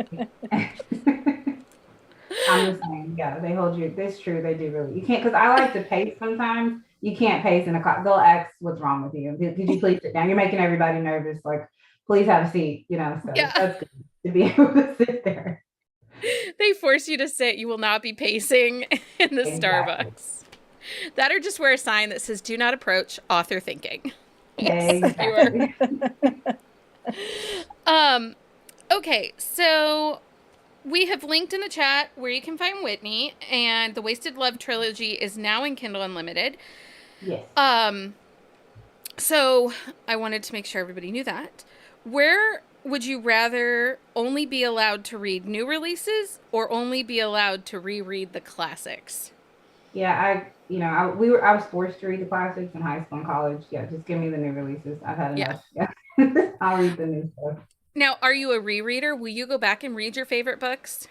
I'll reread my favorite. There's scenes. There's this book, I think by Robin Lee. I think it's The Idea of You. I'll reread that one because it's about to be a movie, but very rarely will I go back and reread the whole thing. Like, I like my favorite moments.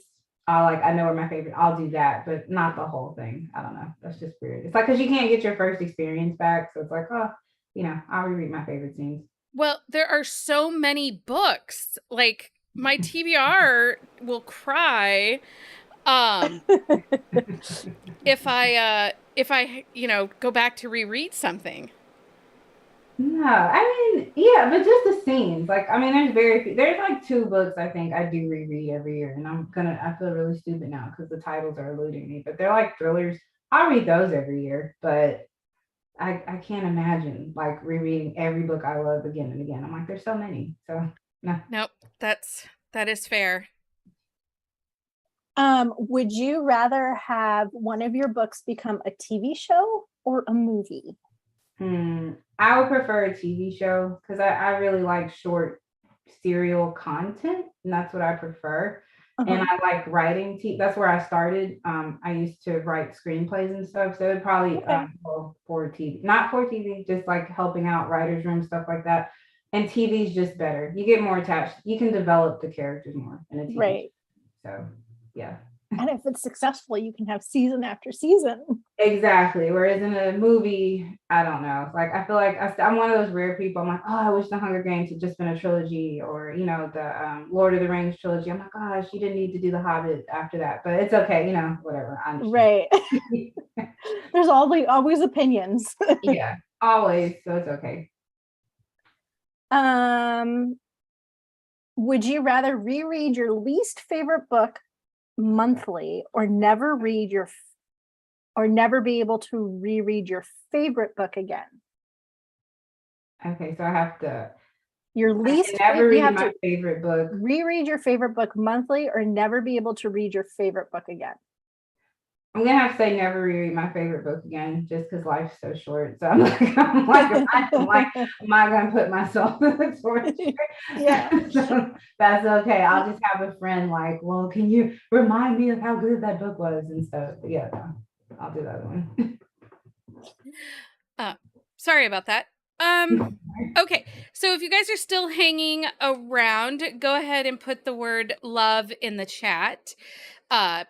Whitney has offered $10 Amazon gift card for one lucky winner. Let's see here. So what is the weirdest thing you've ever used as a bookmark when reading? Me or them? No, you. Oh, Miss Whitney. I know. Listen, a previous guest said ham. She used a slice of ham, so. Oh my gosh. No, weirdest thing. Maybe like a flower or something. Like I feel like there have been moments where I'm like, I know this is bad too. It was at Botanic Gardens. It was like from the gift shop. I could not put this book down. I forget what it was. I'm like, I was not paying attention to any. I was so enthralled with whatever book that was. And I think it was Gone Girl. I think I'm like, I don't care. So I'm like, I used the flower to put it in there. Yeah. So probably the weirdest thing. Wet flower too. So I messed up my pages. Yeah. That's the worst. What book series of yours do you wish they would turn into a TV series? Or one of your books. Do you have a book you wish they would turn into a TV series? Probably either Reasonable Doubt or Wasted Love with You, because they're already in serial format. So you could just easily just take a chapter, put it in script form and go. But I wouldn't, it's so weird. There's so many TV shows right now where I'm like, you know what, just keep me out. There's, you know what I mean? It's just so many. I'm like, do some original stuff. You don't have to adapt. So that's just my opinion. I'm just, don't listen to me. Like, I'm one of the weirdos who's like, please don't adapt my stuff. Please, please. It's so funny because, I mean, honestly, I get so frustrated and disappointed with book to TV adaptations. And recently for our Patreon, we did a review of the new Netflix Persuasion. I haven't seen it. I have not seen it. So that's my favorite Austen. Like, that is my favorite Jane Austen book. But I'm very harsh on second chances. Like, it has to be really well written and really well done for me to buy into that they deserve this second chance. And a couple of people were like, oh, you're not going to like it. It's not anything like the book. You're not going to like it.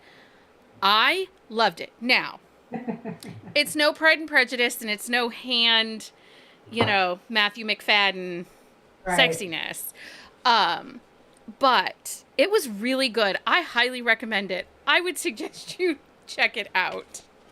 I'll do that because I do get nervous too when they announce and they'll take a romance. They want to make every romance like a rom-com, and I'm like, no, this is like a steamy affair type of book. You don't need, come on. So, that part I don't like. Yeah. I got a little frustrated with, like many others, with this season of Bridgerton, it didn't follow the book. Okay. And the storyline, they did some things that really changed the characters. And so I had to start looking at it instead of like the book to TV. I had to look at it more as this is like fan fiction. Right. This is their adaptation of how they see it. So, okay. Yeah. Like, it became slightly more palatable with that kind of noting on it. I didn't hate it as much.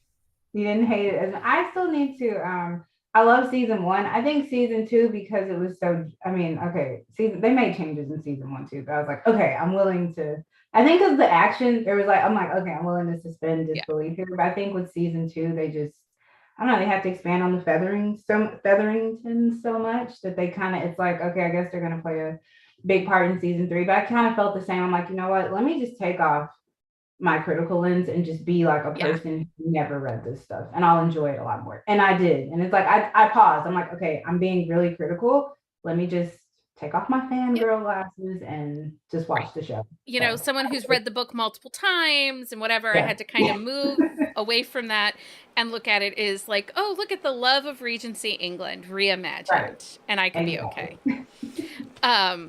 Okay, Whitney, pick a number between 1 and 12. 7.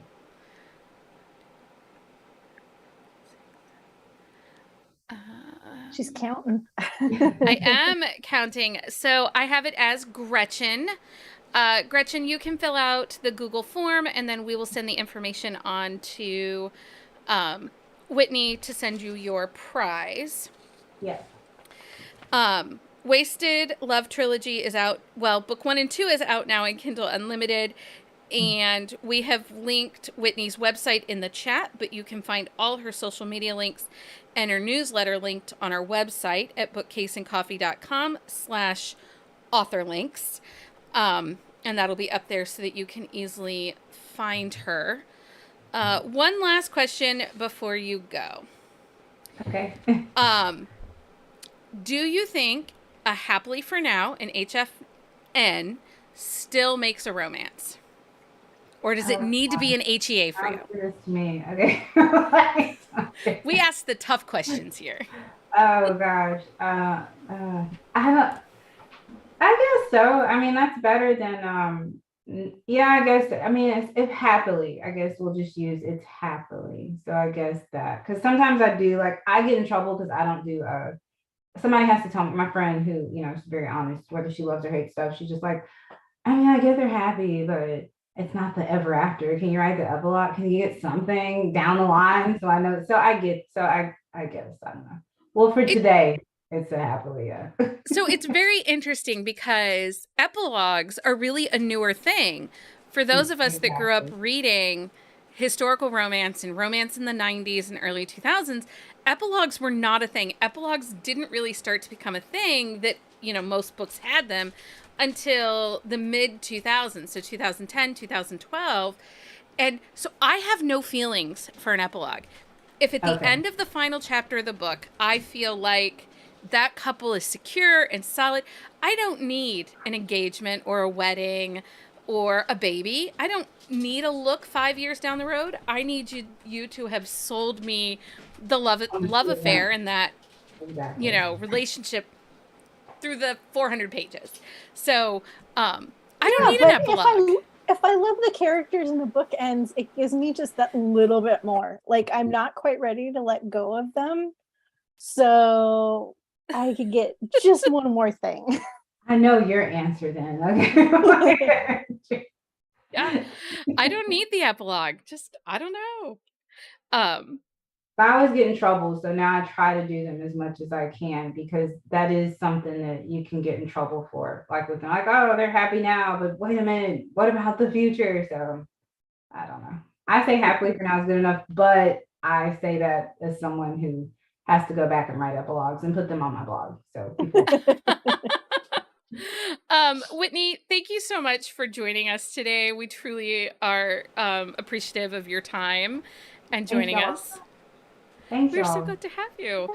I'm going to put you back in the waiting room. Okay. Oh, wrong mouse. I have like 2 mouses. Anyway, thank you so much. Bye. Okay, and then we are going to be joined here by Miss Golden Angel here in just a second. If we have new people joining us and checking in, we're a little bit over halfway done. Everyone's like, bring on the epilogues. Bring You on all the and your epilogues. Kind of halfway through this, we have a couple of, you know, we still have a few more authors ahead of us. We do have one programming note. At the 6 o'clock author will not be joining us, but Krista Sandor is going to drop on a little early, so we're going to get a little extra time with Miss Krista Sandor and the Nanny Love Match. So for those of you that don't know, Buzzing About Romance is a romance readers podcast. Our whole goal is to build up your TBR and help you find your next amazing read, and to share the love of the stories and those who write them. And days like today are brought to you by our Patreon at patreon.com/bookcaseandcoffee. We are a completely independent podcast. This is put on completely by the grace and love of my spouse, but also our Patreon members and our podcast contributors who read all the books and help me do all these crazy things. And one of the benefits of being a Patreon member at most levels, if not all levels, is joining us for Drunk Book Club. That happens every month. Lots of mayhem, and it's fabulous craziness, fabulous crazy time.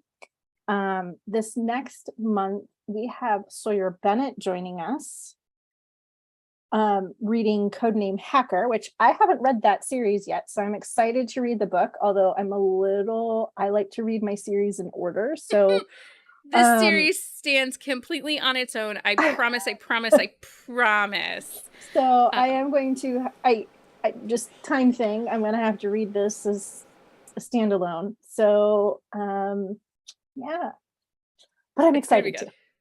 Heather's going on and on that it's an amazing series.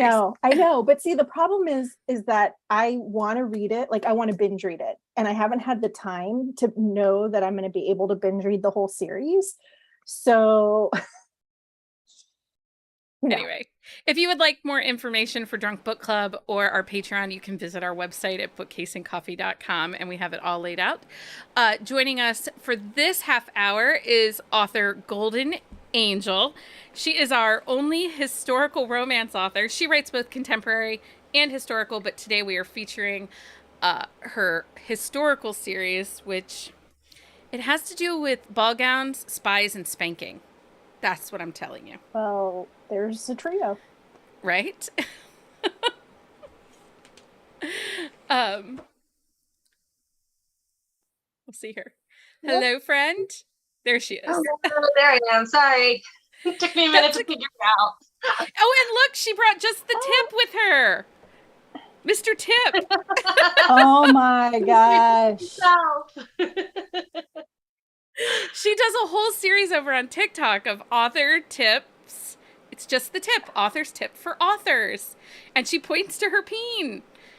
Her plushie peen. That's amazing. That was a complete accident. Like when I first started doing it, and then kind of realized that he was right behind me, and was like, yeah, just the haha. And now it's fun to see when people notice. Yes. I look for him every time, and you recently were on vacation visiting your in-laws, and Mr. Peen did not go on vacation. No. They've seen him before, but I didn't bring him all the way with us. You didn't want to be like, hello, mother-in-law and father-in-law, what shelf can I put my penis on? Right? That would be awkward. They know what I write, but I think it's funny, actually. My daughter, who's 3, almost 4, has like no concept. So for him, he's just this like fun, squishy, plushy thing. And yeah, she loves him. So I'm like, I keep him up on the shelf, but every once in a while he's fallen down, and I'll like come in and she'll be on my reading couch, like snuggling with him. I'm just like, we're not going to talk about it. It's fine. It's just better if you don't. If you don't. Yeah. I'm sure like as a teenager, she'll be horrified and like thoroughly embarrassed by all of this. So I have that to look forward to. So I was just saying that the series that we're talking about, I have decided to streamline it down to ball gowns, spies, and spanking. Yeah, basically. Like, it is amazing, and I pre-ordered this last book, and then I was like, oh, the novella, it's currently free. Yeah. And I think that there's a link somewhere we'll share in the chat for everybody to grab the free prequel to this book. I'm so excited. The cover's beautiful. Thank you. Yeah, my cover artist for this series she's basically retired now. Her name is Eris Adderley, and she is also an author, and she is retiring from doing the cover art in order to focus more on writing her own books, which as a reader, I'm very excited about because I love her work. But as an author, I'm like, no, don't leave me. But she did, like, my series are grandfathered into, like, she will finish out that series. But when I start a new series, I've started working with another cover artist for recover projects, and I'll use her once I run out of my series that Eris started with. But I'm really sad because I love her work. Well, this next cover for this book, it's got these deep reds, and it's just so eye-catching, and It's my favorite. Yeah, actually, I've got my these are not the final, these are the arts. There's still a few like things in them, but I've got paperback advanced copies that I'm sending out soon. And yeah, like this is my favorite, and like I love all of the covers in this series, and out of those covers, this is still my favorite. Like, it just, I can't. it's so dynamic. I love it. Yeah. And I like how Season for Spies just pops, because you have another one that it's like it's blue, but the title is like in a teal color, like a bright blue. Is that book one? I don't know. Yeah. Listen, I just read the books. Just There this we go. one. Like, Yeah, it's teal and next to then me somewhere. Yeah, this one, it's like a little bit more blended. And we did that on purpose, actually. She showed me the color schemes that she wanted to do for all 4 books, so that as the series progressed, they kind of got more and more like different and dramatic. You can see behind me, they go from like kind of a purplish, more blue and green into the purple, and then finally ending up with the red. So that was need to be deliberate on trophies. her part. I'm going to need these as book trophies. Hope my husband is not watching. Anyway. Okay, so I'm going to read your bio, and then we'll get into all the things. That's good. Hold on one second. Golden Angel is a USA Today best-selling author and self-described bibliophile with a kinky bent who loves to write stories for the characters in her head. If she didn't get them out, she's pretty sure she'd just go a little crazy. She is happily married, old enough to know better, but still too young to care, and a big fan of happily ever afters, strong heroes and heroines, and sizzling chemistry. When she's not writing, she can often be found on the couch reading, in front of her sewing machine, making new cosplay, hanging out with her friends, or wandering the Maryland Renaissance Fair. And it is fair season. It is. I saw your costume today, or maybe it was yesterday on TikTok. I haven't had time to be on TikTok today, so it must have been yesterday. Yeah, we went on Saturday. I'll be going again this upcoming weekend. I'm usually the kind of person that has either a 9-day pass or a season pass. This year, I'm too busy, but I've still got a 6-day, so as often as I can. We used to go to Ren fairs when we were younger. I have not been in as an adult, I haven't been in as an adult, but I need to. There's a great one in Michigan, just on the other side of the border, that I need to. Heard. Yeah, I've heard about the Michigan. Well, and the one down in Columbus, a couple of jugglers and acrobats that have been on like America's Got Talent and stuff like that, they're down. That's their home fair. So our big one was that for opening weekend, they had Jack the Whipper from TikTok, and I was on vacation and I couldn't be there. And when they announced, I was so upset. I'm like, he has to come back next year. I'm going to be so sad. Like, I will clear my schedule next year just in case Jack the Whipper returns. The one in Michigan, they do one weekend. They do they have their different weekends, like fairies and trolls, and the one weekend they do fairy tale, and they have like a huge group that comes out like as Shrek and Fiona and all of the like fairyland characters and stuff, the nursery rhyme, and I'm so like, that would be so fun. That's awesome. I'd totally go for that weekend. So the title of the book you're reading from is A Season for Spies. Yes. So give us a little synopsis of this series, which I have summed up with ball gowns, spies, and spanking, but there's actually more to it. There is. So what I usually sum it up as seduction, scandal, and spankings, because what happens in every single book, almost, for the most part, though, like I don't want to give too much away about this one, but like it just kind of kept happening. I was like, oh, where the heroine falls into scandal, and that requires her to get married. So it's the basic idea that I had. Like, I wrote this whole series in order to write this book. And actually even more to write like the prequel scene that's in Spy Season, which is the freebie. That was the scene that like inspired this entire series. Like, I just had this idea in my head for a debutante that was also a spy, who I actually wasn't sure at first if she was going to be a debutante, but it was a woman who was a spy, who saved another spy's life, but like he didn't know who she was. And the way that she saved his life was that like the other spies, there were people after him, and then he runs into like a brothel to get away from them, and she like knows who he is, and so her idea is that if they have sex, like if he stops in the brothel and they have sex, the French soldiers are not going to think that he is like, they're going to be like, no, this can't be the guy we're chasing. He's just like this dude, like, why would the guy that we're chasing like stop to have sex with the French whore? Basically. And then I wanted her to like disappear into the night on him. So that was kind of my motivation for writing these stories. The previous series that they spun off of, like, they're very different. The previous series don't have spies or anything like that, but I had introduced two of the two main characters from this book in that previous series. Mary's a wallflower. She's like very quiet, but she always seemed like there was something going on. Like, people never noticed her. And he was very flamboyant. He's like the town's most notorious rake. And I started thinking about like how I wanted to write this, lady spy story. And that series was wrapping up. And I was like, I could do a new series. And I could use these guys because Mary would make an incredible spy. Like, wallflowers hear everything. And I was a little bit inspired by like Julia Quinn's like, I was reading Bridgerton way back before it was a TV show. Same, yeah.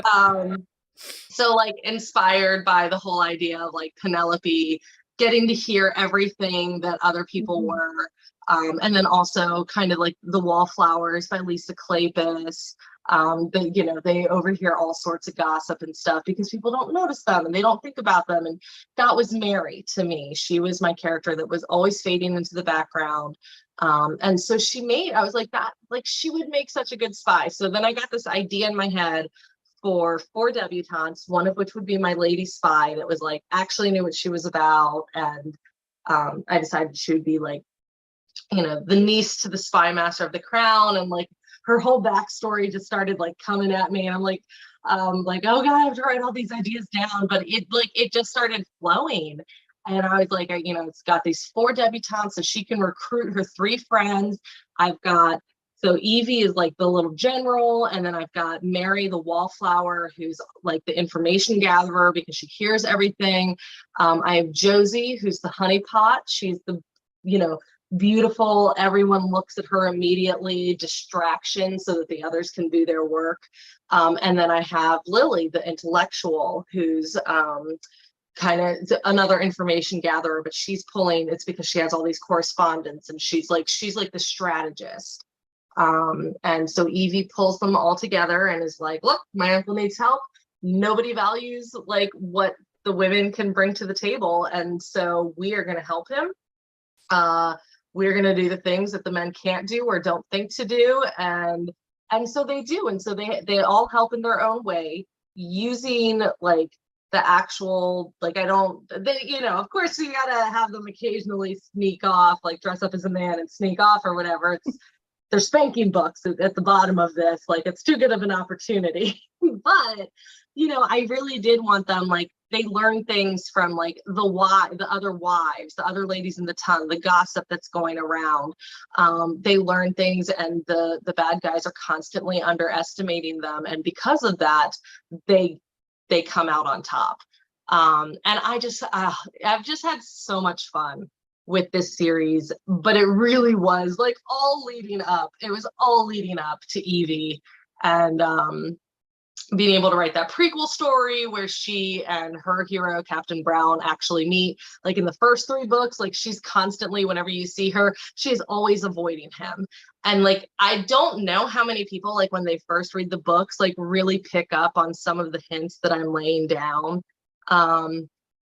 But I'm hoping that when they get, you know, as they find out like more, that when they go back through and they read, you know, like A Season for Treason, and she's like, he can't see me, and she rushes away, and then like that you know, it like clicks, and they're like, oh, she's not talking about her cousin, she's talking about Anthony. And you know, just like the little things that I can like, the little Easter eggs and the little trail of crumbs that like led up to them finally coming back face to face, and then getting to write that prequel story of how they first met and he had no idea who she was. So that if you do read that before you read the other books, then that moment of when they finally do come face to face again, and he's like, you really understand why he's so upset. Oh my God, that's fantastic. Okay, so this, holy goodness, my brain just went. A Season for Spies releases on September the 20th. It is a historical spy spanking romance, frenemies to lovers, second chance romance. So do you have a build up for what you're reading, or are you just going to jump in? So I figured it might be kind of fun. I like to live dangerously. I figured I would just kind of like flip through the book, stop on a random spot. Excellent. And see what happens. This is going to be great. Okay. Oh my. Right on chapter 9, which is entitled A Fitting Punishment. This is going to be good stuff. Yeah. Hopefully YouTube doesn't. We're fine. Okay. Bloody hell, bloody Captain Brown, bloody betraying body. She should resist him, should fight him. But the bloody man tipped her over his lap, and her body lit up like the fireworks at Valhalla. She should not like this as much as she did. On the other hand, as long as she did like it, why deny herself the pleasure? You are treading into dangerous waters. The warning bells trilling in her head were not nearly as strong as the demands of her body. From the moment he picked her up over his shoulder and carried her off, Evie had been struggling with her desire.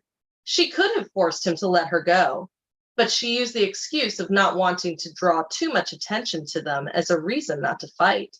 Now she was over his lap. What was her excuse? A rough hand ran over the sensitive skin of her bottom, and Evie had to bite back a moan. My excuse is that I want him to do this. Any other man, she would have been fighting like a hellcat, but with Captain Brown, all of the things that should infuriate her made her want to purr for him. I said you would be allowed to help with the investigation. Captain Brown lifted his hand and brought it down hard on her upturned arse, making Evie gasp at the hot sting of flesh meeting flesh. The pain was brief, stoking the arousal already churning in her core.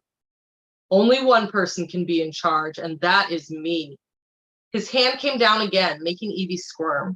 Was it her imagination, or was he spanking her harder than he had before? Evie closed her eyes, trying to ignore his voice and focus on the sensations.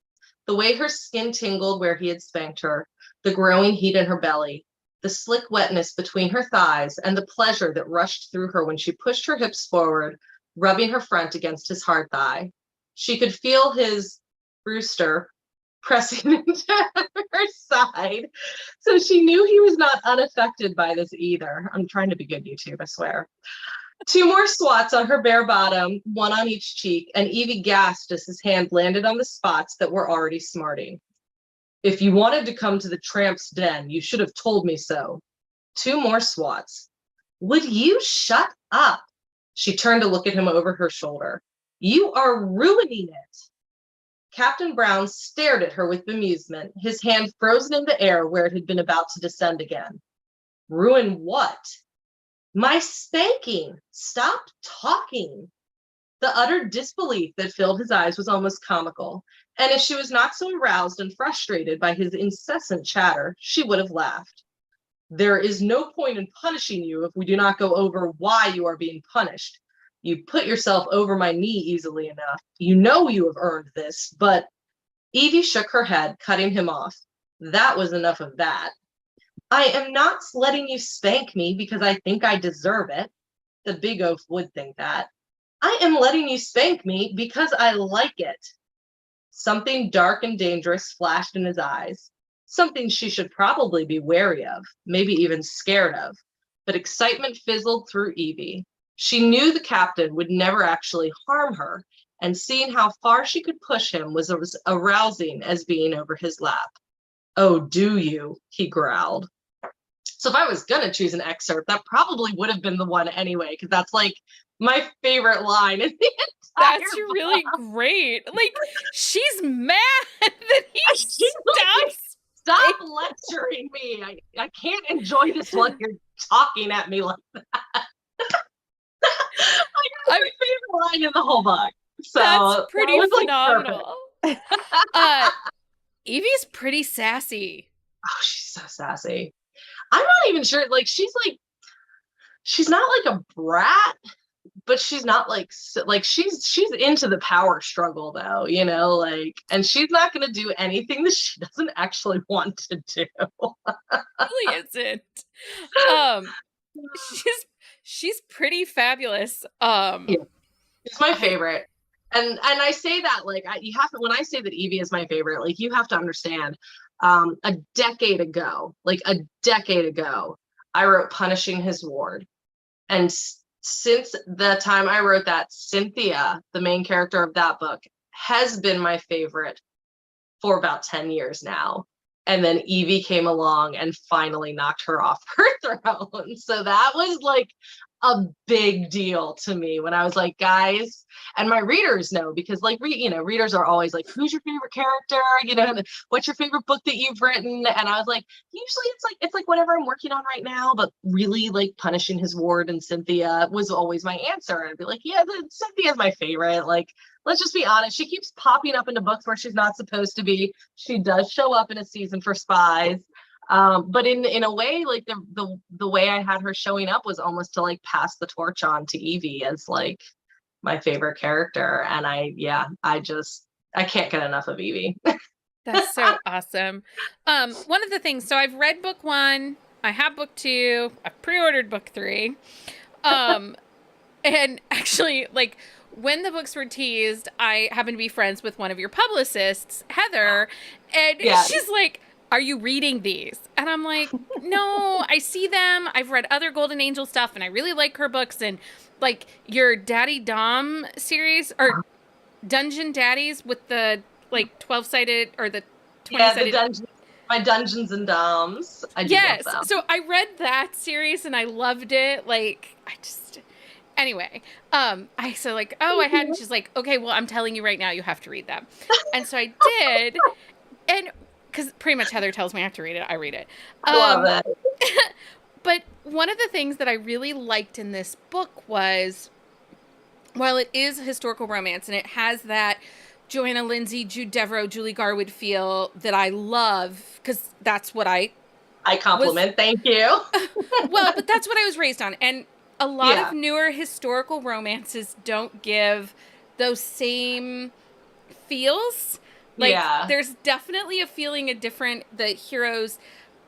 I like an over-the-top, possessive, growly alpha hero that I got in those older historicals. It's a historical romance. Like, I can write about things in historical romance that, like, if a modern man did it, I'd be like, oh no.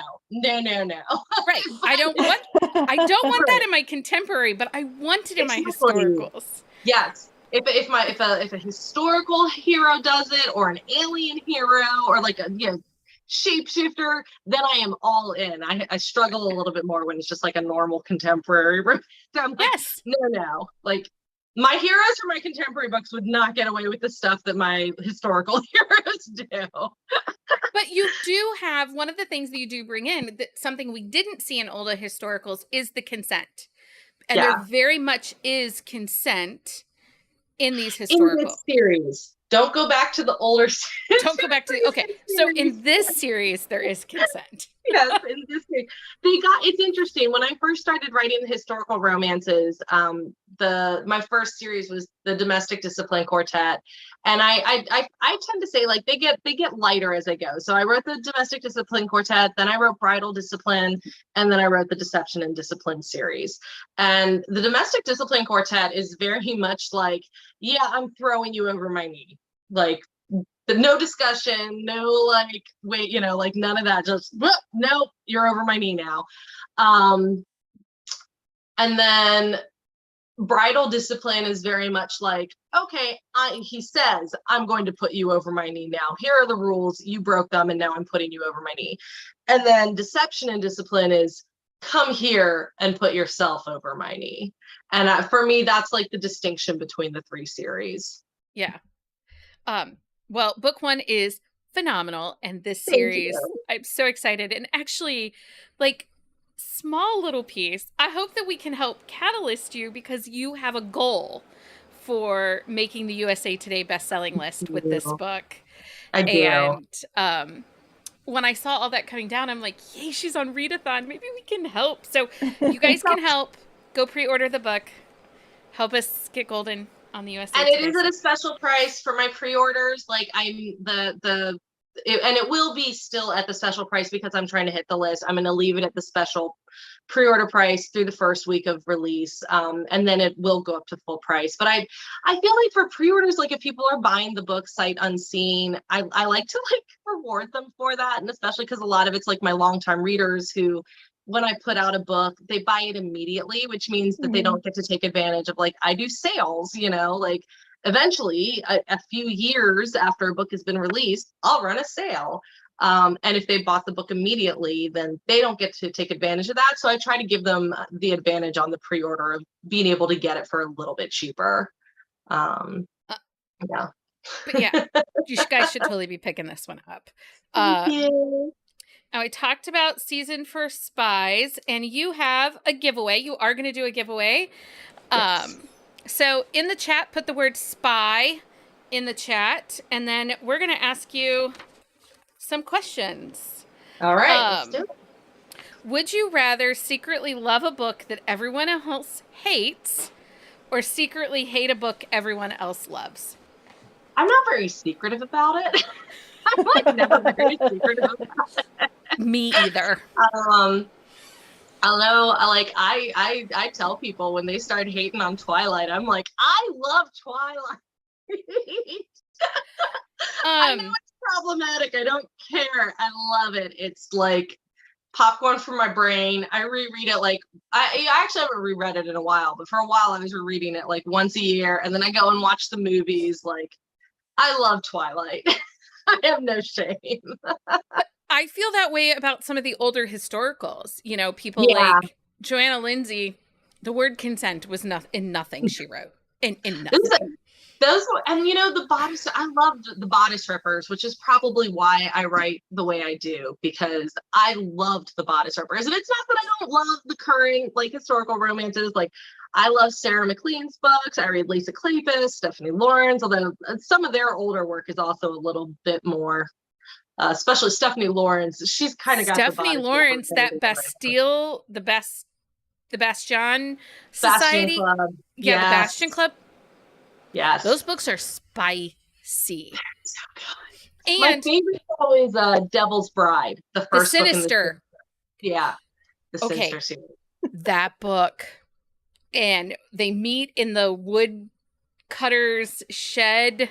Yes. And then he's just like running around shirtless on a horse, like holding her in front of him. And I'm just like, this is everything. This is what you want. I read that book and I'm like, after I was done, I was like, what did I read? Yeah. That was. That was And spicy. she was actually, for me, for this series in particular, she was very inspirational because she usually has like a mystery and some kind of like underlying like mystery suspense-ish plot, and that was very much what I wanted to do. Like for me, in my head, for people who know Stephanie Loren's, like as this is what my goal was Stephanie Loren's meets BDSM, like Sinsters and Kink. Well, I would say well done on book 1 because yeah. Thank you. Yeah. Now I need that book. Like, yeah. Yeah. Okay, Golden, pick a number between 1 and 7. Lucky number 7. No. Nikki won. Nikki's so excited. She's one of our community members, and she actually can't stay up late for things. And so she was like, it's during the day, because she's expecting her first baby, so it's wearing on her body a little bit. So she is going to be so excited to get that. Nikki, if you fill out the Google form, we will get that out. I will get that information to Golden, and then she'll get that out to you. Thank you for saying yes to joining us for all our chaos. Of course. Of course. I love your guys' TikTok, and I love how supportive you guys are towards the book community as a whole. Like, thank you for everything you do. We just love I'm romance honored and to be a part of this. Well, you said yes to summer reading, and now you said yes to this. So, like, I'm so excited. So, thank you. Oh, thank you. Okay, we're going to put you back in the waiting room and then bring on the next author. Bye, Golden. Thank you. Bye, everyone. Okay, next up is going to be author Kim Loraine. My mom's a little behind the time. She just put the word shy in the chat. That was hours ago, Lynn. We're moving on. So next up will be author Kim Loraine. She'll be joining us. Talk about people that don't say no to me. Kim Loraine is the author that does not say no to Becky. Hello. Hello. That's me. I email Kim or message her on Instagram, and I'm like, hey, want to do this? She's like, yes. I'm like, hey, you want to do this? She's like, yes. Okay. Yep. So I try not to say no unless I have to. Unless I absolutely have to. you probably shouldn't tell me that. I know. It's Just trouble. know that if Trouble. I ever do say no, it's because I just absolutely can't fit it into my schedule. That's fair. That is fair. We are so excited to have you here. Hello. And we have spent some time with you this summer, and I didn't know what book you were going to read from because I have finally finished the first group of the Mate Games. Oh man. Sister. How are you? I don't know if I'll ever be the same. Like, you guys, it's a why choose romance with so many phenomenal characters. You've got the female heroine who it can't shift. And then there's a vampire, and there's a demigod, and there's a priest, and what else? What else we got? Yeah, Shifter. Her rejected mate. Her rejected mate. Who you made me love in the end. Yep, that Kingston, he'll get ya. Yeah. Book 4, panty melting, people. And do not connect your audio to Bluetooth if you listen to that book. No, that's a headphone only situation. That is direct hard line, a hard line. Right into the earballs. Yeah. Do not listen Not to a loud. Not AirPods. Yeah. You need the hard connected line. Yes. You do not want your children to accidentally overhear that book. No. Even if they're like adults like mine, you don't want that. No. It will be awkward conversations. Like, he did what with a candle? And yeah. Yeah. Super spicy. Yeah. So if you are looking for a fallish October fun read, you absolutely should read that for now. Just go read it now. Just everybody go read I that mean, now. thank you. You're welcome. Meg and I just sort of, we fell so hard for the whole world that we immediately dove into another series in the same world. And so we're halfway through writing that right now. The audiobook for book 1 is about to be recorded, and we have the first book up for pre-order, and we're just, like, it's very hard to let go of that world. And while it's not the same characters, there will definitely be like cameos from people, and it will be intermingled. Like, you could jump right into the next one without having read the first one and be just fine. But best read the first enjoyed. series. Yeah, best enjoyed as like a season of a show would be, that's how I feel about it.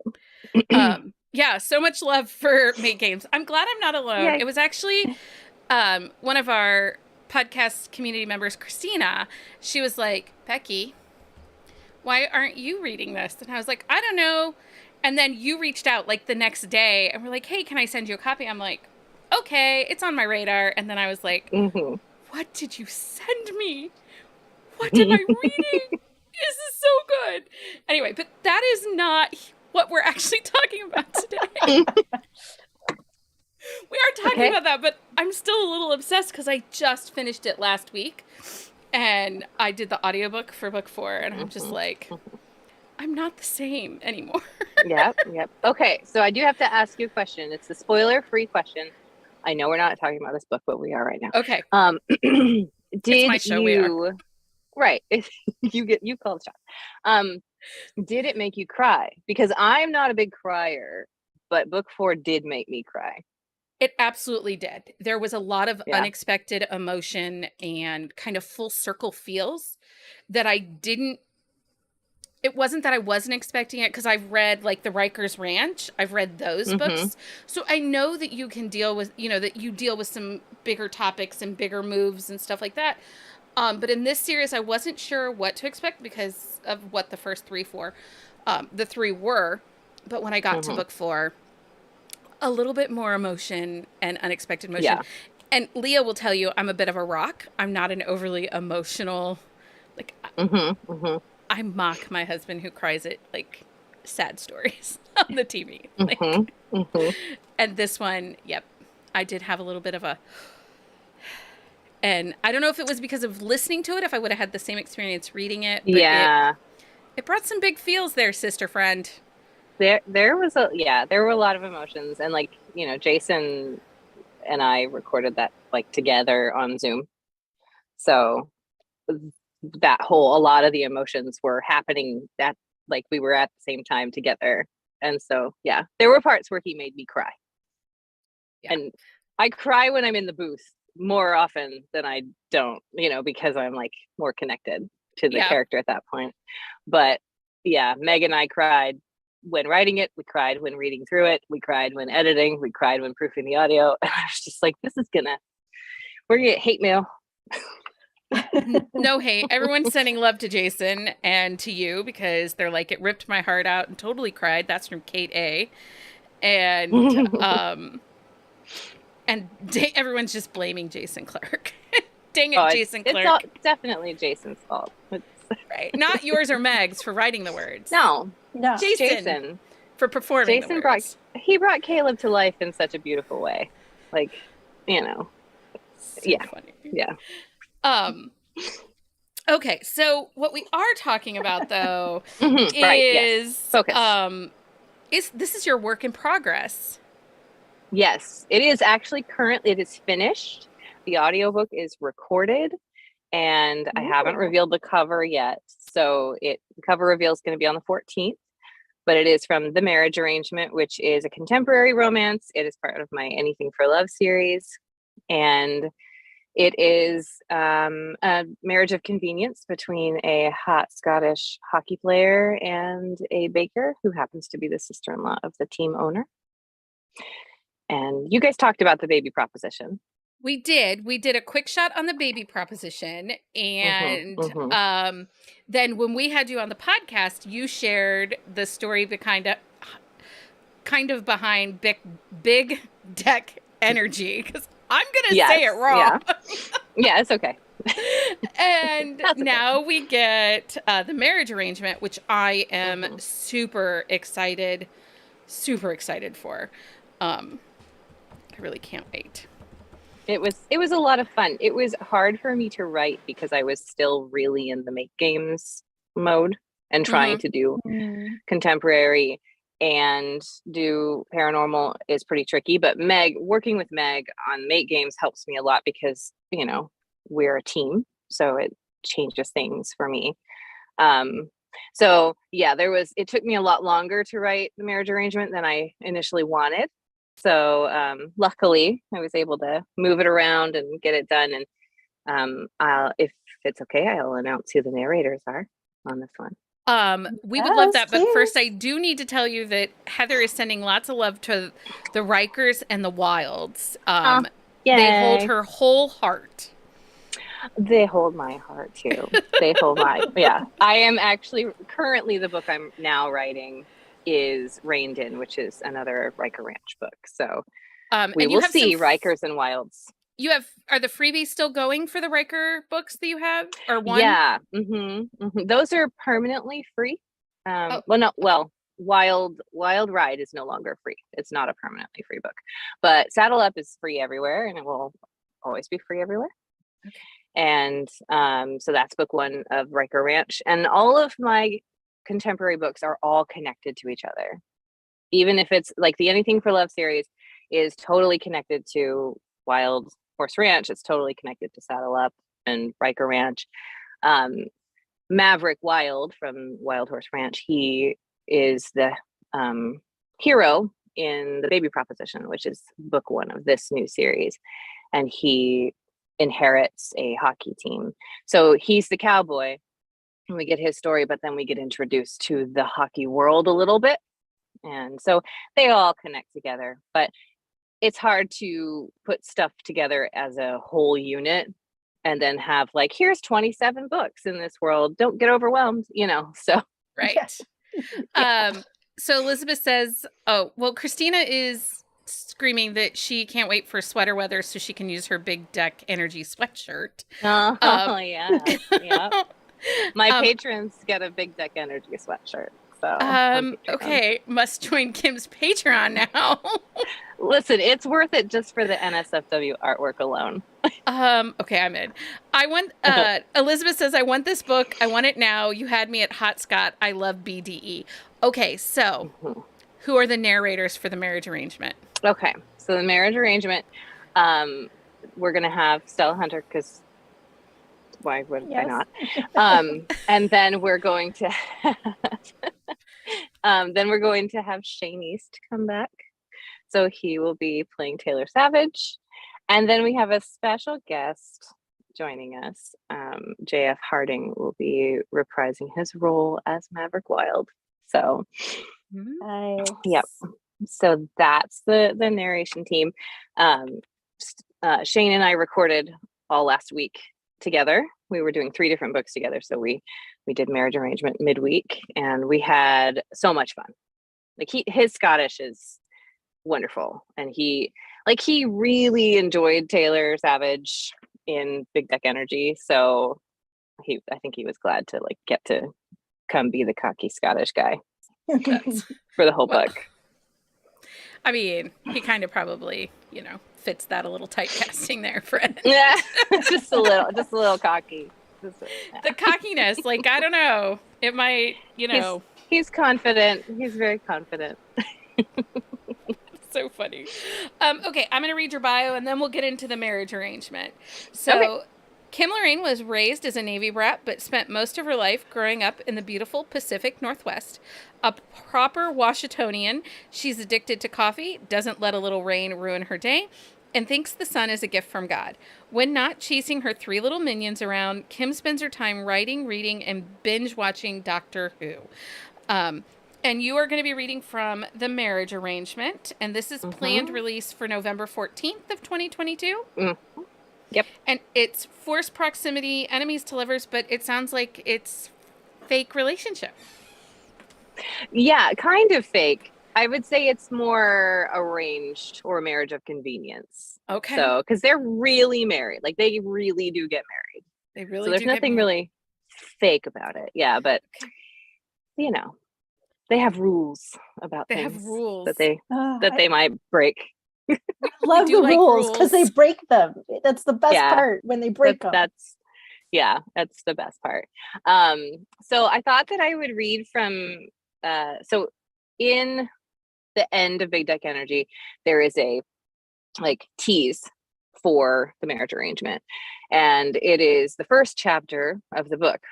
But I figured that's already out there, so people have heard it. So I'm gonna do the chapter that is her point of view of that same scene, so we get like a different perspective, if that works Okay. for you guys. Yep, that works Yeah. for us. Okay. Okay, I'm gonna do my best with the voices. My books are very dialogue heavy, so yeah. Okay. You'll do Don't make great. faces at me. It's different when people are watching me. And we're good with like language and stuff. That's yes, fine. you're fine. Mm-hmm. Okay. All right. And how long do you want me to read for?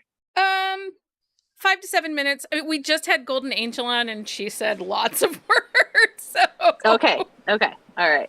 You're I safe. will just stop at I'll stop at a good stopping point. So, okay. Taylor Savage was standing outside my house, shifting from foot to foot, holding a manila envelope. Why the hell was he here? I hadn't been in contact with him for months. This didn't make sense. He looked good enough to eat, though. No, stop it. He's not good for you. I watched him from the path that led up to our front porch as he rang the doorbell and waited, his big body shivering. Jogging back to the kitchen, I grabbed a few handfuls of sugar cookie dough and ran back to where I'd been standing. Bloody fucking hell, he muttered as he adjusted his cap and zipped his jacket. When no one answered, because I was right there, he shouted, Becca, let me in, lass. I'm freezing my bollocks off out here. I tossed the first glob of dough at him, hitting him in the back of the head. He turned, shock evident on his handsome face. Did you just assault me with cookie dough, lass? Yeah, I did. What are you going to do about it, Taylor? That's a real waste. I thought you were meant to be a baker. Bakers bake, don't they? Oh, that cocky smirk was going to be the death of me. Normally, yes, we do. This morning is an exception. What are you doing here? I needed to see you. Why? We've said everything we need to say. No, we haven't. You could have texted me. Aye, but then you'd have been able to ignore me. I assessed him, my eyes trailing his form until I stopped on the envelope in his hands. No, I could not deal with legal issues right now. Panic clawed at me. Oh, God. Are you suing me for some bullshit reason? Taylor, I can't afford to be sued. I'm barely keeping things going as it is. No, I'm not suing you. Why would I be suing you? Thank God. My relief was so palpable that I nearly wept. And why are you here?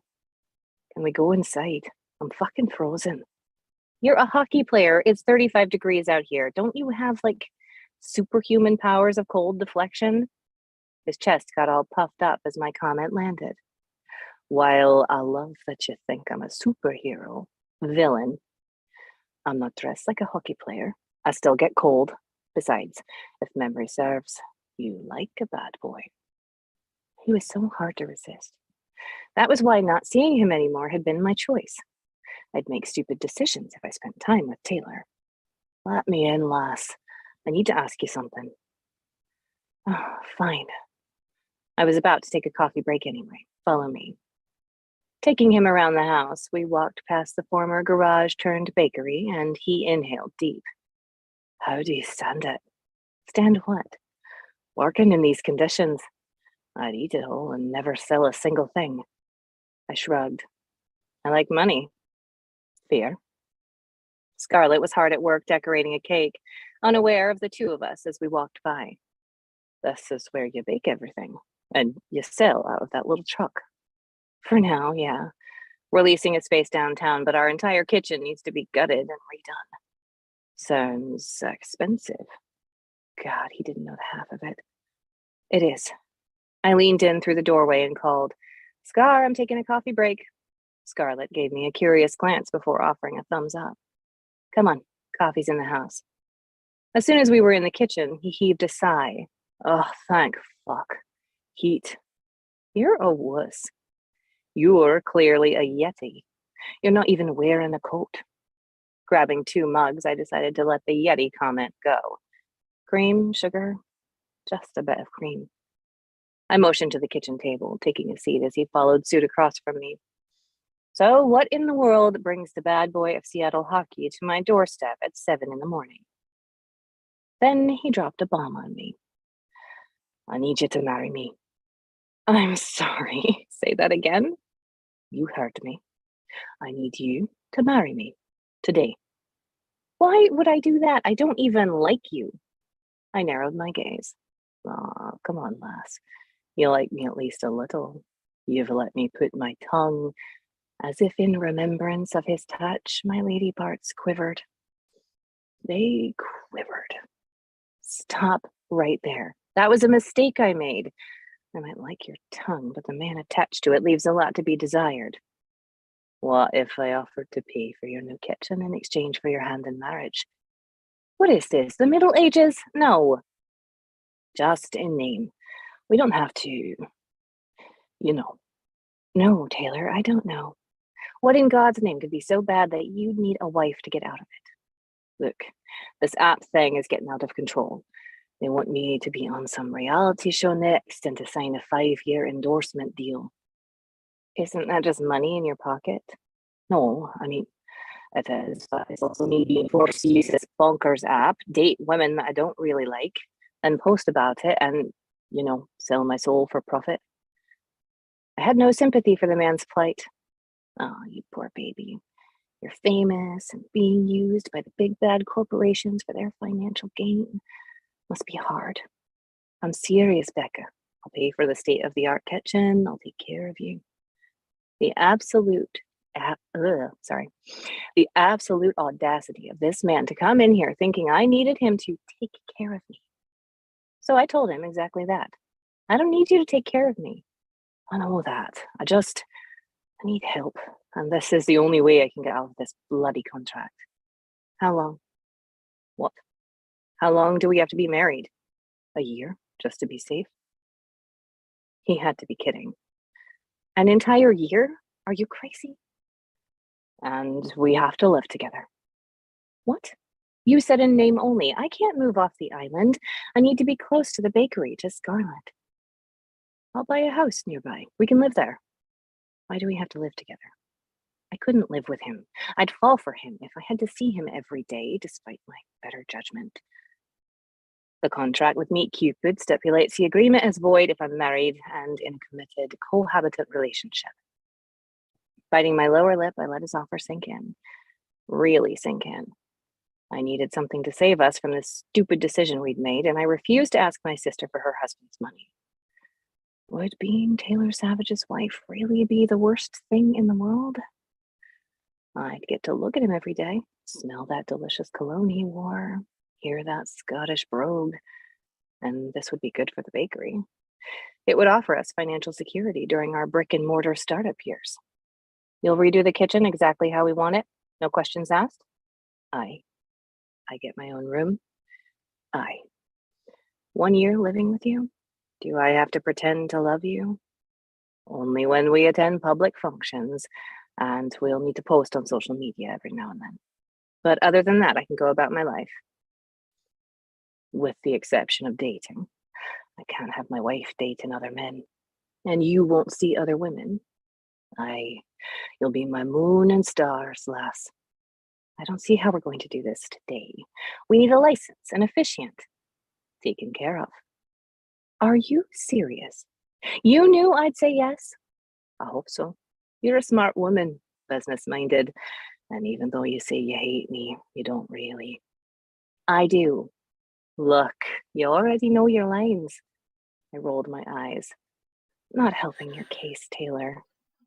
Fine, hate me, but I need you to marry me tonight before the auction. Love me or hate me. I suppose you've already booked an appointment at City Hall, too. He smirked, and I wasn't sure if I wanted to kiss him or slap him. And I've got a suit in my car. Taking a deep breath, I stared hard at the man I was about to marry. What time is the appointment? There you go.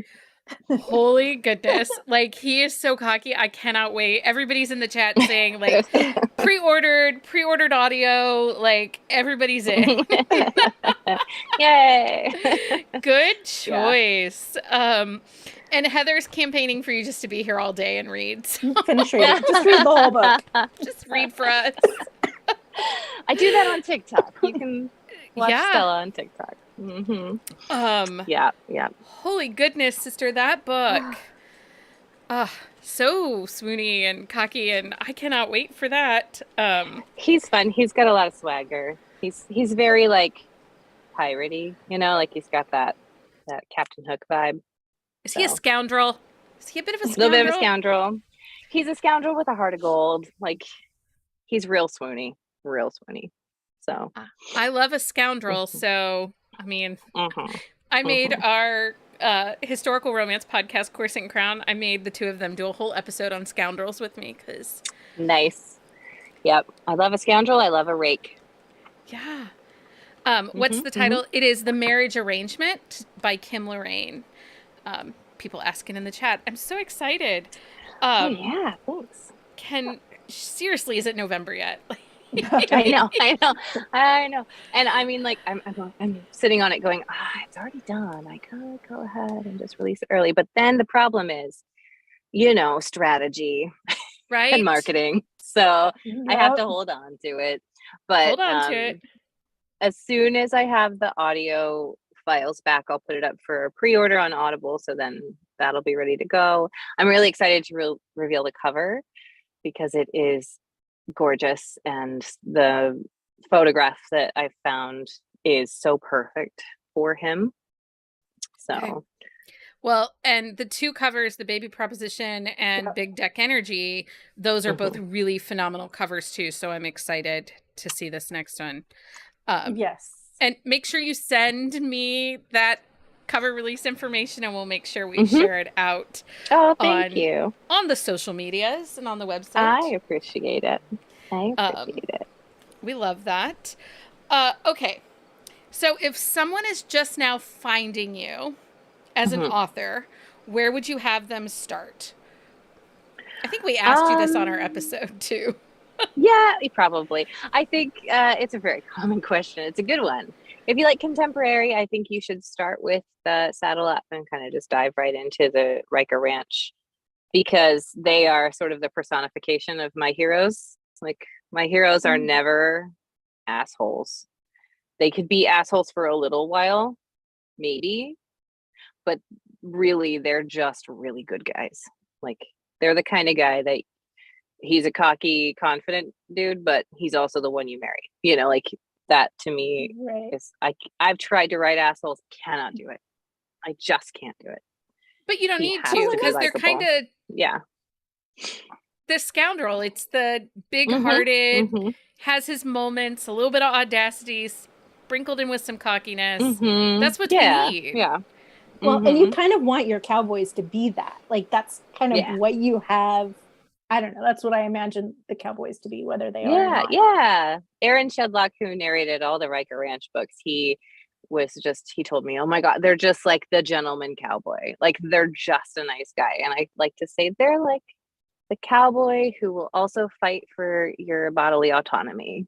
Like, they're the ones that, like, they'll take care of you and value you. And I don't know. I think like it's just something that I think is important for me, is to, like, while it's a fantasy, I think it's important that women, and that particularly women, but I think that men as well, need to know that you can absolutely say, you have to treat me well. Like, you don't have to accept somebody not treating you well, and that there are people out there who will. And so this is my little fantasy of, make your standards at least with a guy who treats you well. Well, it's important. And like, Heather is like, I want to move to Sunrise. Like, she's moving in. Yeah, So Yep. you are not the she's only one. I've had many people be like, "Where is Sunrise, Montana?" It doesn't exist. it doesn't exist. It's in my brain. It's in my brain. I purposely made my own little town, sort of in between Billings and Bozeman. Like that was, I was just sort of like, I don't know. It's. I think fictional towns for me work better. This book, actually, the marriage arrangement does take place in the real places of Seattle and Bainbridge Island, but I live near Bainbridge Island. I've been there so many times, so that I was like, it's you never read books about Bainbridge Island, so I wanted Yeah. So it to put it works a there. little bit. Mhm. Yeah, it Well, does. and I think you get that like gentleman cowboy in the baby proposition, their whole conversation about endearments, like darling, Mhm. baby, like that whole exchange on what those really mean, what those translate to. Yeah. And Maverick. I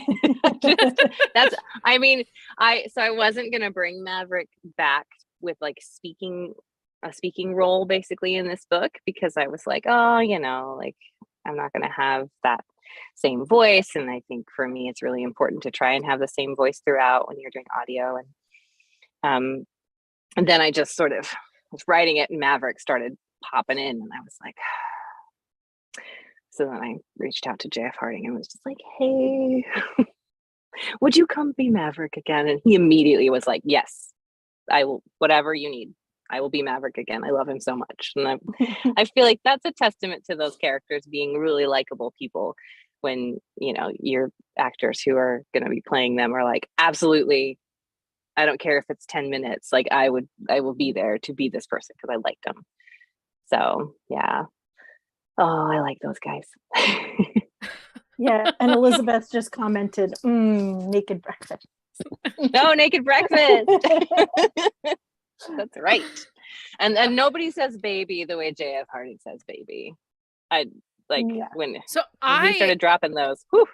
I eyeball read that. Now I think I need to go get the audio on that one. Becky. Yes, Becky makes all the need difference. to read that. Yeah. Everyone, I'm taking Kingston my book as a gentleman cowboy, basically. I'm gonna need that. Yeah. Damn. Okay. And he does just like a little Southern drawl. He's just got the little Texas accent. So Kate's like, the audio is a must. Okay, Kate. Thanks. I will be adding the audio. So Kim, thank you so much for joining us today and saying yes to my messages. Of course. I'm sorry you. I didn't fill out all the things I was supposed to fill out because I know I didn't. Fine. Okay. I got it. I had it. In the chat, I think we put your website. This book is out on November the 14th. So make sure you pre-order that wherever you get books. The name again is The Marriage Arrangement. And then over on our website at bookcaseandcoffee.com/authorlinks, you can find all the places to connect with Kim on social media. Kim, thank you so much for joining us today. We appreciate you, and we all are so excited for The Marriage Arrangement. Thank you. This was so much fun. Thanks. I'm going to put you back in the waiting room. Perfect. Okay. Bye-bye. Bye. Thanks. Okay. I would like to know in the chat how many people just bought an audiobook. No, I would like to know how many books have been purchased today. Yeah. How many books have you one-clicked today? Pre-order or purchased? We're curious. People want to know. How many book don't call us out like that. How many book budgets have been blown today? Lynette says 5. I may have just joined the Patreon too. Heather, I'm surprised you weren't already a member of the Patreon. No, Heather is in the Patreon. Oh, she wants to know who else might have joined the Patreon too. Blowing up TBRs is what we do. Like, we sling book recs. My library holds. However. The marriage arrangement, the book itself is up for pre-order, but not the No, but the one she was just talking about was the baby proposition, where J.F. Harding. Yeah, J.F. Harding. So, okay, so our 6 o'clock hour author was unable to make it due to some illness, so we are bringing on Krista Sandor a little early. And Krista is the author of the Nanny Love Match series that I am slightly obsessed with, and also my favorite holiday romance.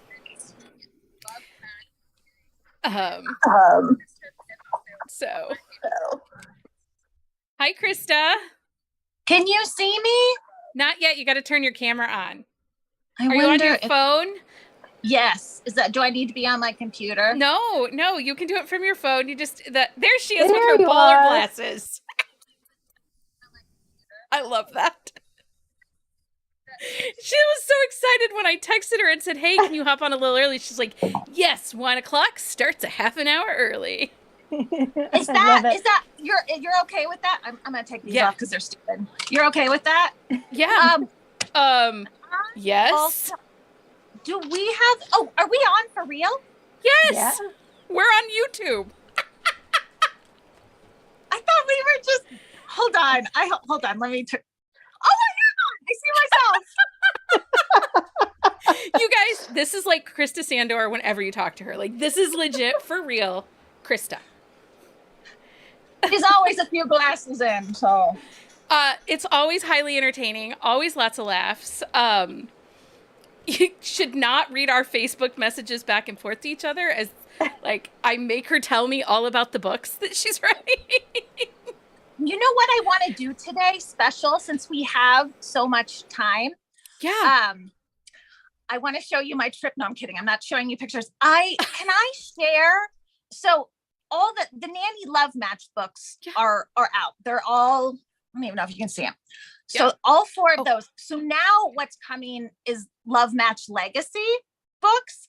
So these are books that either take characters from those books or we jump into the future and we see the kids from those. Are you grabbing do you want me to grab books too? Nope, she's got it. She's got it. Them all. How are you? I'm good. How are you? I am good. What I have now is the next cover for the first next gen Love Match book, the Love Match Legacy books. It's the Sebastian Guarantee. And can I show it to you guys? Yes, please. But look at all these handsome men. Like, guys, read these handsome men. I know, right? These are all Eric McKinney's 612 photography models. This man is on Instagram. I follow him for business purposes only. For business only. Gretchen, only. if you're still watching, you can follow him on Instagram. This guy. I mean, they're good looking men. Anyway. But he is okay, wait, just so we're all clear. While he didn't make it into the Book Boyfriend episode, out of this series, though, Mitch is mine. Yeah. Mitch is mine. Nobody else can have him.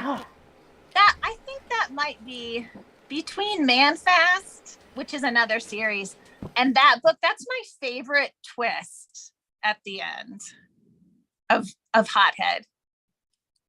I don't want to say too much. Yeah, don't spoil it. People need to go read it. Yeah, it's that because the ending of that book came like I was going to end it a different way, and it was going to be, the HEA and great. And then just with some of the words and things in the book, I was like, holy shit, it can be this. And I remember I couldn't run home because I've had 2 babies. So, and that's a problem for me, but I speed walked home to tell my husband. He didn't care.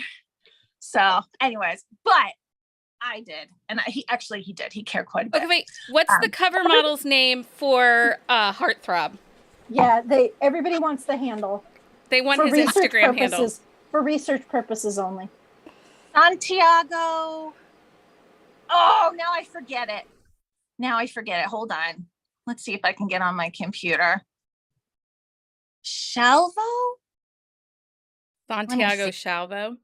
I'm not sure. This is how my brain works. I can tell you things and then not figure it out.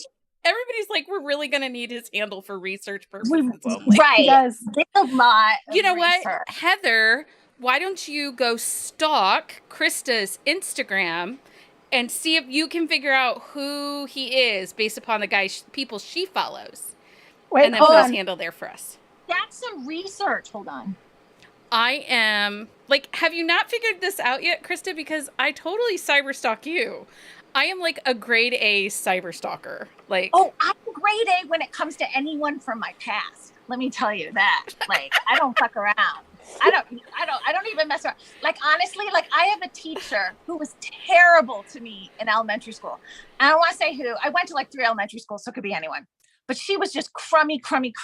Oh. And I was new and I was nerdy and I had big bottle glasses and she was just, and like, she's still alive. And I was like, oh, Dave, my husband, like, Dave, should I tell her that she's every horrible person in a book? He's like, please don't. No. But I'm ready. Carolina found his handle on TikTok or on Instagram. Yep, and Heather did too. I love this group. Heather did too. We are your people there, lady. You are my people. You are my people. I have to tell you, like, I remember messaging you because this Nanny Love Match series, and we're going to get to the Sebastian Guarantee to the cover, but I remember reading this, and there's such a whimsy to it, and one of my favorite movies is Disney's Enchanted. Oh, with Patrick, whatever his name is, and this series has those enchanted vibes. And honestly, like, I really do feel like the 4 of these guys would sing How Will I Know If She Loves Me? Like, the 4 of them as a quartet. I feel like we need that. I feel like we need that too. I wonder if everybody's on Instagram. We can maybe Guys, are any of you more than just beautiful? Can you sing? I'll email Eric and I'll see if the photographer. Liz is like, Santiago has 22 new stalkers. Oh, I'm sure he does. How did I get another bump? Everybody wants, the kid's wedding. You know what? I tell you what. Oh. Mr. Man Landon would totally sing that at the kid's wedding. How will she know? Or how will he know? He would. He would sing that. He would sing that. That would be fun to do. I haven't really done a whole lot of like actual weddings. Scenes. There's a wedding in the Heartthrob. Oh, okay. But I mean, not like a traditional. Okay, I guess you're right. There is a wedding in the Heartthrob, but it's not like totally traditional. I should remember that's the. When I read this book, those first couple chapters, like, seriously, they think she thinks she's trying out for a YouTube reality show kind of thing, but really it's an adult performer. Adult performer, and then she crashes a wedding of ballerinas and gladiators, and I know. You guys, I've never laughed so hard, like snickering. Oh my gosh. I was reading, like, I was kind of just binging this book, and I was on vacation, so my husband and I were at my parents' house, but we were in bed, and I'm reading, and my husband's asleep, and I couldn't even tell you which scene it was because this happened so many times, but I was laughing so hard, but I was trying to keep it in because my husband was asleep. And that's harder. That's almost harder. It's so much harder. Exactly. So I'm in bed and I'm like bouncing up and down, like, and then so I'm telling him about this, and he's a super late sleeper, so I'm surprised he didn't wake up. Right. So then I'm telling him about this, and I'm like, babe, like this book, and here is this, and then this, and then this, and I'm trying not to wake you up, but I'm like crying, laughing, And then, so we were on the plane back and I'm reading, like finished reading it and I'm starting to do it again. So now I'm on the plane and I'm like laughing. And he was like, "Are you okay?" And I'm like, "It's the book."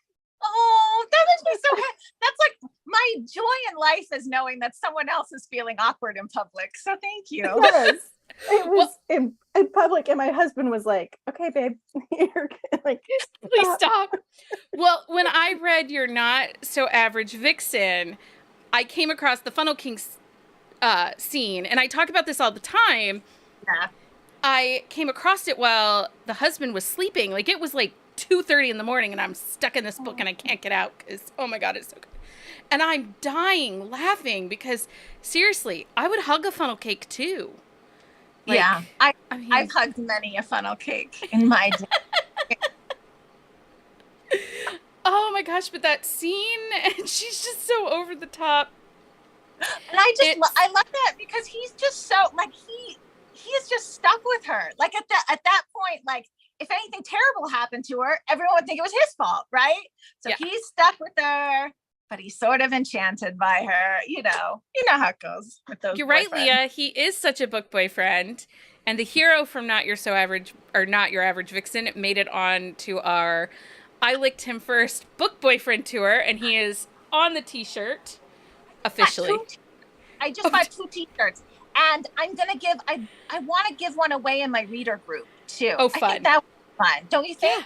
Yeah. Yes. Let me know when you want to do that, and I will come up with a plan to do that. Oh, okay. I better. I'm gonna say a lot of things. I'm gonna write them down so I don't forget. Smart. If you all stick around for this hour of chaos with Krista, because that's what you get when you hang out with me and Krista. And now Carolina has been brought into the madness of the two of us. Sorry, Thank you. No, I'm happy to be here. She is giving away a signed copy of this Beastie Boy. So not only can you stalk his Instagram, but you will get a signed copy of him for your trophy bookshelves. But she's also going to have a $20 Amazon gift card to go with Mr. Man here. Right. So, I mean, who doesn't need some book money? Well, apparently we have Always. spent today blowing up people's TBRs and book Oh, budgets. good. So And they can, perfect.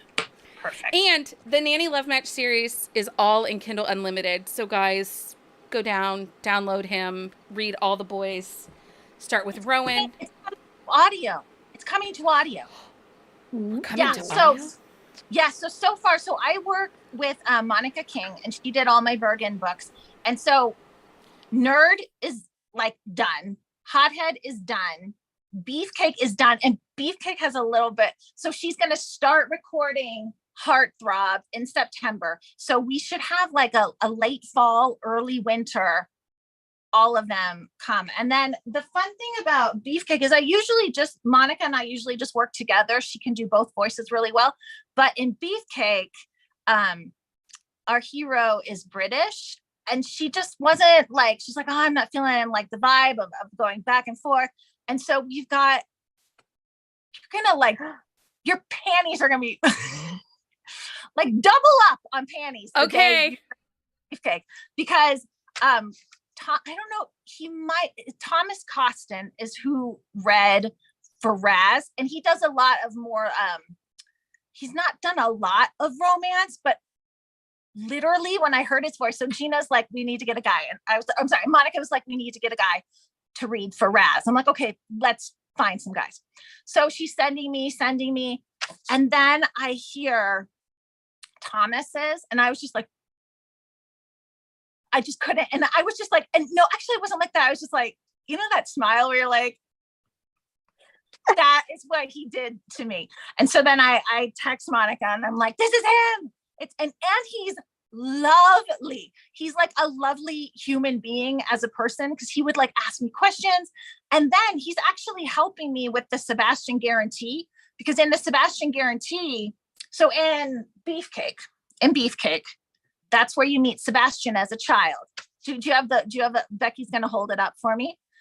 You meet Sebastian as a child. These are the nanny books, so someone needs a nanny. So you meet Sebastian as a child.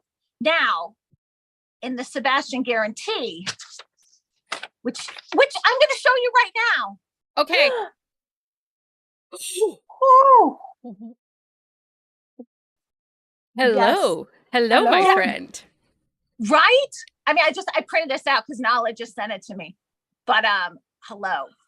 So he's all grown up, which first of all was very hard to like think of these kids as grown up.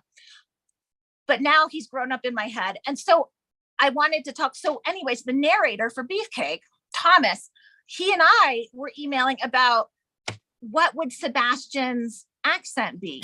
He's from like London, right? He's British, but he grew up here in Denver. What would happen? He was 8.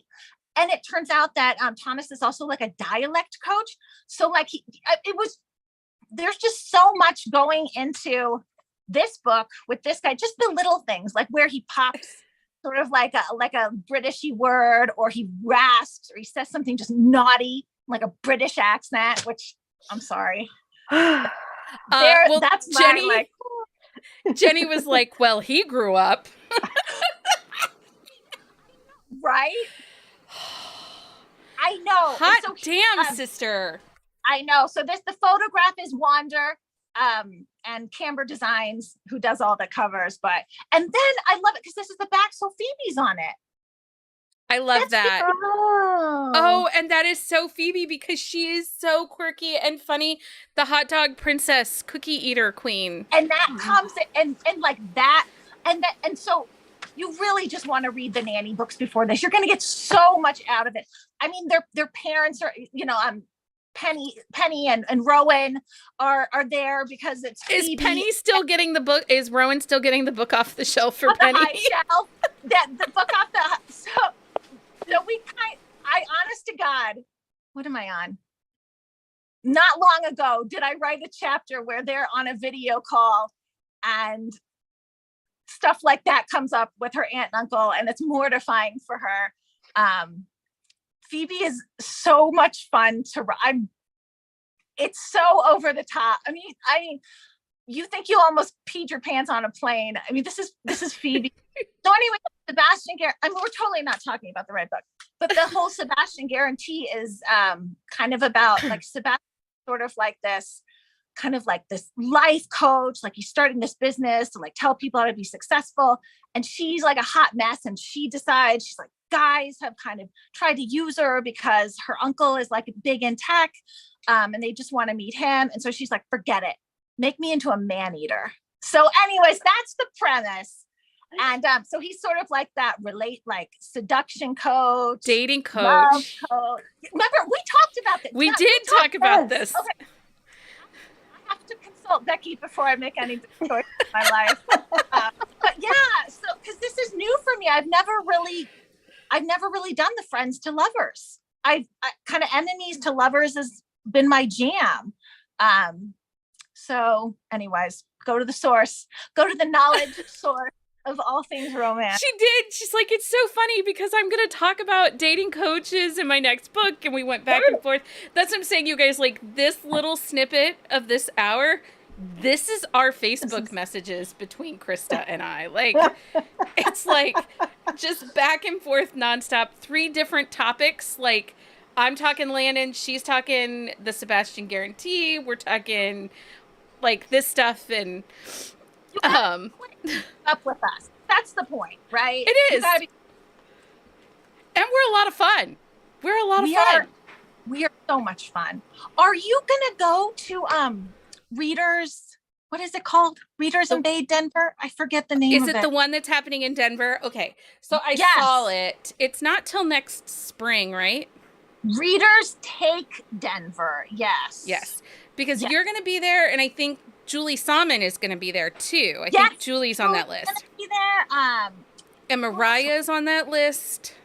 I mean, I'm going to be fangirl. Sylvia Day, Beverly Jenkins. I'm going to be like, I called my assistant, and I'm just like, I think we're going to lose our mind at this. She's like, we're definitely going to lose our mind at this. But yeah, who else is like so many? Christina Hovland. Like I'm trying to think. I'm looking at my computer here. No, I did look at that list, and it is on my list. So we'll see. But I have 2 kids in college. Ooh, I know.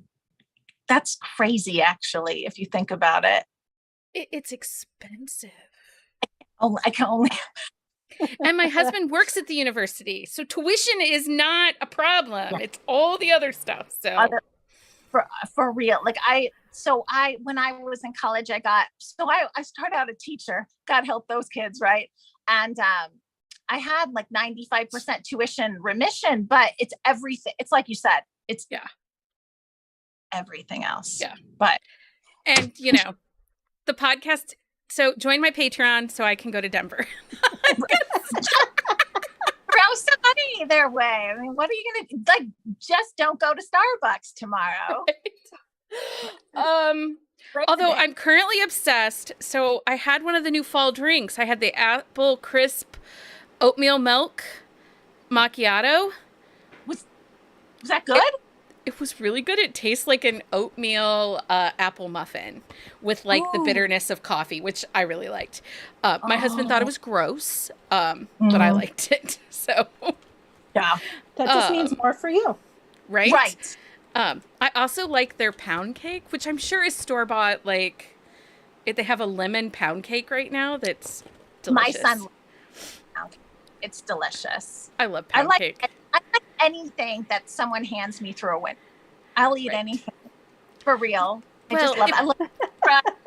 I love. Oh, and there's food. There's a food truck, and there has to be. It starts at a food truck, and there's hot dogs, and there's just. I think the best scene though in the Nanny Love Match series, and it's tough. It's a flip because the balcony scene in Nanny and the Heartthrob is like hot. Yes. Pretty hot. Like super hot. Yeah. But the margarita scene in Nanny and the Hothead. Oh wait. When they're speed dating. Yes.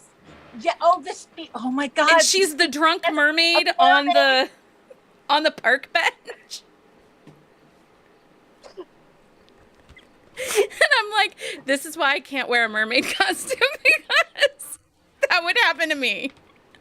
I remember playing that book, and I kind of have to think like for some reason, it's so interesting because I've had a couple books that I've written where the gals don't start out in that bad of a situation, like the Farm to Mabel books. Like there's a lot of people that are not crazy about Mabel because Mabel leaves. They're not crazy about her. So what people seem to like in my books, which I'm like, is these poor gals are just in the worst situation to start out with. It's like, not only does your job suck, but you have to dress up as a mermaid at a kid's party, get pushed in. I mean, like it's just 1, 2. And then all you want to do is like meet the one person, like you're all stars in your eyes, love. And I just, everything, you get like the Leisure Suit Larry coming on to you. But I do love like in Hothead where like Mitch is like watching that. I love those scenes where like they're there if anything terrible goes wrong. And terrible will go wrong. Right. They like leap it. That's my like buttery love. I love those kind of scenes. So I like that they're all a little bit of a hot mess. And in the book we're going to talk about here in a minute, Nanny and the Heartthrob. She's such a hot. We're saving Grandma's house. That's what I said to Dave. He's like, "What's wrong?" I'm like, "She's saving Grandma's house," and he's like, "Oh, okay." But one of the things that I love in this book is it's kind of a twist on the nanny because the nanny love matchmaker will not match them. Like, she cannot be his nanny because they're married. It's a love match mind. Right? Because she's involved, but it's kind of like when you have like that kid who like doesn't like something, you're like, don't eat the broccoli. You will just don't even eat it. And I have a son who's like, well, maybe I want to eat it. I'm like, don't eat the broccoli. I'm gonna eat the broccoli now. She said, don't eat the broccoli. So these characters were don't eat the broccoli characters, right? Like they almost had to be like, nope, can't help you. you know, and so then they kind of have to like, well, I guess we figure it out. So yeah, I know. And for the fourth book, you know, I got away with like the matchmaker putting them together, but I mean, by the fourth book, everybody would know what was up, right? Like they're friends, well, the guys are friends, but not friends, which I love. But they are typical guy friends, because, you know, that's what guys don't have a gang of friends. They just happen to know each other. Yes, my husband is very much like that. I'm like, oh, did you see your friend? He's like, we're not really like friends. I'm like, you're friends. Right. You are. Okay, so in the chat, they're talking about needing recipes. And Liz is like, we need to make a recipe of all of our fan favorite cookbooks. And Liz, the recipe you need to make is the grilled cheese sandwich from Hothead. Yes. Sourdough, apple butter. Shoot, I need to go back into cheddar. Cheddar. Is there Dijon in that? I have to go back in the book. I think there is Dijon in that. Okay. I don't know. I need that sandwich. Yeah. But you know, people have made the sandwich and have loved the sandwich. I need the sandwich. I need the sandwich too. I'm trying to think. Like, I honestly, you want to know something funny? I made that sandwich up in my head. And then people started making it and telling me it was delicious. So, because I didn't want to take someone's sandwich. So when I was trying to figure out like the signature Louise and then the other sandwiches, I was looking at just different recipes on different food trucks for grilled cheese food trucks. There's a lot of grilled cheese food trucks, but at the same time, I'm like, well, shoot, I don't want to take someone's recipe. So then I was like, okay. And so I just picked all things that I liked and I put it into that sandwich. Cause I remember telling my husband, I'm like, guess what? It's good. And he's like, really? Your husband sounds about as a good sport as ours are. Yes. Let me tell you, that man is such a good sport. I mean, but it's so funny because he's so very like, we are very opposite. Like we go to things like for his work and people are like, wow, that's your wife. He's really nice, very even keel. Mine, I like to use the word stoic. Mine is very stoic. Greatest guy in the world, but just very stoic. And I am like, not. Yeah. Not at all. No, I think my husband and I are the reverse.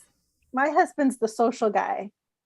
And I'm social within smaller groups or people that I know really well. But when we're in like bigger stuff, then it's like, okay, you be the social guy and I will just, you know, go along. Wow. Isn't it fascinating? That's what I love about couples and love. And just how, I mean, there's so many. I mean, people are like opposites attract, but they sort of do. They do. You know? It's the balance. He does. Really, he tames my crazy. I refer to him as the voice of reason. Yeah. Because if not, you guys, like, Leah makes fun of me. She'll be like, do not leave Becky unattended. You never know what we're going to get when I'm left unattended. Hello? And it's the truth. This whole event. Right? Like, random challenges will show up in the Discord because I was left on my own for 36 hours. So the voice of reason, he helps be like, hey, Becky, you can't do a 24-hour live stream, but I'll let you do 7.5. So Carolina's like, thank you. And I think we've bumped it to like 8.5 this year, but shh, don't tell him. Don't tell. Okay, so hey, Christy, you've been here a half an hour already. See how fun I am? Do you see how fun I am? This is why, like, if you're going to any signing, I'm going to be at Seattle. I'll be at Readers Take Down. What is Love in Seattle? Yeah. I'll be there. I'll be at and our previous guest, I think Kim Loraine will be at Love in Seattle. She was our previous guest. I wanted to meet her. I was listening. She's so good, isn't she? So she is the audio narrator, Stella Hunter. Yeah, believe me, I was listening because I'm like an audio whore. So I was like listening to her read, and I was just like, that's why I was a minute late because I was still just sort of. It's okay. So now that we've gotten to know Krista, I'm going to read her bio. Oh, so Krista Sandor, after she was diagnosed with multiple sclerosis in 2015, her world turned upside down. During the difficult first days, her dear friends sent her a romance novel. That kind gesture provided the escape she needed and ignited her love of the genre. Inspired by strong heroines and happily ever afters, Krista decided to write her own romance series. Today, she is an MS warrior, living life to the fullest. When she's not writing, you can find her running 5Ks with her husband and chasing after their growing boys in Denver, Colorado, along with 2 adorable rescue puppies that if you do not follow her on social media, you absolutely should, because those puppies are adorable. They're our life. Let me tell you, we didn't think, so we had Bijans. It's been about 10 years since we had dogs. But when I was in college, I got 2 Bijans, Bailey and Max, and they basically picked my husband. And then when we lost them, it was hard. I mean, these were they're your babies, right? And then it was about 7-8 years. But anyways, I started looking at rescue sites, like rescue places around us. And I found a rescue in Boulder, Colorado. And that's where I found Huckleberry. And yeah. And then Dave said, and then we got Huckleberry. And my husband said 1 dog. And I said 1 dog. And then 2 months later, we got Rosie because I found her. And he's, you know what? We're going to let him think, he's up above, that he can say no to me. So anyways, so now we have 2 dogs. We're holding at 2 because we just found out, because we were thinking we get Huckleberry, who's a little bit big. He's like Australian cattle and German Shepherd. And we're like, maybe a smaller dog. She is Great Dane and Great Pyrenees, some kind of shepherd. Anyways, she's 6 months old. She's already bigger than our full grown dog. So, oh my gosh, that's so fun. That is so fun. I love a big dog. So, I mean, I'm all in. I do too. They've got to start going in. But you know what's so funny? I wonder if I have it. Okay. So anyways, this is how you forget what you write. So anyways, I was explaining what the dog looked like, Huckleberry, how he's like black and white. And somebody's like, oh, like the dog in your Own the Eights books. And I was like, wait, there's a dog in the, yes, there is. There's a dog.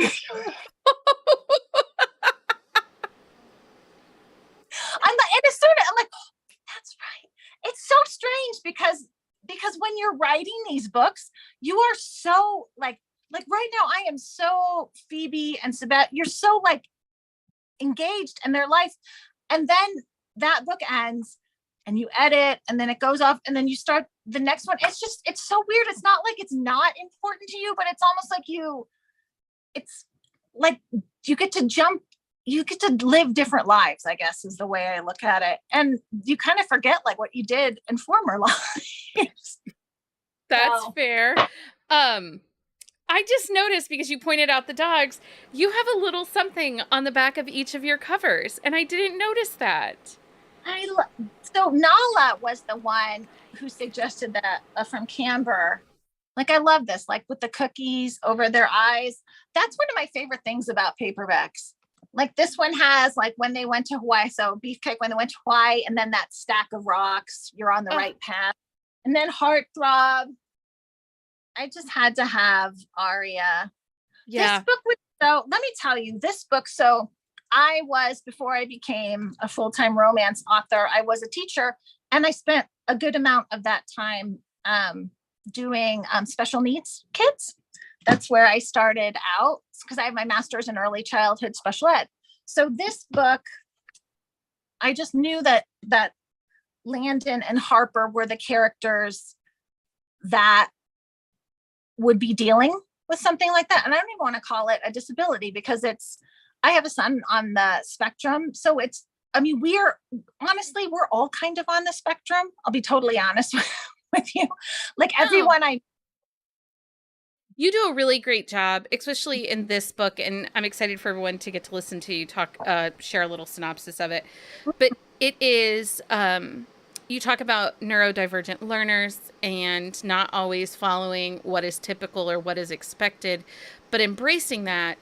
And I really love the way you treated that entire storyline, the way that you gave voice to those, not just those living in being neurodivergent, but those of us that care for people that are neurodivergent, that there's like, you know, you have to make some allowances and change some things up. And while Landon does have a moment where I about punched him in the head, well, he makes up for it.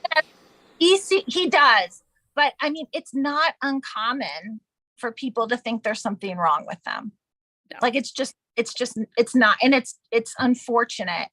I mean, it can be a crummy teacher, it can be a crummy experience, right? Like it doesn't take a whole lot to make a kid feel like they're less than. That's why it's so important. Teachers, God, be nice to your kid's teacher, you know, and if you're your kid's teacher, then, you know, more power to you. I mean, it's just, anyway. And if you're somebody like, I don't, you know, I didn't have those challenges learning, neither did my brother. But I know kids, you know, I had friends who did, and you hear more about it as an adult. And so just having those, like, become more aware of what that means and how it's treated now, because I think back to when I went to school in elementary school, like I know that wasn't the case. No, same here. Like, I mean, kids were like in a different room. You know, it was very, I don't know. It's come a long way. It's come a long way. And I think I loved the moment in the book where they were taking her to school, and she was telling the teacher, this is what I've been doing with her. And the teacher was accepting and welcoming of that. Like, perfect. We, you know, that's similar to what we do, and we can continue that, and we'll talk to you about it. I think that was a great moment as well. And I got a lot of emails. I actually have so I had a woman email me to say that her daughter was a lot like Aria, didn't have a whole lot of supports from the school, it sounded like.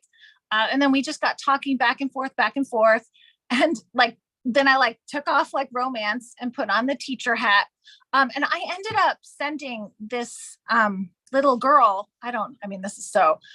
Junie B. Jones is a great series. Like if you have little kids, it's great from like 1st to 3rd grade. Junie is a little sassy. The books are great to read, but they're really good if you want to be highlighting their bigger text. We had the whole series, and it's so funny because I've been looking just to like give it to somebody. My son is older and has already read the books, but I emailed those books to a reader's daughter, like the whole series, so she could mark them up herself. So I mean, so like that's what I love about romance. Even like the MS stuff, it's amazing how many people reach out. They have MS too. They just it's just, I love this community. I feel like it's almost like everyone's heart is open, right? Like, I mean, for the most part. And if you reach out to them or you connect with them, it's just, I don't know. I love it here. Love you guys. Julie Salmon is in our chat right now. And she's like, she wants to know if she can hug you when she sees you in Vegas. Are you going to Vegas? No, Seattle. Are we Seattle. Or when she next sees you. Yes. I think she'll be in Denver. Anyway, so I think for sure Denver. For sure. I'm looking at it right now. Yes, for sure. Denver. Nanny and the Heartthrob. This is, guys, we have talked about this. Just read the stinking books. And honestly, like if you're in a park and you're not feeling safe, you just. But honestly, this book does not read. What did Leah and I were like, how many pages? And I'm like, I don't know. It's like 648. It does not read like that. It does not. Okay. And like 651, but it does not read. No. And it needed everything. Sometimes when you get like longer books like that, you're like, oh yeah, this could have been cut. This could have been reduced. Like I needed every moment that you gave me. Every single moment. I know. And well, that's what's so hard sometimes is like, And that, I don't know, maybe we shouldn't worry about, I mean, clearly I didn't worry about size. I like them big. So, you do, you like them big and beefy. Okay. Do you want to read to us from, yes. So this is where Landon, who is a former teenage heartthrob rock star, who has his own complicated backstory that made me kind of sad, just FYI. He serenades Harper. So many swoony feels. Okay. I have to. I need a minute. Okay, I'm gonna read it off the computer. So if I'm not looking at you, that's because I'm looking at. Okay, are you ready? I'm nervous. You're gonna do great. Okay, all right. Okay. In this cozy room, tucked in the corner of the basement, he strummed his guitar, singing his heart out as he serenaded her. Her first impulse was to say something snarky to get him to stop, not because she didn't like it, but because she wasn't sure if her heart could take it. The intensity of her gaze left him The intensity of his gaze left her speechless. His voice, that velvet voice that rasped in all the right places, sparked a deep, visceral longing. Elegant in its simplicity, anyone who heard this song would believe without a doubt that they were Landon Page's Bon Bon Baby. He connected with the fans as the lead singer of Heartthrob Warfare. Now he was about to bare his soul. Acoustic, raw, and unfiltered, the world was about to fall even harder for this heartthrob. He played the final chord, and it held in the air like fireflies hovering in the summer sky. She closed her eyes, locking in the sound. "What do you think?" he asked as he propped his guitar in the corner.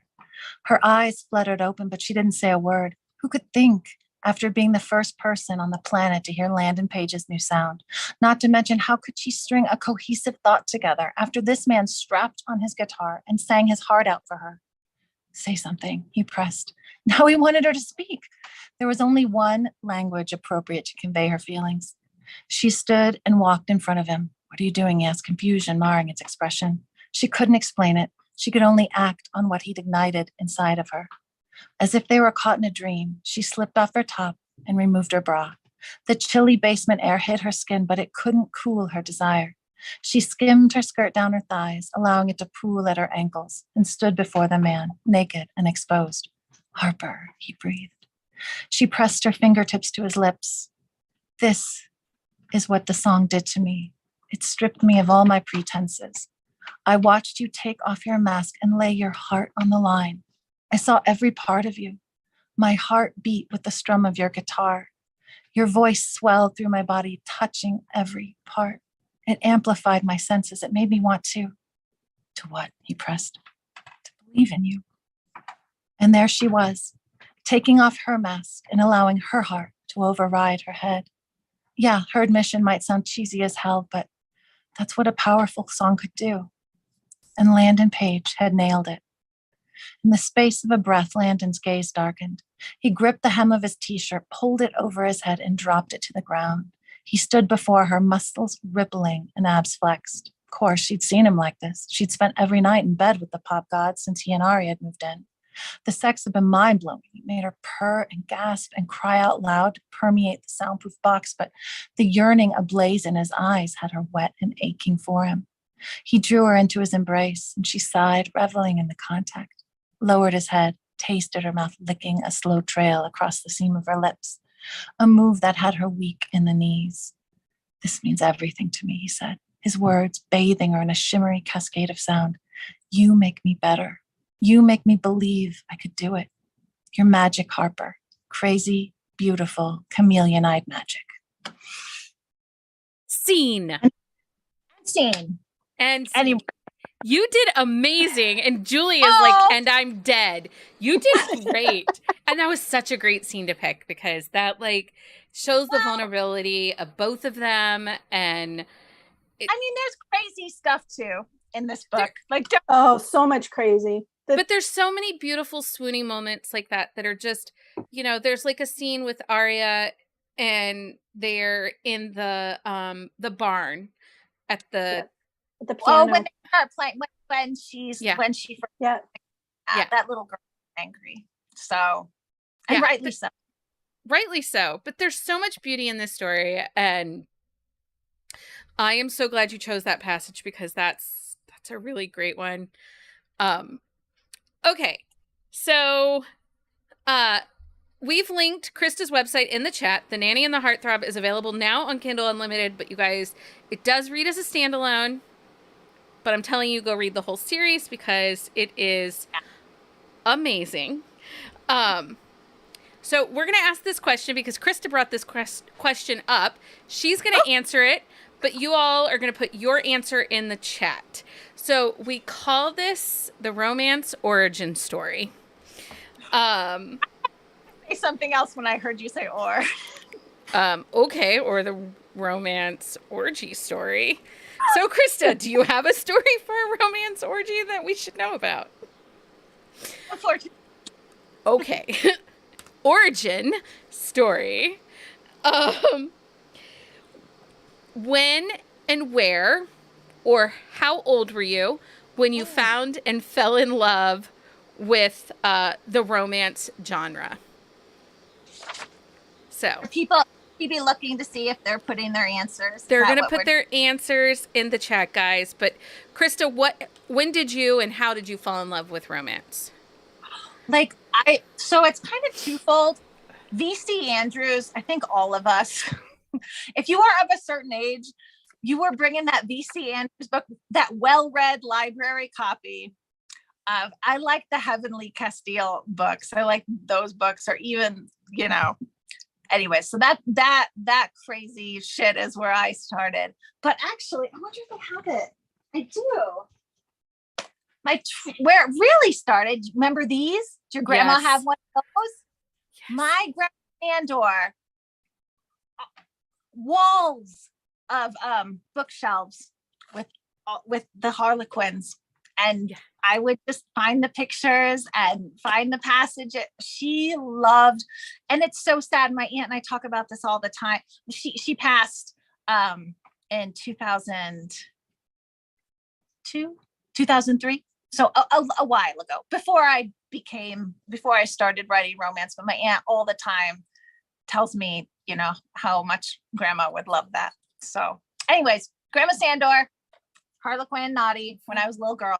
And then 12 years old, VC Andrews.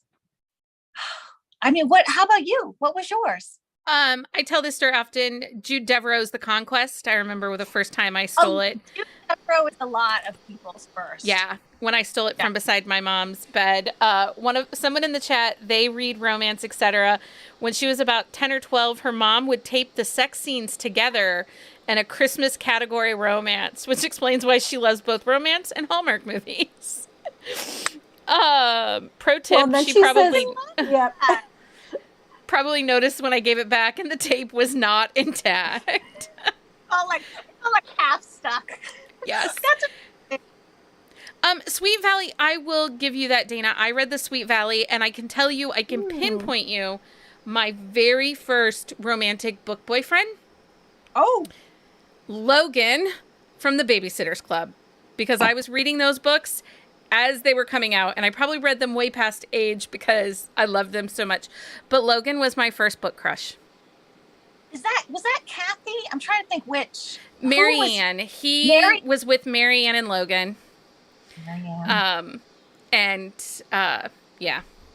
Anyway, still obsessed with the Babysitter's Club. I made my girl child read them. I love them so much. Yeah. I don't Logan like the is new totally the best. I like the old covers, but maybe that's just because that's what we had. She's redone them into graphic novels, so they're a little more modern, and she's updated them.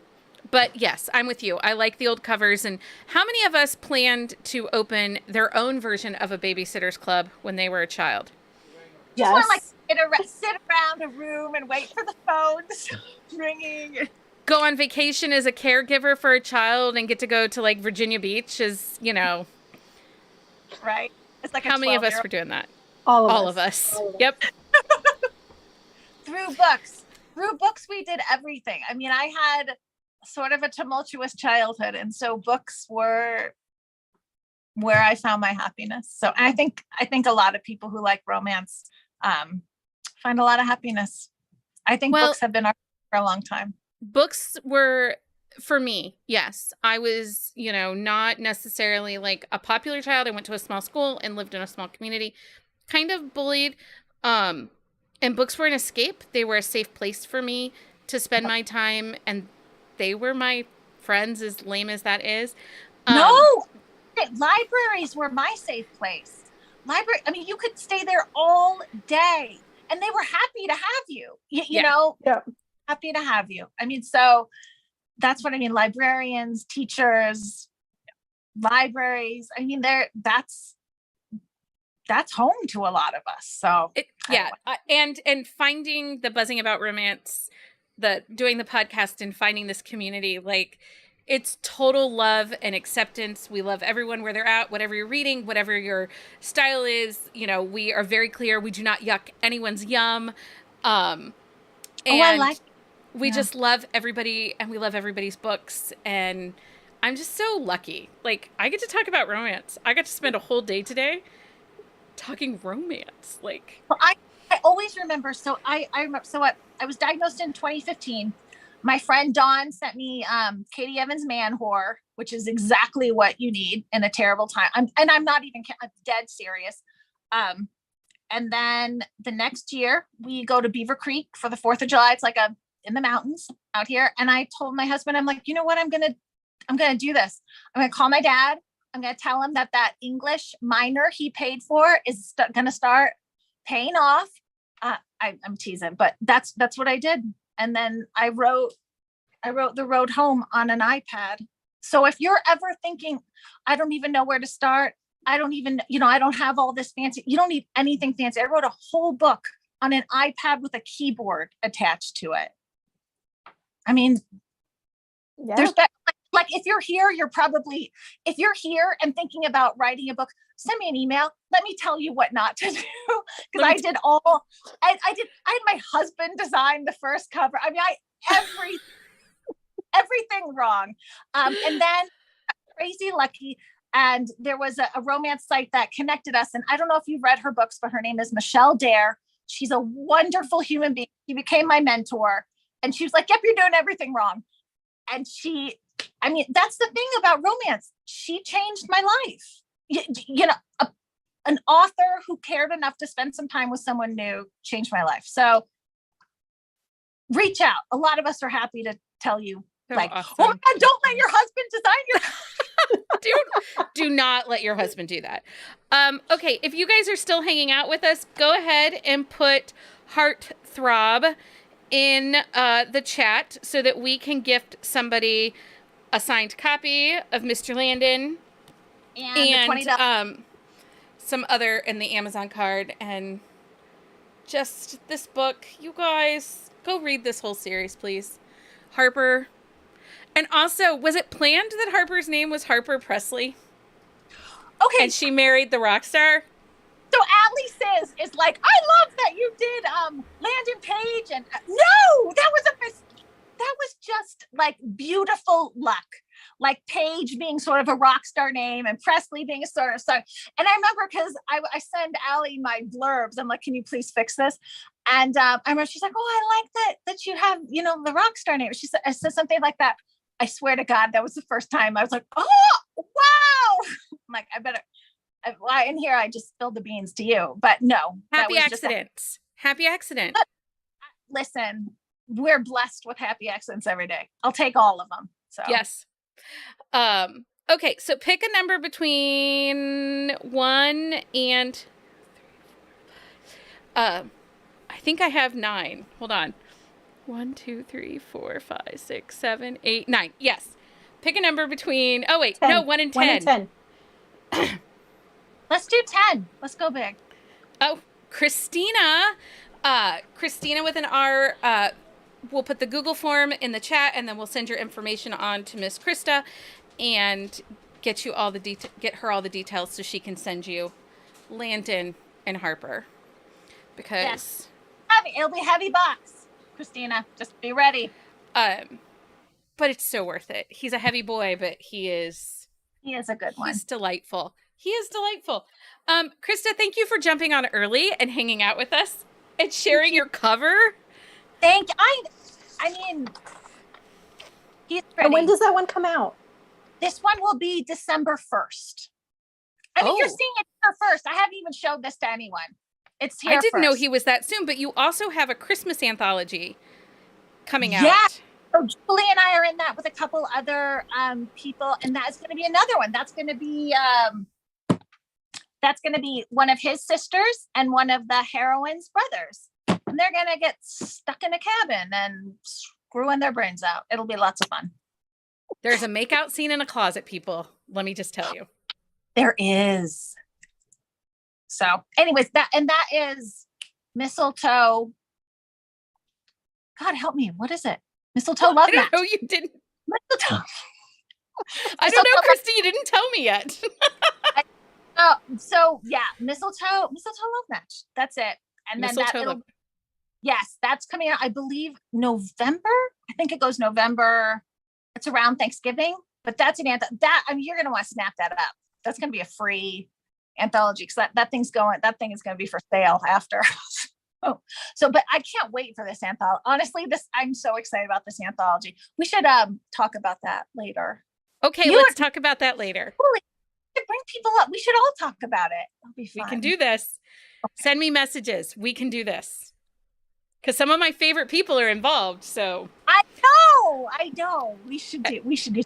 I don't want to take up any more time. I know I've been with Bob.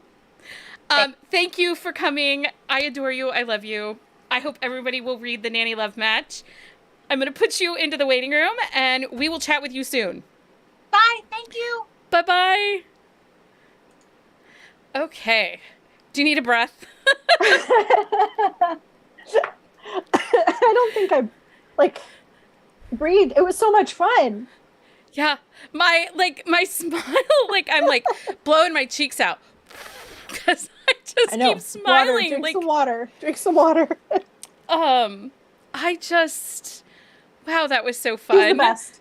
She is the best. And one of the nicest people in romance. But here is another one of the nicest people in romance. So we are going to be joined here by Miss Julie Salmon. Krista's now in the chat. Hi, Julie. Hi. How are you? I'm good. How are you ladies? We're good. Are you ready to follow the chaos that we just did for the last hour? I will try. And Krista's screaming in the chat, Julie's. in all caps. Oh my goodness. Well, thank you for saying yes to the second year in a row to our chaos. I think you might I could ever say no. Right? I think you might be the only repeat because Avery Flynn had to unexpectedly drop. And so, yeah, I think you're it, sister. You're the only one we didn't scare away. Now there's all this pressure. Okay. I'm ready. No, it's all good. It's, I obviously am still obsessed. It's a year later. And I haven't stopped bothering you yet, so. And I don't have a restraining order against me, at least that I know of. No, definitely not. I might in Connecticut. Here in Ohio, I'm still safe. Well, I wasn't going to say anything. I wasn't going to say anything, but We can never go to Connecticut, guys.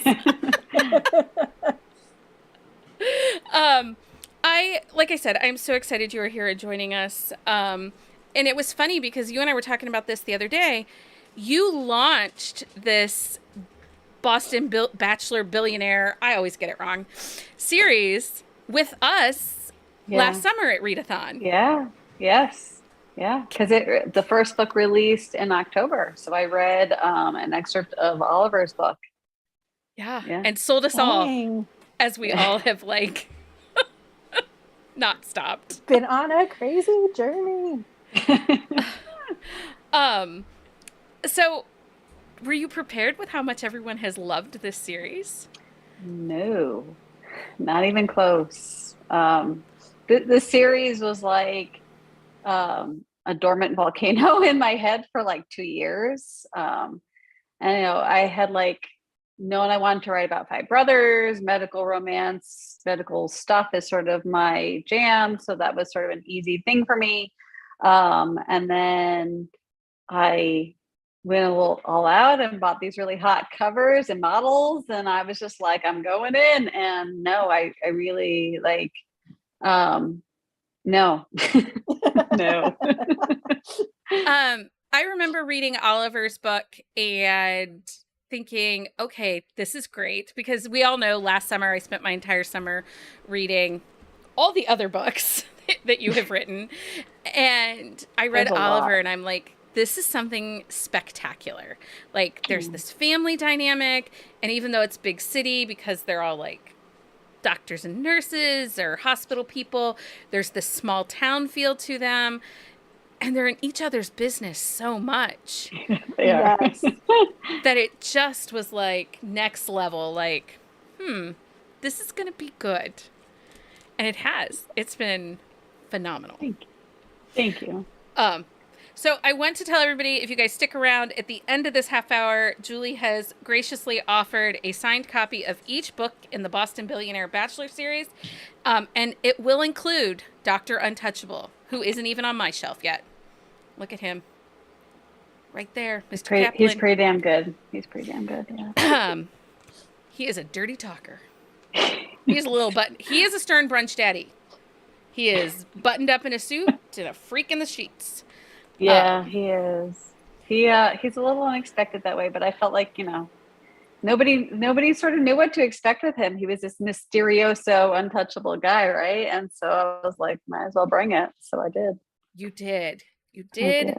Yeah. I will say he totally has Big Brother energy, though. Like, yeah, he does I have a big brother who's like kind of a bit Kaplan-like.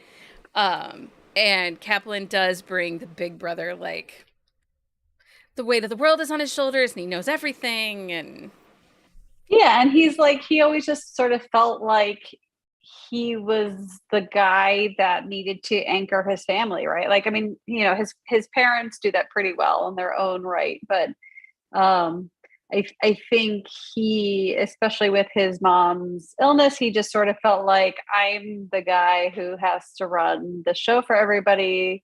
I'm the guy who's going to tease everybody. I'm the guy who's going to get people back together who need to be together. That's my role. So that was him. Yes, I'm just going to call it Big Brother energy. Yeah, it works. It works. It is. Okay, so I'm going to read your bio for those that do not know Jay Salmon and the books she writes. So we're going to give you a little bit of a bio here, and then we'll get into all things Dr. Untouchable. So Jay Salmon is a USA Today and Amazon top 50 best-selling author who's addicted to Diet Coke, sour candy, and indie rock. She swears way too much, especially after a glass of wine, and has a penchant for sarcasm, so her husband and children like to tell her. It's been a long time. No, honest to God, I wouldn't be shocked if there was a typo. So that's all I'm saying. No, you did it right. Words are hard. Jay is an admitted lover of second chance romance, enemies to lovers, and the perfect amount of angst.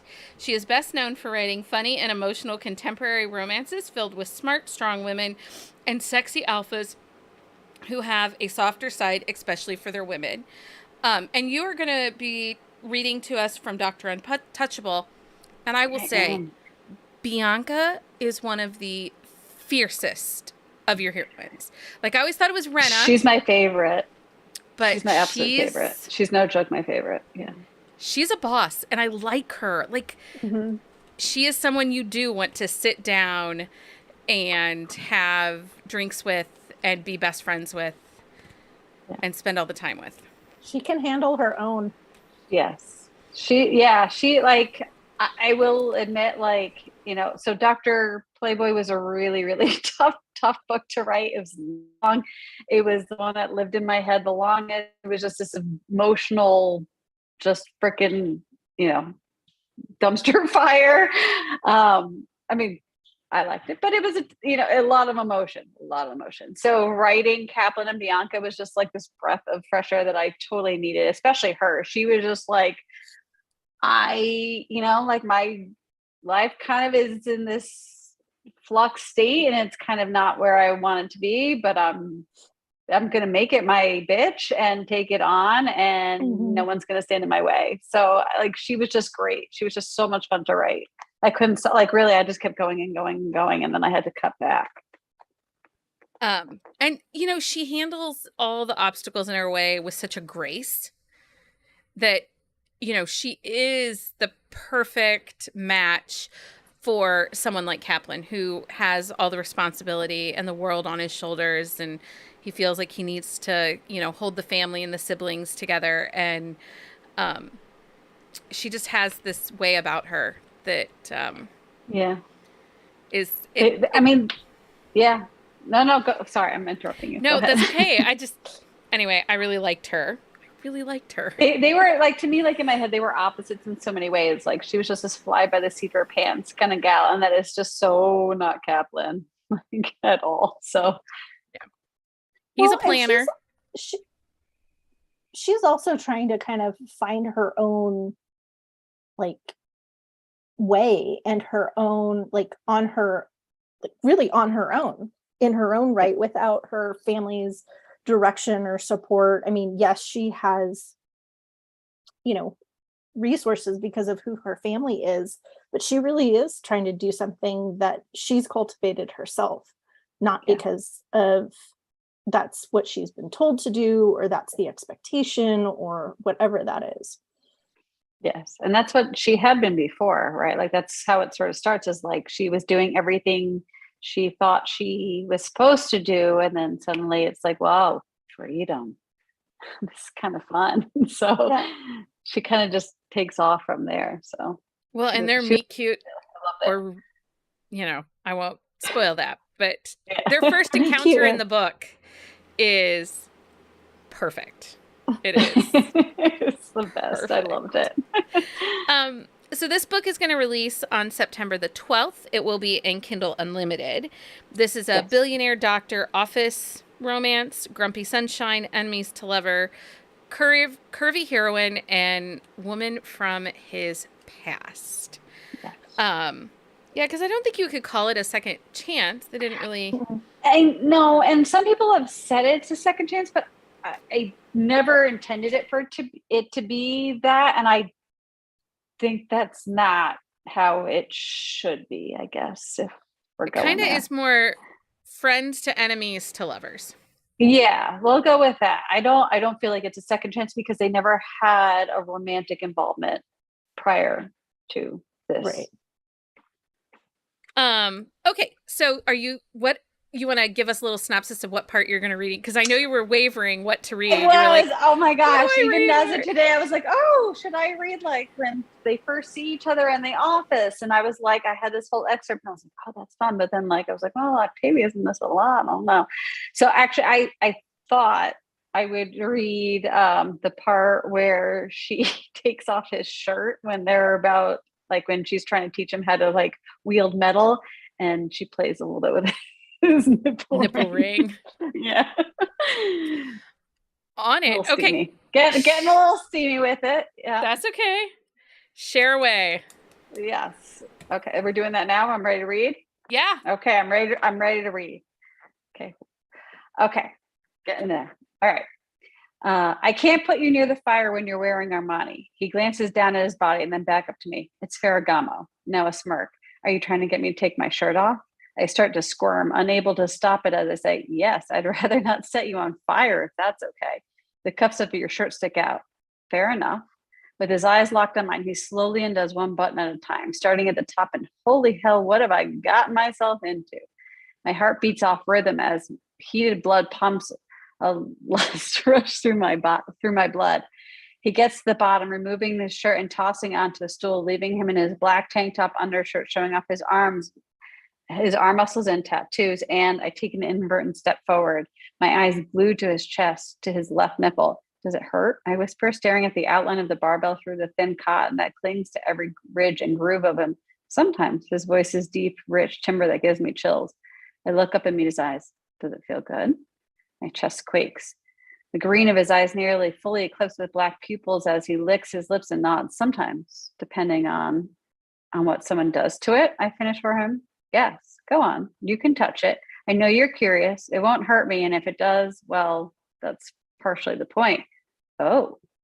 Tentatively, I reach up, my fingers ghosting over the softness of his shirt.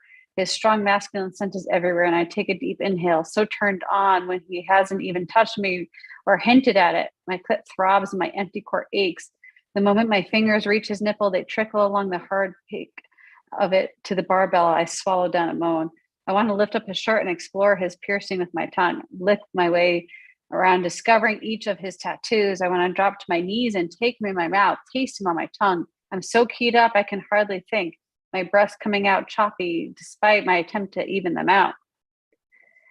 He shifts into me, his bare arm touching mine as I continue to explore his piercing over his shirt. A low raspy sound emanates from the back of his throat as I pull slightly on it, and I shudder against him. My hand drops and I take a step back. If I don't stop touching him by this, I'm going to climb him like a tree right here. I clear my throat, turning around and heading for the forge. I like it. Do you have any other piercings? I ask airily, trying for unaffected and likely failing only to realize my mistake a second later because there was only one other place he could be pierced that I haven't seen on him. Only it's too late. Only it's too late to take it back because in his silence, I turn my head over my shoulder. His heated stare makes my pussy pulse with desire, my inner thighs coated with my leaking wetness. Yes. Automatically, my gaze drops as joy. There. Another yes. Oh my God. Oh my mother God. You like pain. It's more of a statement than a question after what he said before. He watches me with an intensity that sets my skin ablaze as he says, it's more about pleasure than that. I'll stop there. Stop there, and everybody should just go pre-order that right now. Grab that wherever you get Goes books. on a little bit from there. Yes. Things happen. Little blush here. This series, I just love this series. We all know I love this series. But I was actually talking, I can't remember who I was talking with. You have completed the buzzing about romance, like, chaos train.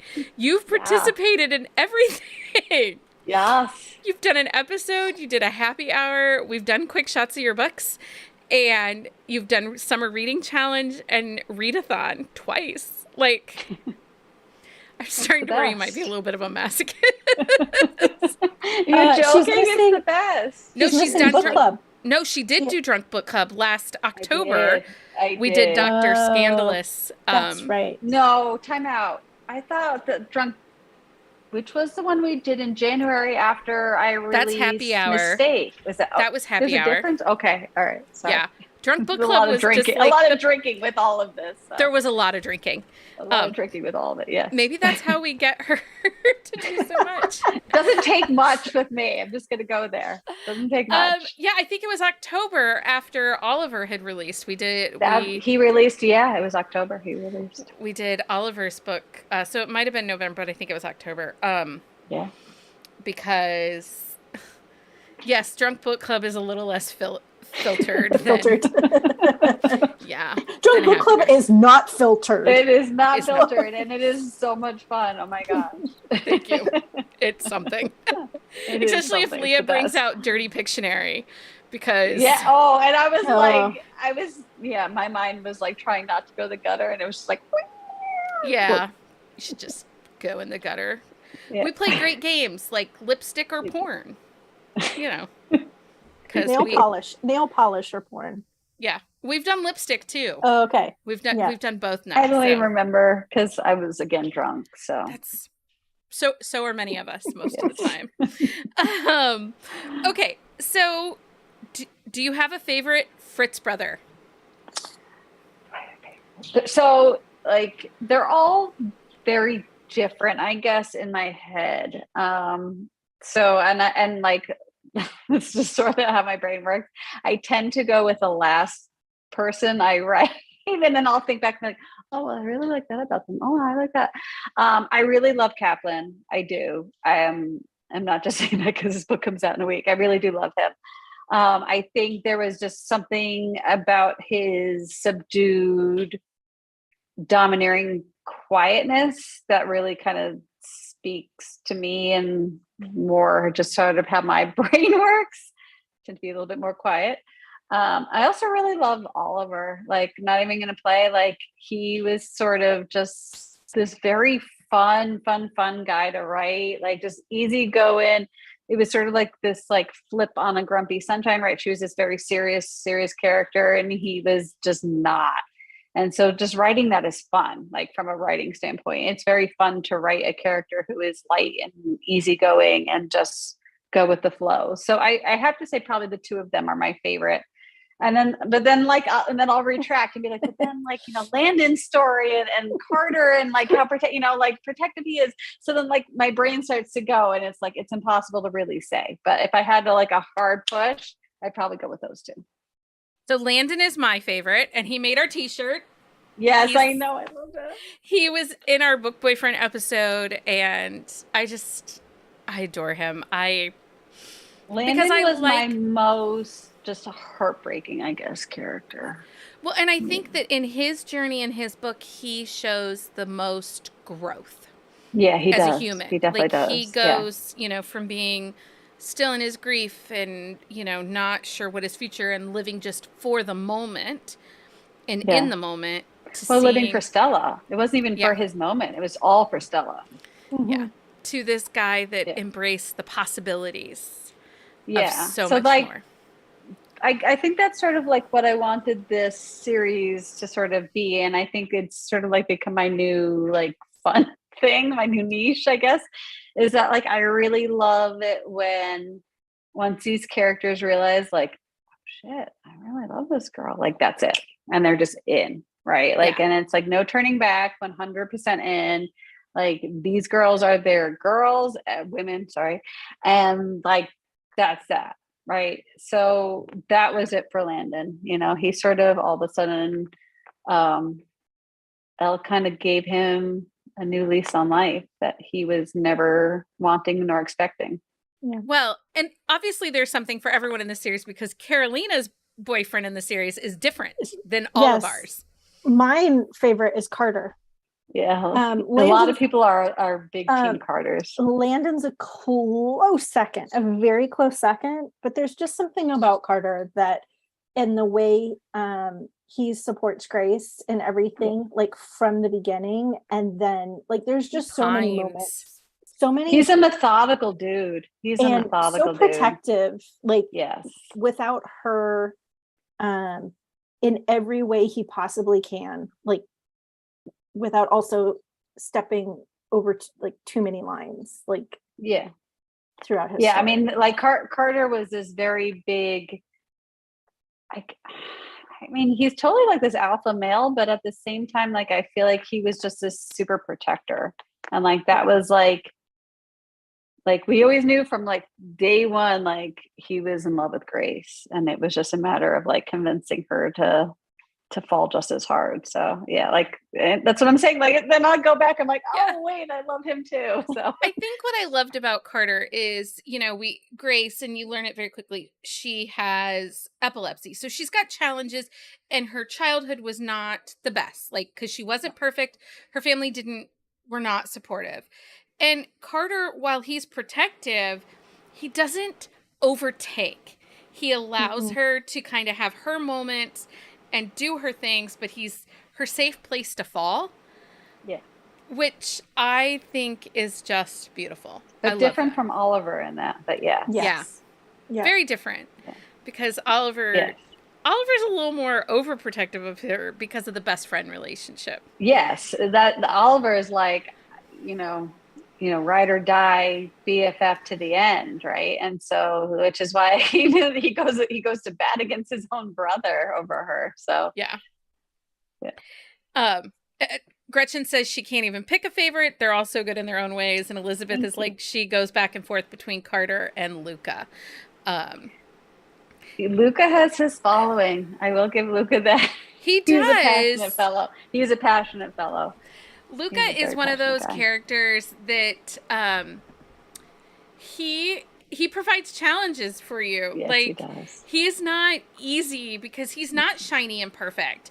And no, so he's a very flawed dude. You see his humanity and you're like, okay, I see you. I see you, but then you also see some of your own flaws, like mirrored in his, you know, armor, and you're like, I think he is my most, I mean, like, even with like all the grumpy whatever's, like, he's my most like truly flawed, I get most human person, right? He makes open mistakes. He does things wrong. He will say stuff that puts his foot in his mouth. Like, he just doesn't get it right. And I feel like that's so human of us, right? Like, yeah, when we're in the moment, like 9 times out of 10, and then we'll go back and be like, oh, I wish I had said that, or I wish I had done that.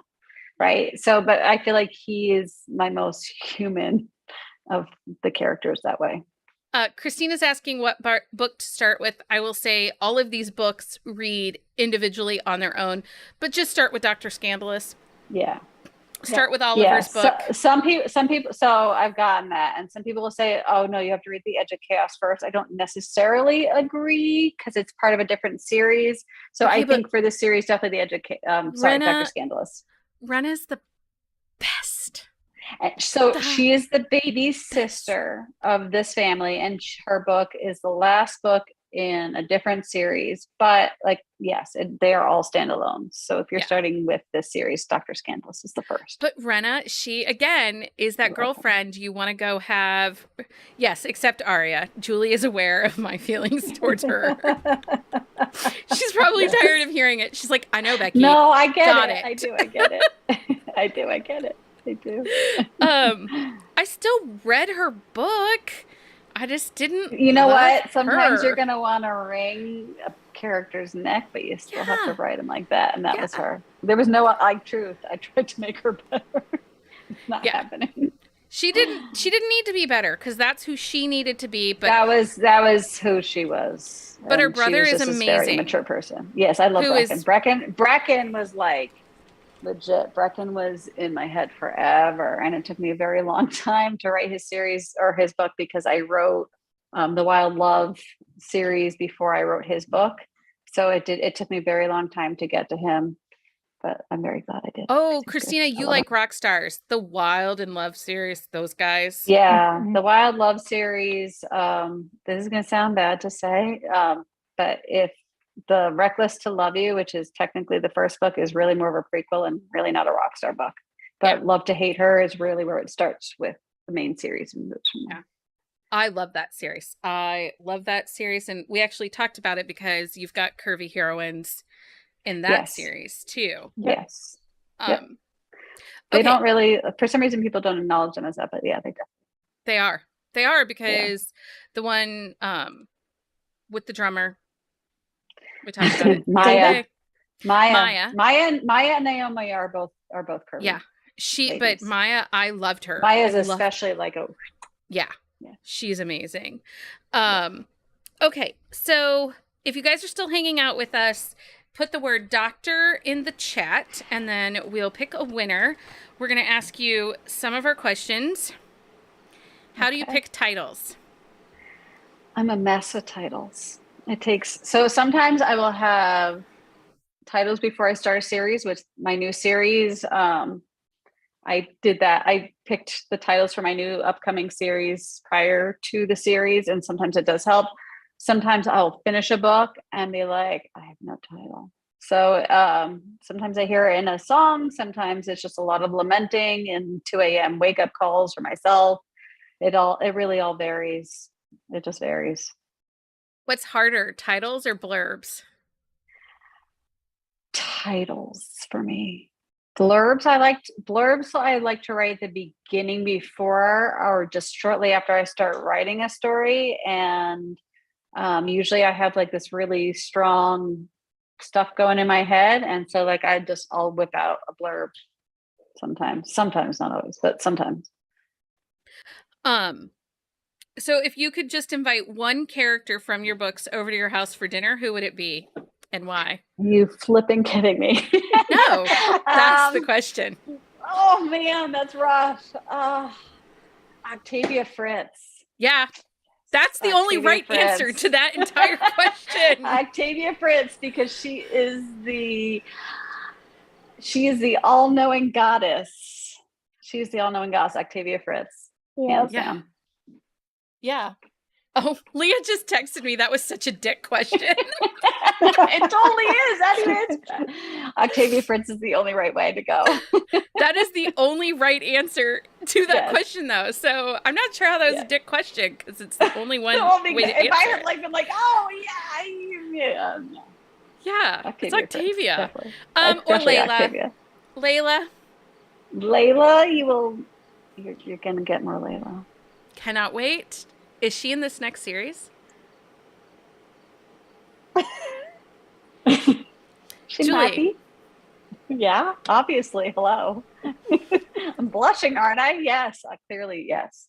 Yes. Cannot We are wait. getting more. It is definitely within this Boston world. It is definitely part of that. The first 2 books, you won't see as much, but the 3rd book is where the Fritz people come back in more heavily. Oh my God, I cannot wait. Okay, so we have linked Julie's website in the chat. You can find a list of all of her social media links on our website at bookcaseandcoffee.com/author links. Dr. Untouchable is available in Kindle Unlimited on September the 12th, but you can read all the other books that are in Kindle Unlimited. The 4 previous ones are all there, so read those now and be ready to read Kaplan on the 12th. Pick a number between 1 and 15. 8. So Tiffany, you are our winner for, you will get a signed copy of all 5 books from the Boston Billionaire Bachelor series. I had to turn back my page You got to it get right. You got it right. Yeah. If you'll fill out the Google form, we will get that information over to Julie and get that sent on its way. Julie, thank you for saying yes to me. Thank you. Oh, please, always, seriously. I have so much fun with you ladies, like so much fun. Thank you for continuing to ask me. This is the best, really. We always will. Because I'm obsessed still to this day. Anyway. Thank you, ladies. This is great. I'm going to send you back to the waiting room. So thank you. Bye. Thank you. Bye. Okay, last author of the day. We made it, Carolina. Oh, I know. Whew. So author Serenay, we are going to ask her to join us here. I'm excited. Yay. Can you hear me? We can hear you. Yes. See me? Oh, wait. Oh my God, here we go. It's okay. Yay! Hello! Guys, I was so stressed out because as I was logging on, it's like, you have to perform an update. I was like, no. The Zoom app wanted me to do an update. I was like, this is my worst nightmare. That's fair. So, yeah, so we made it. We made it. Yay. Thank you. Thank you for joining us. I know we kind of last minute asked and Shauna was like, Sarah will do it. Yes. And I was like, what book should I read? She's like, no, you don't get a choice. I already put down. She did. And I will tell you, we have an upcoming, later in September, we are going to do one of our review episodes on the Makeout Artist. So that will be coming down the line later this month, that there will be a review episode. I hope that when we chat after I read, I hope I know all the answers to your question. You'll be fine. You'll be fine. I'm like, wait, who? People will say, oh, I just love so-and-so. And I'll be like, wait, is that someone's name? Well, it's Molly is who we all love because we meet Molly in the Trophy Boyfriend series. Correct. She's amazing. She was like a teenager, full of spit and fire, piss and vinegar, as my mother would say. So much sass. So much sass. I adored her. Like, she called the adults out. And so reading her story, it was so exciting. I was like, yes. Yeah. I was just kind of writing. I don't remember if I had a name for the character yet, but immediately it was like, she's eating in her dining room. Her roommate's got people over. She's not interested in socializing. And I was like, oh my gosh, this is Molly. She doesn't give a shit. So it kind of just organically happened. I was like, okay, well, I'm going to change her name to Molly. It's Molly. It's Molly. So But there are a lot of people that I don't know if a ton of people read Hard Love. That's the book where she's the neighbor girl. Cause you know, it's like a fourth book or the third book. I'm not really, I can't see. The third. It's the third. But like, I happen to really love that book. I love that So- book. Well, and the way you end that book, which is like a snippet of the next book in that series with the sister throwing up in the toilet. Yes. I was like, who ends a book like that? That is the first time I've ever really done a cliffhanger. Well, what I consider a cliffhanger. It was a cliffhanger because the next book was not out yet. I felt horrible. I was racked with guilt. I'm like, but this is brilliant because Natasha Madison, I'm like, I don't know, should I end it on a cliffhanger? She's like, absolutely, you must. I was like, I don't know what I'm doing. I've never done a cliffhanger before. So yeah, you needed to. And as Leah says, you were dirty tease at that cliffhanger. Yeah. The puking. Yeah. Because we all knew and we're like, wait, who? Anyway. Yeah. Right? Okay, so talk to me about, I was watching a little earlier today. So I don't remember who it was. Watching the chaos. Yes. I was like, okay. I remember it cracks knuckles. I don't actually crack my knuckles, but yeah, I think. So this started last year, Carolina. It was like in July last summer. She's like, hey, what is the podcast going to do for National Read a Book Day? And I was like, I don't know. What should we do? Yeah. And we brainstormed back and forth. And I was like, remember like Labor Day telethons? Let's do something like that, but romance.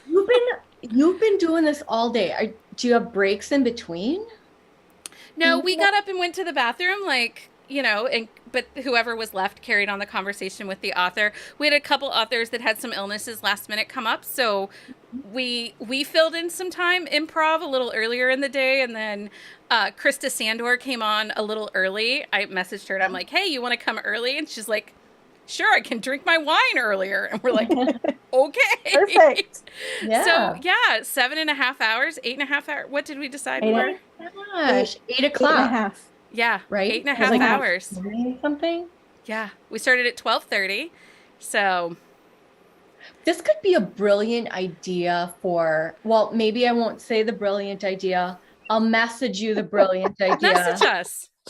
Well, we don't think, so here's the deal. Like with 2020 and shutdown and everything, we all had to kind of reimagine our worlds and to do things. And obviously 2020 and 2021, there were not a lot of signings happening. Bookstore readings aren't really happening back yet again. You know, authors aren't holding just single person bookstore signings and launches. But we really felt like the Facebook release parties and stuff like that, they're fine, but you know, we don't all pay attention enough to social media sometimes. We scroll, and scroll, and scroll. But I thought we started the happy hours and they were kind of like a fun, interactive way to kind of do what you do in a release party. Like put your links out there, get to know the author, tell them a little bit about the story, tease who they are. And some people can't travel. So this provides a chance for all of us to kind of open the world a little bit. And then we started this, I was like, do you remember the Jerry Lewis telethons of Labor Day past? Channel 10, PBS. Yeah. It was the one time a year my mom and dad would let me stay up as late as I wanted. And you got to sleep on the couch and, you know, it was a thing in my childhood. And I was like, wouldn't that be amazing to do with authors? Like to do this thing where they get to come in and read a little excerpt from the book. They don't have to carry, you know, you don't have to carry the whole show, but you know, throughout the day. And this is what we did. And it's so fun fact. Since we were mentioning Jerry Lee Lewis and I said, oh, the PBS public television auction that happened. I don't know if they're still doing it, but I was an operator during that TV auction once. My friend Kim's mom worked at like HBO or whatever. And we went down to the studio and I answered phones for an hour. I was like, this is the great PBS auction, blah, blah, blah. And because it was you know, they'd say they wanted to bid on something or they want to buy something, and I'd be like, okay, let me transfer you to blah, blah, blah. I was like, ooh. Someone's asking about the book with the vomit. Like hard love. Oh, yeah. Book vomit. Super good. Super good. And my mother is now in the chat like, are you sure you have the right parents? Yes, Lynn, I'm pretty sure I do. Don't give your mother a computer. My mom's always like, no, that never happened. I'm like, it did. It did. They remember things completely differently than we do. Don't they? For sure. So yeah, we did a little earlier, or in August, we helped Penny Read and the Smarty Pants label do their fall launch. Like we shared all the covers like in this live stream, but you know, I have teenagers that are all into the YouTube and the live streams. So this is kind of my way to be like, look, I'm cool, guys. I'm just, you know, I got a pair of, are they called ear pods? AirPods? Yes. It was just my birthday, and I got a pair for my birthday because I'm grabbing them. I got them from Shauna, my assistant, and it says romantic AF on them. And because I'm an old person that isn't cool, and whenever I go on, when I do a thing, I'm always worried that I'm echoey, or there have been a few podcasts that I haven't been able to record because, you know, there's that feedback or whatever. Yeah. Explain, like, am I right? So now she sent me these. I have no excuse. You don't? I'm like, charge them? How do these work? I don't know. This is why you have a child. You just plug them in? I don't know. I have to Google it. You have to Google it. I have to Google it. Yeah, I'm gonna I'll take a class at the rec department. I'm that old. Yeah. In our community, the senior center is called 50 North because you only have to be 50 to join. Okay, pretty soon I'll be. Yeah. My child the other day, I have a birthday coming up, and she was like, you know, you're closer to 60 than you are 30. And I'm like, you can shut your little mouth. I always say that to my mom, actually. When she's trying to mom me so hard, I'm like, excuse me, I'm just as close to 50 as I am to 40 because I'm 45. Yeah. So she stops trying to mom me, you know? Doesn't work. Stop momming. They will always mom. Yeah. I know. So I'm going to read Sarah's bio, and then we'll get into all the things, and we'll keep chatting. We got some time. So Sarah Nate is the USA Today bestselling author of How to Date a Douchebag series, and is best known for her sexy, laugh-out-loud new adult romances. Among her favorite vices, she includes iced lattes, historical architecture, and well-placed sarcasm. She lives colorfully, collects vintage books, art, and loves flea markets, and fancies herself British. Love. Oh my gosh. I'll show you. Hold on. Okay. Hold on. Yeah. Where are you? The dog has issues with this. Here I come. Look. I should. British. The Queen. Yeah. I got her as a gift. I think Emma Hart sent me her. Oh, that's so funny. So, anywho. So funny. And the Queen is here. Yeah. So, the book that we're reading from today is The Makeout Artist. Yes, and thank goodness. Do you want to give us a little synopsis, either of the series or of the book itself? I'm looking at my bookshelves, as I tend to do. Yeah, I do too. That's why I keep them. I'm trying to remember things. Well, when you guys are talking, I'm totally checking out. I'm like, what has she got behind her? Is that Amy Dodd? I'm like, look.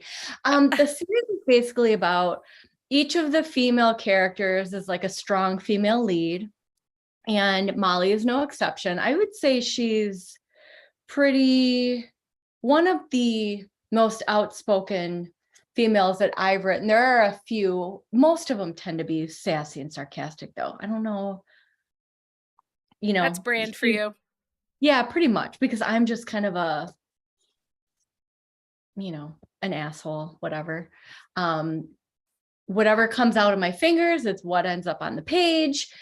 So yeah, Molly is very outspoken. And this book is basically about her just kind of not thinking she needs to be in a relationship.